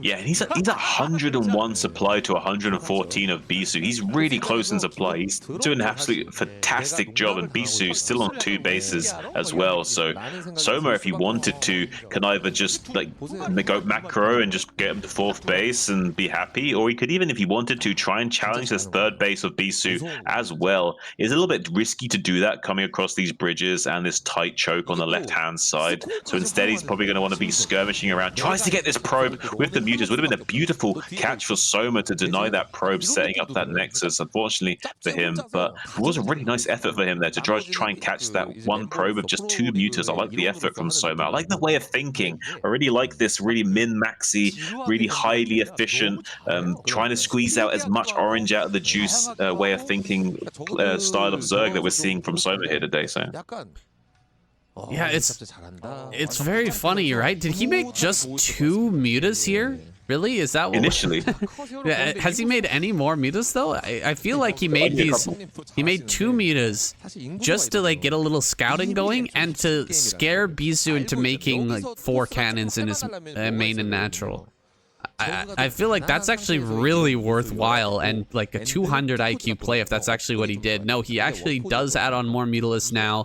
He's gone up to, what is this, 10 mutas. He's gonna try and go for some for some snipes here. Maybe some snipes on Templar. Observers are also a great target. There's that first storm. He kills the Templar immediately. Gonna fly straight through. Look for some more Templar here at the bag. He eats a lot of damage from those Dragoons flying through, but he can come back in here and snipe these Templar once again. Here we go.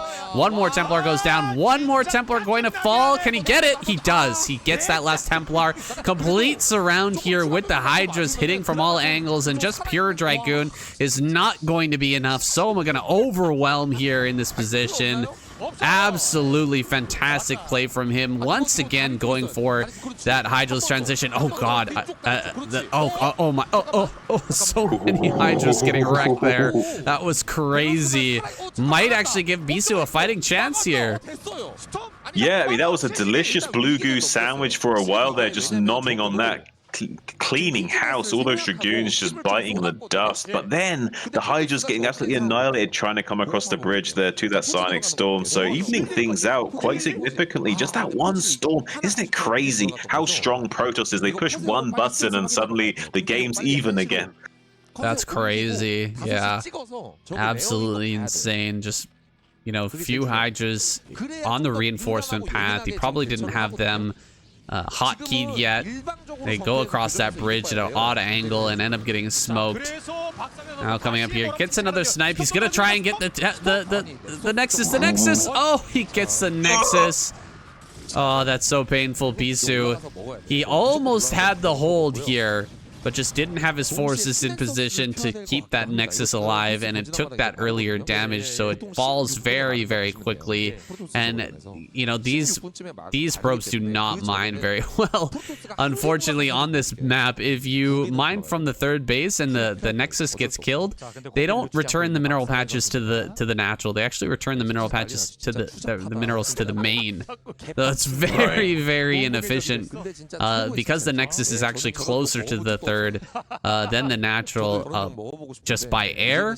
For whatever reasons, the probes are gonna actually go this direction, so very, very frustrating here for Bisu. He's losing so much mining time here. We're gonna have a shuttle moving around the top side of the map, but that's spotted already by an overlord. Just right-clicking that on the shuttle means that he's gonna be able to track that down and force it back. All of the options here for Bisu are being removed by Soma right now. Yeah, he's going to be going all the way up to 5 base soon. It's going to be really scary. And yeah, like you say, this is a very old game, Saiyan, so it's based on like the distance of hex tiles only. So that base is closer to that base. So unfortunately for him, he's going to be sucking up. That's even worse case for him. He's going to have to be long distance mining for quite some time. And look at this, Hydralisks in a nice little situation, able to get on top of one of those high templars and pick it off there, reducing the Psionic Storm output for Bisu is going to be huge here. Not only baiting storms, but also sniping these high templars is critical for reducing the potency. That is basically the one thing that makes this matchup balanced, is these big Psionic Storms kind of leveling the playing field.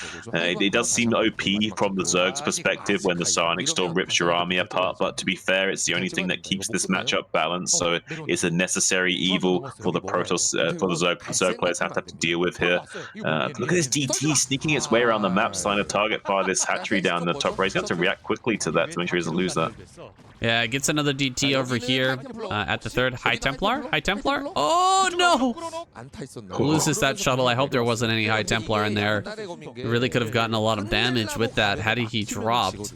But we're going to take a 4th base now for Bisu. Bisu going to try to extend himself out a little bit farther, but will it be too far here on the map? We've got lurkers mixed in now. We should have Hive coming up here soon with some defilers hitting the field.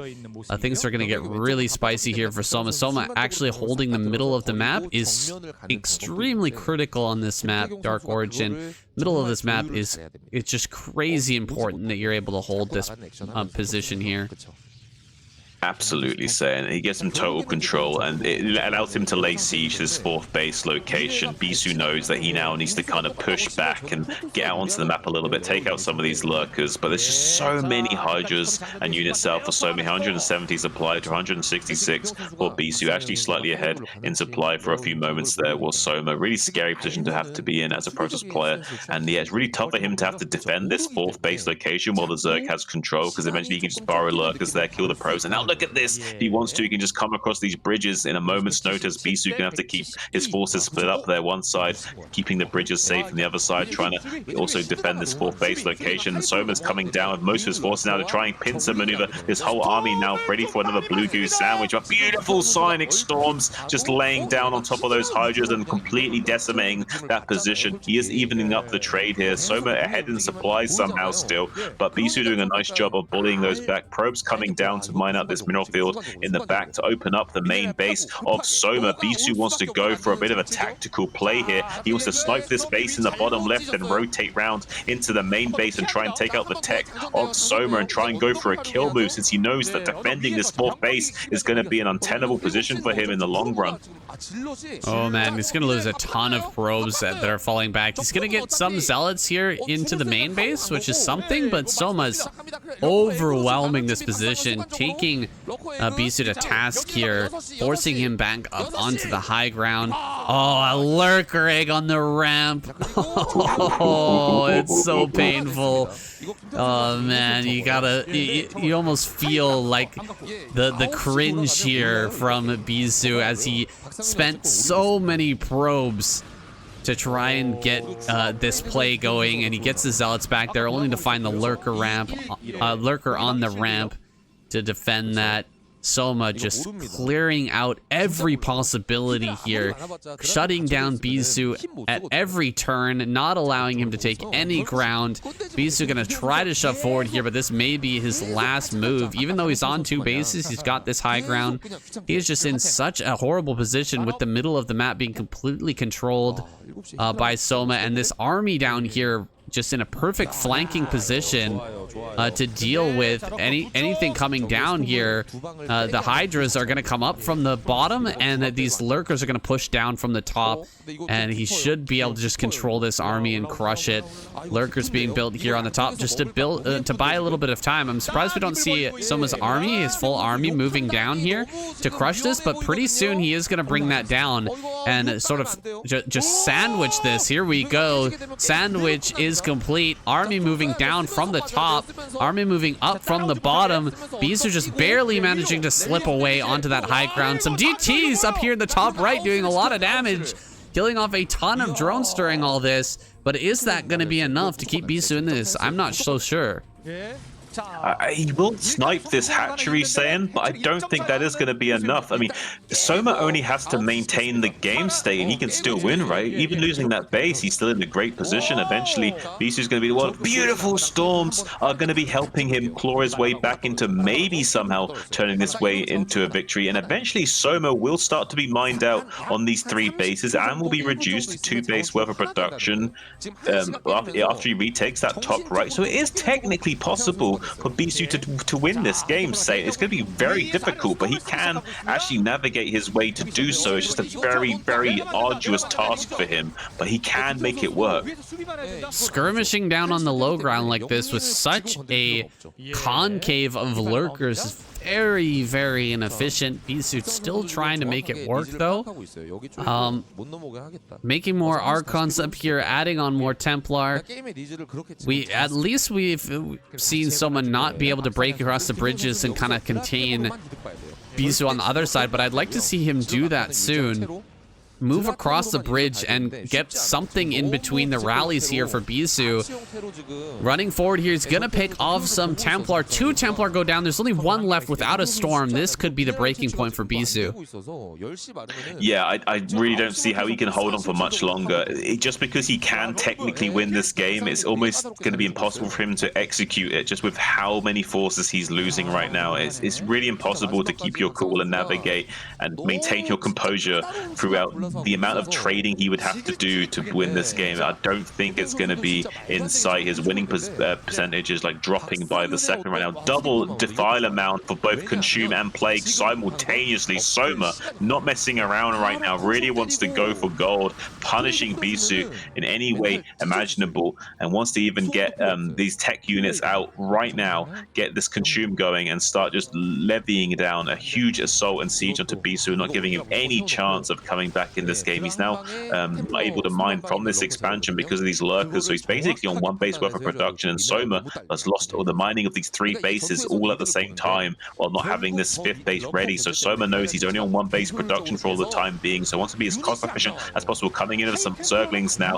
forcing out some beautiful Psionic Storms, but it's not going to be quite an efficient trade enough for Soma here, for Bisu here, as he is still remaining ahead on supply, is Soma. So really difficult for Bisu to navigate his way out of this position, and Soma can more or less maintain the game state if he just takes this base in the bottom left like he is now, while also getting some Defiler support, coming into position, starting to consume, set up some Dark Swarms, get Plague, and it's going to be really tough for Bisu here. And he's got double Defiler mounts, so he'll be able to start plaguing more or less instantly.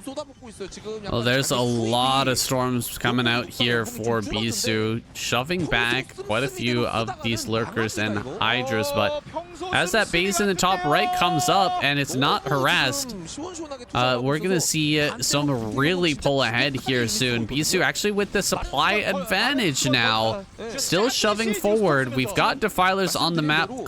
Consume will be done here shortly, so these dragoons are not going to be able to make much headway after that's done, but he gets on top of these eggs and actually gets a bunch of them killed off. Here comes the Defiler. Hydra's coming in from multiple angles. We've got a lot of Archons here, so he can actually fight even with the Dark Swarm. He can fight through that, and I don't know, man. Has Soma kind of overextended here, because Beast is going to head down to the bottom left and maybe take out this base. This is what we needed to happen. This is what needed to happen for Bisou to finally get some momentum now. Soma has definitely overstepped his mark, saying, and for the time being, he lost a lot of wind out of the sails from losing those 3 bases worth of economy. And now Bisou's survived long enough to have that little chink in the armor that he can now just completely exploit. And he's going for it, and he's getting on top of all these units all at once. He's swallowing up most of these positions. Soma desperately trying to hang on in the northern threshold, but unable to do so. And Bisou's just coming out like a monster right now. He's done it, I think. He's coming out onto the map. He's coming, swinging around. Also, the north-hand side, the northeast is completely exposed as well. Beautiful Sonic Storms as he comes into the and GG called from Soma. Bisou showing you how it's done. What? He brought that one back. Oh my god. Incredible play from Bisou there. Holding on for so long, and you can really feel it. The wind pulling out of the sails there from Soma. Right as those 3 bases ran out of minerals, he was suddenly stuck on 1 base, and he just didn't have the production to keep up that pressure. And eventually Bisou managed to break out just as that next base was coming online for Soma. He gets out on the map, he breaks through before the dark swarms and plagues come into effect and wins that game. An incredible performance from Bisou. He's gonna maintain this series for us. We're gonna go on to even some more PvZ action, guys. I am just over the moon excited about this player right now, Bisou. Can he make the comeback and take down all these Zerg players? I'm starting to become a believer. Hello, my friend, and welcome to another replay cast. We're once again taking a look at the second best Zerg player on the ladder right now. He is peaking at 2775. Just a crazy high. No, 2772. I want to be completely accurate here. Crazy high MMR, and I found out in the time between the last time I casted this barcode account that this is actually Soma here. So when we watched earlier this week this player versus Snow, that was actually Soma versus Snow, which I am not at all surprised about. He played that game amazingly well. Kind of shocking if he wasn't a well-known pro player. You know, just some random on ladder I don't think can actually pull that off. But it is indeed Soma, and he's going to be taking on none other than Ample down here in the bottom right, who's not quite as high up on the ladder as Soma. I think he's like 2550, something like that. But probably hasn't been grinding quite as many games as his opponent. I know that Soma's put in over 100 games here, like 130 games, and he's actually managed to stick to that second place spot for quite some time. It's actually been a good week or so since I casted that game versus Soma, and he's still at the top of the ladder in second place right now. So that's pretty impressive. Top place at the moment. Number 1 right now on the ladder is no longer Tengu. It's actually Barracks.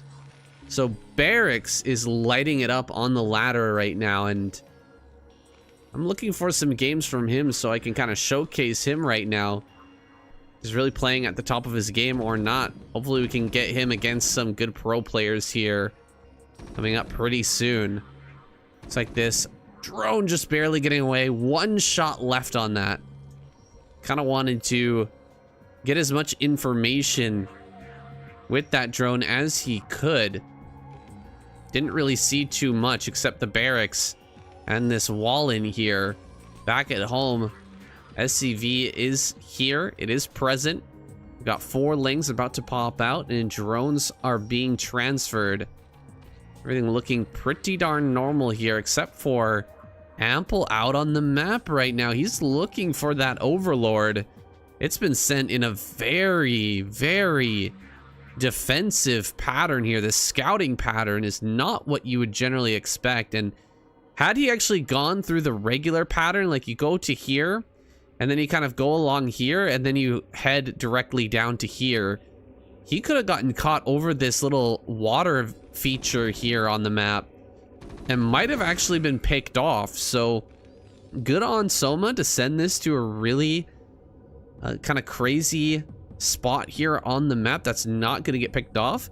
He does need to eventually send it down here, but maybe he's been caught before by Ample. You know, sending his Overlord over towards that area and lost it in the early game. So he's being a bit timid with this guy. Keeping his Overlord safe here. Gonna take his third base. He's actually gone 3 hatch this game. It's more of a 2.5 because the Spire does go down right now. It's pretty decently timed Spire here. We're gonna get that Mutalisk attack right around 6 minutes, and this is the most popular build right now in Zerg versus Terran, the 2.5 hatch, and for good reason. It still allows you to get out some pretty quick Mutalisks, and it doesn't sacrifice your mid or late game at all. It's not like a 2-hatch Muta play where you build very few drones and you basically spend all of your larvae on Overlords and Mutalisks. This one, we're gonna have some extra larvae here. We'll be able to pop out a drone or 2 here and there, maybe some extra lings, try to surround and kill the Marine Medic. And let's see what Ample is doing. Well, he's gonna add on 2 more barracks and a third gonna come down as well. So he's going into what is currently the most standard play from Terran, and that's going to be the 4 racks. It's going to give him plenty of bio to work with. It's going to give him a very strong move out here with the +1 finishing up as well. He's got 3 medics here, and he's moving out with very small number of Marines. Is this a mistake, actually? You usually don't see 3 medics right now. You usually see more Marines and 1 less medic. But it seems like he's not really planning to move out too far here. He's just gonna make some space so he can send this barracks back, get a bunker here, and really prepare himself properly for the harassment of Soma. The Muta harassment is legendary. Soma, absolutely a god at controlling a Terran player with his early game Mutalisks. We'll see what kind of damage he can get done, because Ample just finished his turrets perfectly on time here. Looks like he's gonna come in, take a few swipes. He's gotten 1 SCV so far, and kind of misses out on some opportunities to shoot there with these Mutas over here at the natural. Gonna come back in once again. Some of these SCVs are damaged. He picks off one of the damaged SCVs. Another few of these SCVs have been damaged by those glaives. 1 SCV, lone SCV heading behind the mineral patch. Very, very annoying here. So total of about 5 SCVs being picked off. And Soma will be forced away from that natural by the small group of Medic Marine here heading out for Ample. It is still a major threat, especially with no sunken colonies here at the front. Hydralisk Den has been thrown down. Mutas are sharking around here.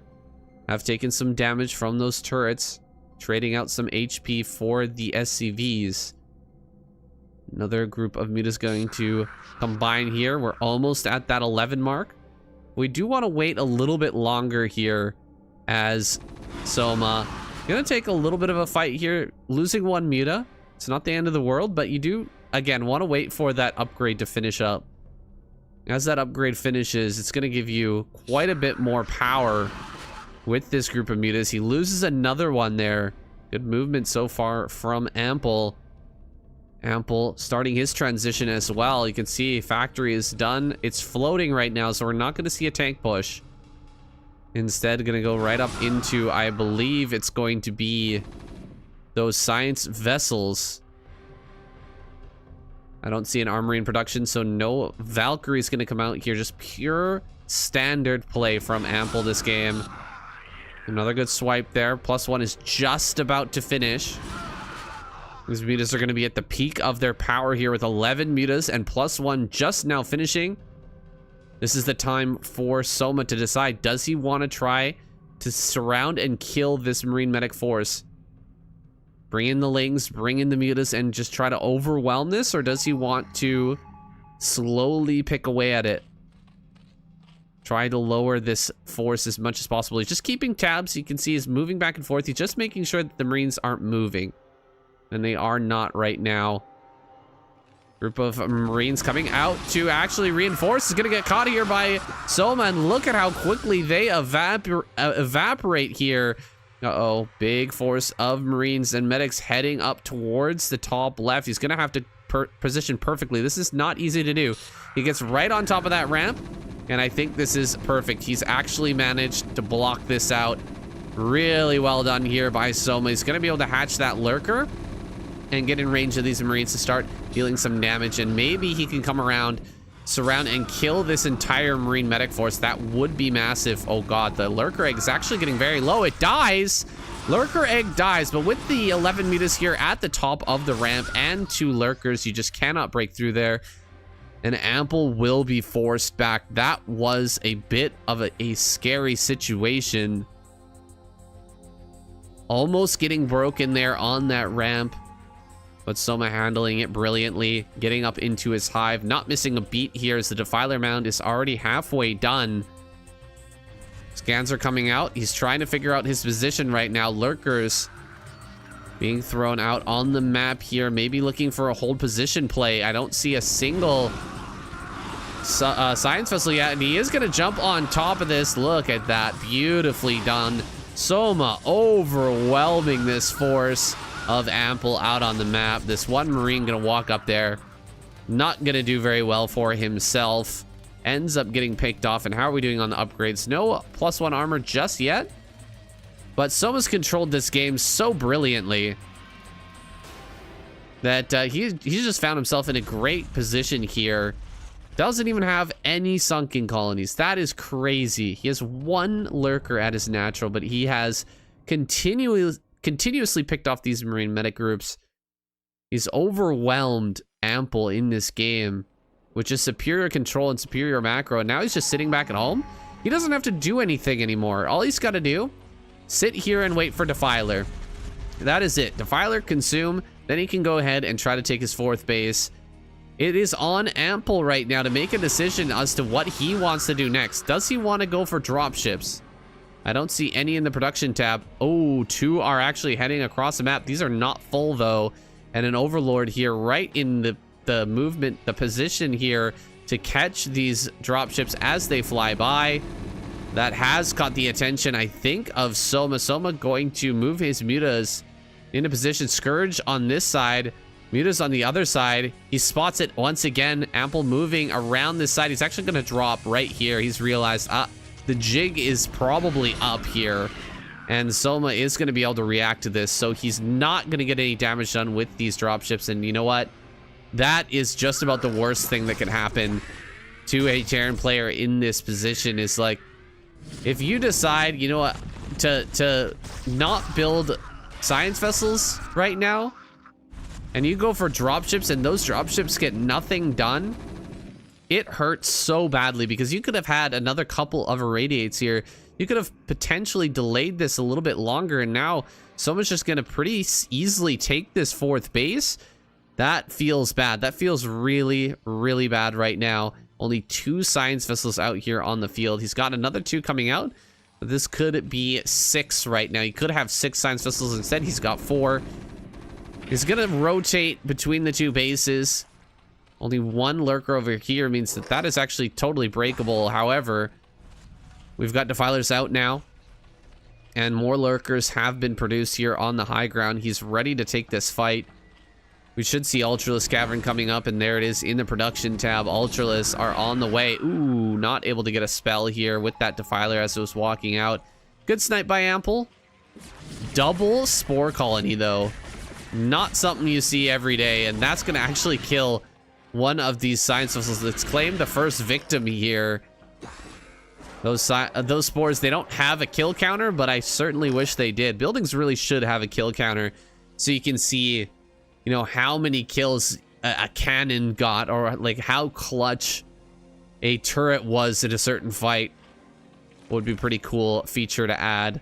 Wouldn't really change much, but Blizzard's probably busy with other things. You know how it is. We've got Science Vessel here. Ready to throw down some irradiates, but 4 dropships coming into the main. Can he actually land here? Oh my god, flying right into a flock of mutas and Scourge. Oh boy, calamity here for our Terran player. He is just getting completely crushed, but at the same time, running through the front. Hold up. Wait a minute. Maybe Ample with the distraction there in the main base, able to break through this natural and get in on this hatchery. He's gonna be able to kill that, and he's gonna get the Hydralis Den.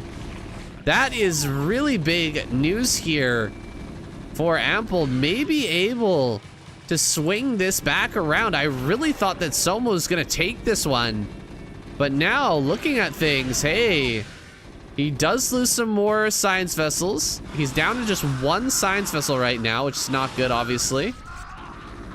But he's got another base down here at 6. He's got this base rolling. He's still pumping out units like crazy and a supply advantage. We don't have ultras out here just yet. It's like the natural going to be reestablished. Can't really push through here with only 1 science vessel. You need definitely more radiates than that in order to make any progress.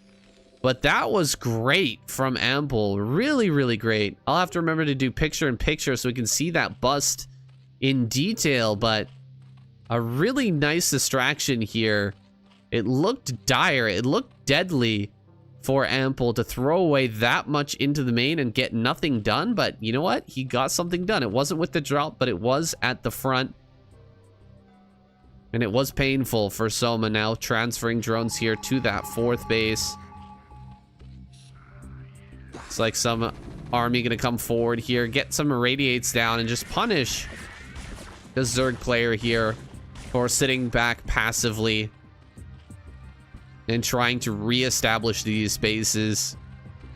It's gonna rotate once again over here towards the center left, and look at that, Soma sending out a Defiler. Good thing that Ample was smooth with his movements here, sending his army over towards this left-hand side rather than keeping it around and waiting for a big plague to land on his army. He hasn't really eaten any large plagues this game so far, which is really to his credit here. Some battle cruisers coming up towards the main base. He's going to start to clear things out over in this location, using the Marines to support in case a bunch of Scourge come up. And then maybe he can actually get around this. Oh, he's actually going to bait the Scourge and Mutas over here. That's not bad. Actually kills quite a few of those, and he should be able to actually clear this out with just his BCs. Okay, 1 BC is going to go down. That's a little bit frustrating. But that was a really good move, keeping the Marines and medics there, just to bolster that force, to help the battlecruisers do their job. It's like the first plague. We did miss it here over in the top left. Dropship coming in once again. So utilizing the forces here, you can see the sort of flow chart of how things are going. Bring the medics and Marines up here, then bring the battlecruiser up. Get rid of the air defense, then bring the rest of the army in here with the dropships. He's going to try once again. This drop is so low on HP, but he is going to bring it around. Try to make something happen over here. Oh my god, I'm going to have to do another picture-in-picture. Something bad happened over there for Ample. Try to run in maybe to the natural once again. Just lost a whole bunch of units. It's like Dark Swarm gonna eventually clean this up. But Ample's done a good job of making things hard here for Soma, and he's got the bases he needs to stay growing here. That's a lot of barracks. He could even add on some more. He could add on a second, oh no, a third, excuse me, starport. He does. He has that third starport. That's kind of big, actually, having a third starport right now. He's going to be able to pump out triple battle cruiser at the same time. Crazy, crazy good. That's so much gas that needs to be wasted on Scourge, just dive bombing into those battle cruisers to make sure that they don't shut down any of these bases. And another base coming up here for Ample. Things are starting to get out of control here. Ample running away with this game a little bit. We're gonna have another Dark Swarm here. running forward, trying to get on top of this. There's just pure Ling right now. That's all I can see is just Ling under here. No lurkers whatsoever. He's going to come forward here, try to run behind the mineral patches. There are Lings already in position to wipe this out. We've got +3 attack for the Marines and only +2 armor for the Lings. But look at that. He clears everything. All right. Soma starting to take some map control here. That is a big moment. We don't have any bunkers over in this position, and 2 bunkers right here filled with Marines and fire bats will shut down a large amount of Ling Ultra as long as you repair the bunkers on time. Doesn't have bunkers here either. No bunkers here. He's quite wide open in that regard. Flying in with some more drops here. Is going to send in the battlecruisers first to eat damage and goes right after that Nidus Canal. Firebats getting to work here on all of these drones. So many drones go down in this melee, and a lot of Scourge will connect, but some of them got picked off there before they could get the job done. Battlecruiser here still left alive and is doing a lot of damage. 4 kills on that already as this base gets completely cleaned up. Soma just moments away from falling apart here. Only 113 supply. It's still doable. It's still you can still live at this point, but you really need to start some counter-attacking here, and that's exactly what Soma's going to do. He's going to hit 6 o'clock. Some Firebats holding the fort down for a little bit, and this one Ultra with 5 kills already going to go to work. Cleaning out the remainder of these units. And 1 more Marine, 1 more Firebat, 1 more, 3 more, excuse me, medics. Finally will clean up this force here. That was very, very annoying though. He's still being annoying down behind these mineral patches, but will finally be taken care of. Looks like everything's been cleaned out here at the 6 o'clock. 1 single Ultra remains. It's gonna run on down towards that bottom left. Some battle cruisers here have been plagued. Scourge are ready to assault those. Gonna get one of them. Oh, he almost got the second. That was very, very close. Battlecruiser here in the top right, really making things complicated for Soma. He's trying to take double expansion right now. He really needs to get this gas mining going and not kill his drones with his own Ultra that's been irradiated. So far, he's doing a pretty decent job. This Ultra is probably going to go down. He really needs to deal with that ASAP, but he's got so many fires to put out on the map right now. More vessels coming forward. We've only got 5 vessels, so one thing that Soma's done an amazing job of this game is just continuously kill these vessels over and over again. He didn't do a great job splitting his Scourge there. Could have killed a lot more vessels. And now the Natural's a little bit wide open. Okay, there's the Nidus Canal coming into play here. Ultra's gonna come out. This 11 kill Ultra. Wow, what a hero Ultra here. Now 12 kills. This base is once again operational. Gonna be taking that gas very, very soon.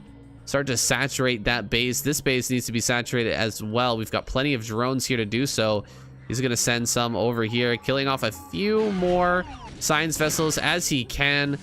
Another drop up here into the top right. That's actually gonna shut down this base. So really well done by Ample, just being so relentless with these attacks here.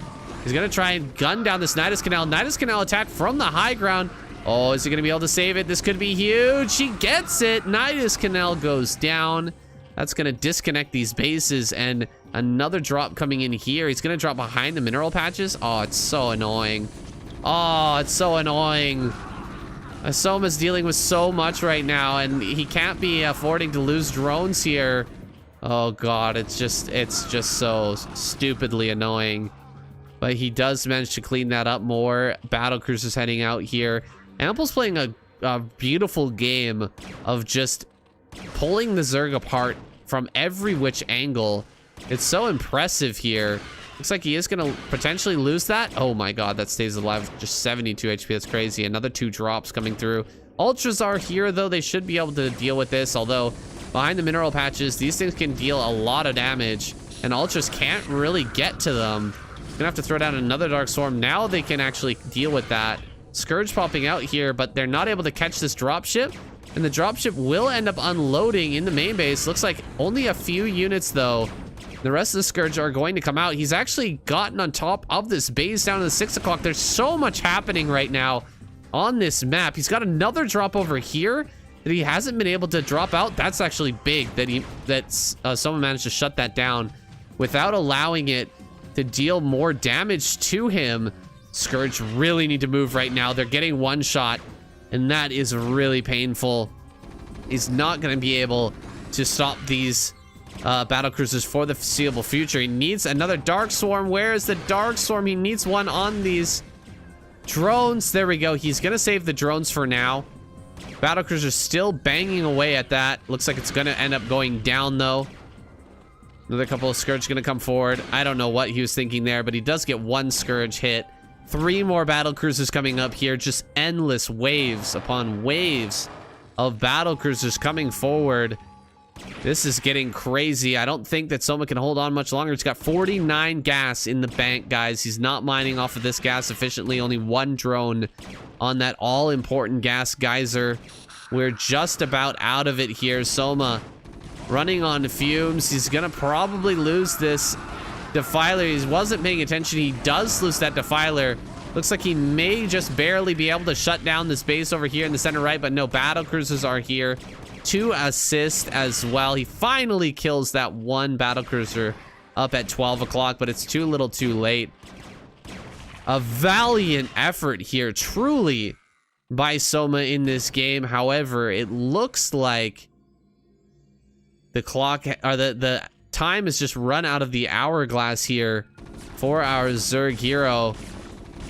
He's probably gonna get one of these. Okay, he does get one science vessel, but yeah, he just hasn't been able to establish another mining gas here for quite some time. He's gonna lose the Spire. That's it. GG. Spire goes down, and you just can't build enough. You just can't build Scourge anymore. There's no Scourge to deal with these battle cruisers, and man, oh man, was that a game. Jeez.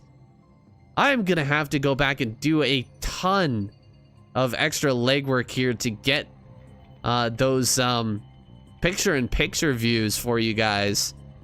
So make sure to hit the subscribe button. If we keep getting games like that, man, oh man, that was super, super impressive by Ample. Soma is a tough nut to crack, man. He just keeps on fighting and fighting and fighting and does not give up. Really going on for kind of a ridiculous amount of time here on the few bases that he had, but eventually Ample breaks him open. All right, here we go into game number 3. It's gonna be Queen versus Royal. Queen spawning here in the top right hand corner, Royal in the bottom left, and we're getting, of course, that game on 76. It's gonna be Zerg versus Terran, of course. That's fantastic. Definitely want to see how Royal is gonna deal with Zerg here on this map. We've seen very, very few TVZs this season on 76, and looks like Royal gonna grab that base in the back right off the bat. This is what I thought was gonna happen with ZVT. When I originally took a look at this map, when it was coming out and it was announced as an ASL map, I was like, definitely we're gonna see Sky Terran. And I think that's what we're gonna get here. We're gonna have Royal throw his supply depot in the back. The mineral patches disappear after 50 seconds, 54 seconds, I believe. So you have to send the SCV over here way before you need to throw down a command center. And he's gonna get that command center in the back now.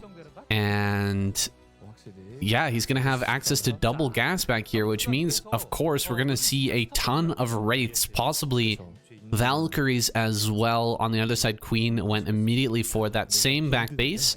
Can grab that base a little bit quicker with Zerg, so it lines up a bit better.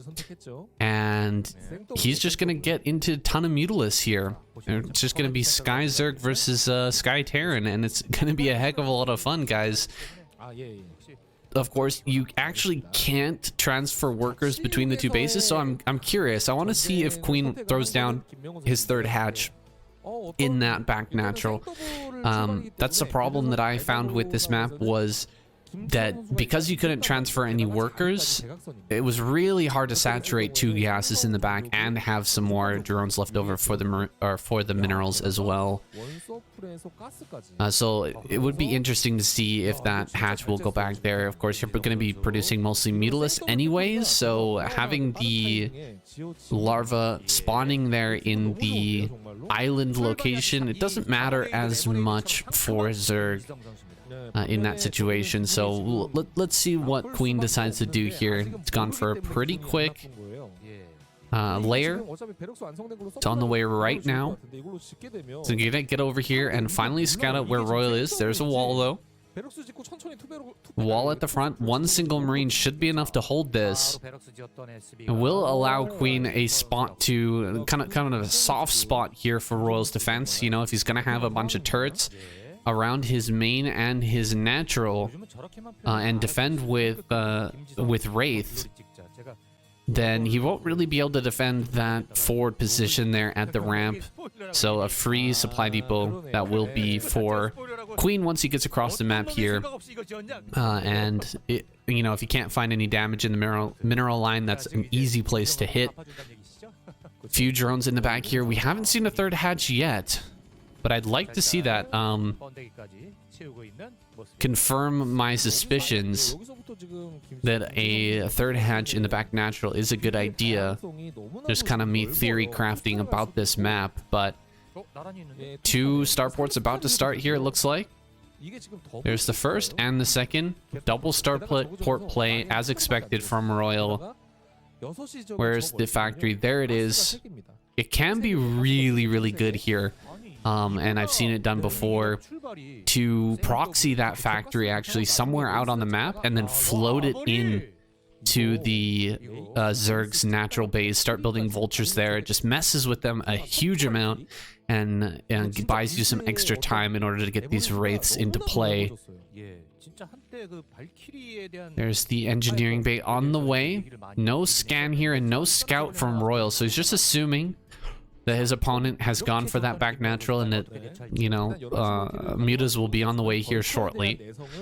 Of course, other bases could have potentially been taken. There could have been a base in the middle of the map. One of the 76 bases could easily have been taken. And also, it is possible to send a drone out right at the beginning of the game. You can take a back natural of one of these other main bases, and looks like Queen gonna take the top main base in the top left there. So a quick third base here for Queen. He's gonna be popping out a ton of mutas. Only 2 gases taken so far though.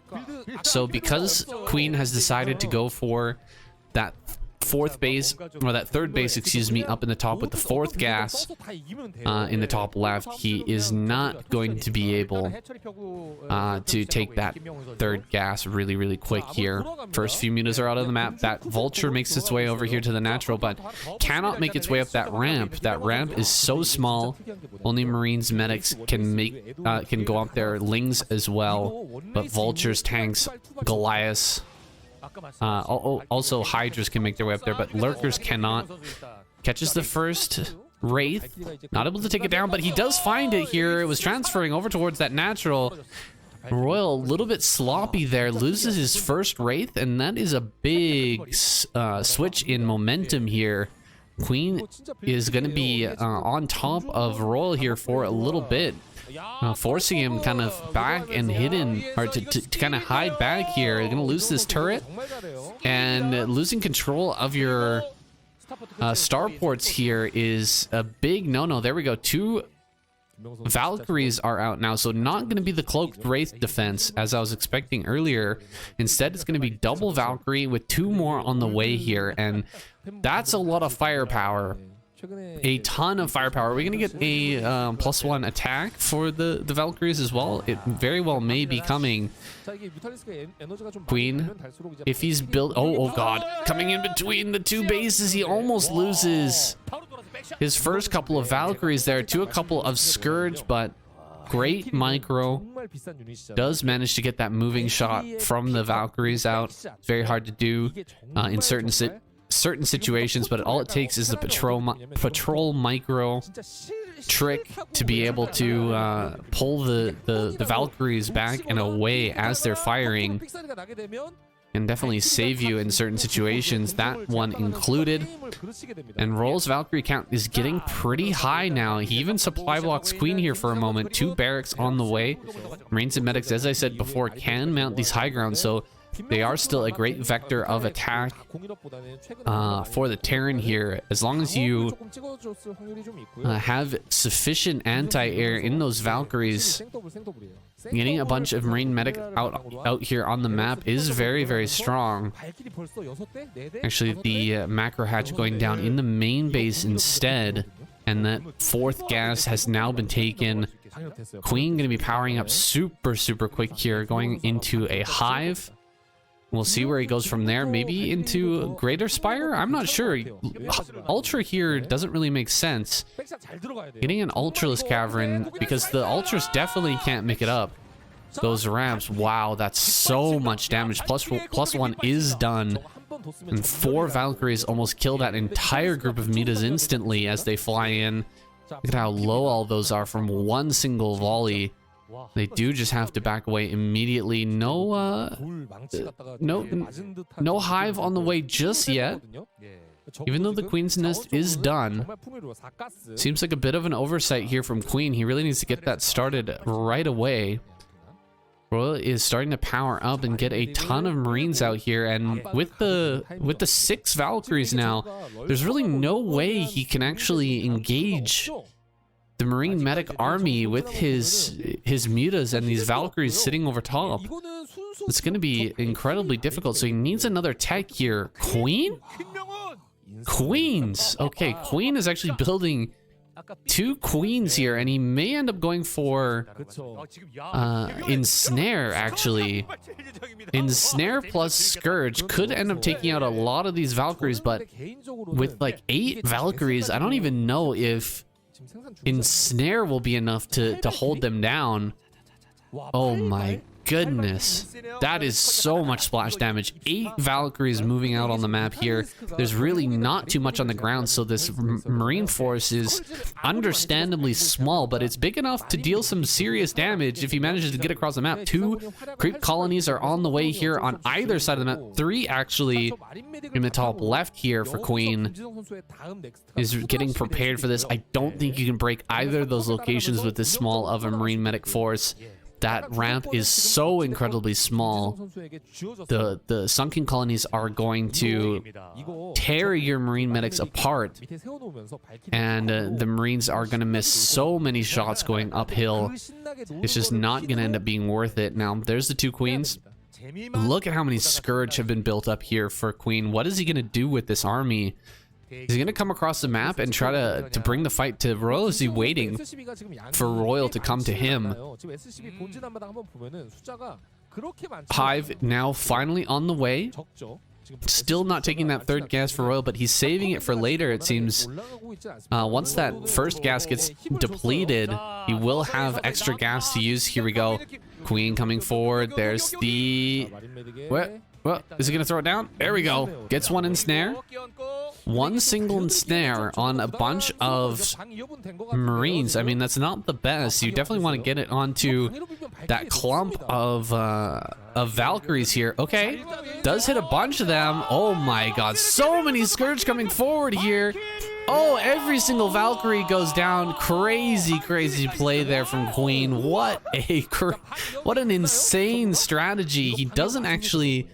murder every single Marine here, but taking out that many Valkyries with all the Scourge was a fantastic play. Ultraless Cavern on the way. Okay, so he is in fact going to go Ultra, and actually you can sort of move around with the Ultras if you build some Nidus networks and a base on low ground, but the thing is, the only base you can deny for Royal is the base in the low ground here on the bottom left. So if Royal decides to take another base maybe in the bottom right for instance, the Ultras are never going to be able to attack that location. Nice irradiate. Oh, wow. It was a bit of a rough pullout there for Queen. Ends up taking a lot of damage there. Oh, God, this is so bad. These sunken colonies on high ground are just incredibly deadly here. There's no way you're getting up that ramp with a bunch of Marine Medic, especially if Queen throws down a ensnare on all of those units there. We're going to walk so slow up that ramp. Mutalisks are going to be able to defend as well. Nidus Network is on the way. A base on the low ground should be coming here shortly for Queen. We still don't see it just yet. He's actually taking the back natural in the center left there, so securing another 2 gases for himself. He's already got 1,000 in the bank. Coming over here towards the back natural of Royal. There's still a lot of turrets in that location, but no more Valkyries, so perhaps he could break that spot. Of course, the science vessels will be inbound to irradiate and possibly just overturn that bust there, but 2 drops going to come in here to the back. Queen going to lose this base. Nothing he can really do here at the moment. The Mutalisks are way on the other side of the map, along with that Queen. So he is going to be able to take this one out. A beautiful drop from our Terran player. Trying to get a snipe here on one of these. Does get it. Very, very nice job. Getting rid of one of those dropships is a massive win there for Queen, but losing that base, an even bigger loss. So I think Royal doing the right thing here, just spreading out, making sure that no further gases can be taken by Queen, and extending his himself out onto the low ground, snagging more mineral patches. Those mineral patches in the back natural are very, very low. They do not have many minerals at each patch, so grabbing the low ground base, that's going to secure his mineral income for quite a long time. Another drop going to come over here into this back natural, and it looks like Queen is now in position this time to deal with this drop. Yeah, he's just going to dive right on top of that. Radiates come down on a ton of these mutas, though. A lot of those mutas are going to end up going down, but good split, good spread here from Queen. Just going to send those in to die. Oh, okay. Dropped a couple. Oh my god, he's got Restore? Okay, Royal upgrades Restore there. That is hilarious. A couple of parasites go down on 2 of those science vessels, but immediately restores and removes that debuff. Really, really smart stuff by Royal. Just completely countering what Queen's doing at the moment. And now he's going to unload over here. He's going to throw down a bunch more irradiates on those mutas. Looks like drops now coming through with ultras. Juggling these ultras in and out of overlords. That's not something you see every day. Queen going to try and save this base over here, but he doesn't have ultraless drops in this location. He'll probably just end up taking the base in the center left once again. Oh, this irradiate. Oh, so many of these going down. Oh man, that was a pretty big loss there for Queen as he's focusing on the left side of the map, trying to get this next base up and running here. Ton of ultras haven't popped out. Look at that, 3 Nidus networks. He's got a Nidus in almost every base right now. Kind of what you have to do on an island map, but that's quite the network to try to remember which Nidus goes where. I guess Queen has plenty of time to practice this, but that would definitely confuse the heck out of me. Now, Queen here, he does have that base on the way. He's actually picked up his ultras into overlords, and the thing about ultras actually is they deal with drops extremely well, because you really need a lot of Marine Medic to take on an ultra, and if you just drop out a couple of ultras on an island, they're going to be able to deal with at least a full group of Marine Medic that can pop out of a dropship. So dropping a few here into the natural, this is not the best. You can see they don't do that well against really massive groups of Marine Medic, but another drop going to come down here into the bottom right, it looks like, and this could be, you know, 6 ultras here, and 6 ultras deals with a lot of Marine Medic. It's going to kill all of these turrets here as well. Yes, it is indeed 6 ultras, and this will have to be abandoned here. Royal, oh god, Scourge coming through. So many Scourge here, going to push away these science vessels. Really, really good job. I think about 6 science vessels went down there. That was really, really strong play from Queen, knowing that those science vessels would be on the way, just catching them, moving across the map. He's gonna pull away his Marines, actually, not gonna clear with the Marines here. The Ultras in the main, just gonna focus on using irradiates over and over again to clear them. Right here on the ramp, not able to do much with these Ultras. They're just gonna run back and forth until they eventually die from that irradiate. This is becoming an insane game, guys. +3 is done now for Royal. +4 is here for the Ultra. So one more Carapace upgrade should be on the way now for Queen. Having here on these few remaining Marines, but the Ultras do end up falling. Another base here in the middle. Ah, the 6 being taken by Queen. Finally, one of these players taking the 6. It's been a long time since we've seen that. He is going to ground that base. And with that, how many gas is Queen actually on here? I think some of these might be starting to run out. I think the back natural, especially, that gas does not have a big bank of Vespian in it, so that's probably run out at this point. But taking more and more gases around the map, he's gonna have so much income here. He's really spending his money well, though. Just 100 gas in the bank. Ultras are breaking their way in towards the natural. Of course, they can't actually get into the main base, but they could potentially deny mining here for a little bit. Looks like he's gonna pick up. He's gonna pick up with these this Overlord and try to get into the main. Uh-oh. Irradiate on that Overlord means that he will have to drop out once again. Picking up these rallying units, though, is really, really good for Queen. He should actually send this irradiated Ultralisk into the mineral line. That could deal so much damage. The Marines do come back and clear this out. Yeah, see here, there's a couple of drops coming through, but just Ultra cleans this so easily. It's so strong against drops. Because those low number of Marines, they just don't really do much against low numbers of Ultra. And so he does manage to clear that island base, and the island in the center left is secure. We continue on with the drops here, heading towards the main and natural. If he gets here into the main, this is so many drops. Okay, 5 drops. He gets a scan immediately, and looks like the Overlord's just gonna turn around, instantly gonna go back here, giving up on this push right now. Tons and tons of Ultras here. The supply for Queen is getting kind of ridiculous. He's got the 6 base up and running now. Gonna be taking that gas as soon as possible. 1,800 minerals in the bank for him. Royal actually building factories out in the middle of the map now. He really wants to get some tanks out on the map here and actually deal with these Ultras, but oh my god, just so many pouring forward. The cows, the cattle just taking over the low ground here on the map. A ton of irradiates come down, but Scourge gonna come forward, picking all of these off.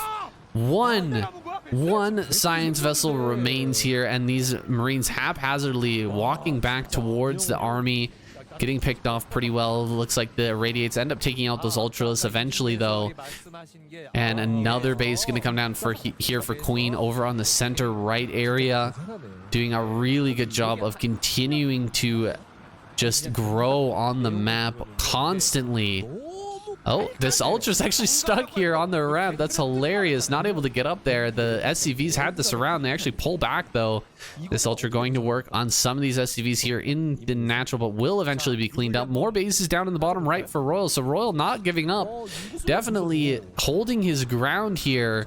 This is the problem I talked about earlier, is like, yeah, Ultras can bust this base in the bottom left, but they can't get into the main without assistance. You have to bring Overlords to ferry them into the main in order to deal kind of a killing blow, which is getting on top of the Terran production. Oh no. Oh, so many Overlords going down, trying to make their way into the main. Those were definitely full of units. I don't know if they're full of Ultras or full of Lings, but they definitely had something inside and end up getting irradiated and killed by the Marines there. And that is a big victory for Royal, picking those off before they can even land and protecting his main base nicely. Now some Ultras making their way down here. Could just jump on top of this this base, or could try to ferry those up into the main right now. Some overlords are here. Gonna pick up those 2 ultras and just drop them off on top of these marines. Good move by Queen, who may be able to take out this base. It's possible. Marines are on their way over here, but they have to deal with these 2 ultras first. Actually, those are very low, so Ultra's gonna get in here, maybe kill a couple SCVs, and then they will be taken out. Queen saves the base in the 6. He actually keeps the gas alive as well by just dropping overlords on the high ground, or dropping ultras on the high ground. And this game will continue on. I'm not sure who's ahead at this point. I guess Queen, he definitely has the supply advantage here, 126 to 110. But the drops are still coming out. Royal is still growing. He's still building factories. He's got the bottom right-hand corner. And you know, he can continue to drop here on the high grounds. He can get some oh, he gets that Nidus network. That's a huge kill. He's gonna get this sunken. Maybe he kills his base here. Queen not really reacting, not really sending any drops over to that location to deal with it. I don't know if ultra drop is the right way to deal with this with the Terran at this level. Seems like he's done a good job so far, but he's starting to run out of steam a little bit. 1,500 gas in the bank. He actually needs minerals at this point, so he's taking the low ground over by his own main base, trying to suck up some of those minerals. He's sucking up minerals over in this location, but he's got so much gas to work with. I really think he needs to start pumping out some defilers at this point. With this much gas, building defilers are amazing. Really a fantastic unit to pair with ultras. Usually you don't see it very often because the lack of gas and the difficulty of mining enough gas to build ultra defiler. But GG, Royal taps out. Wow, okay. Finally does give up. I guess the drops down in the bottom right were cleaning up a lot of his army down there and his SCVs, so he does end up tapping out. He gets the clapper from KCM.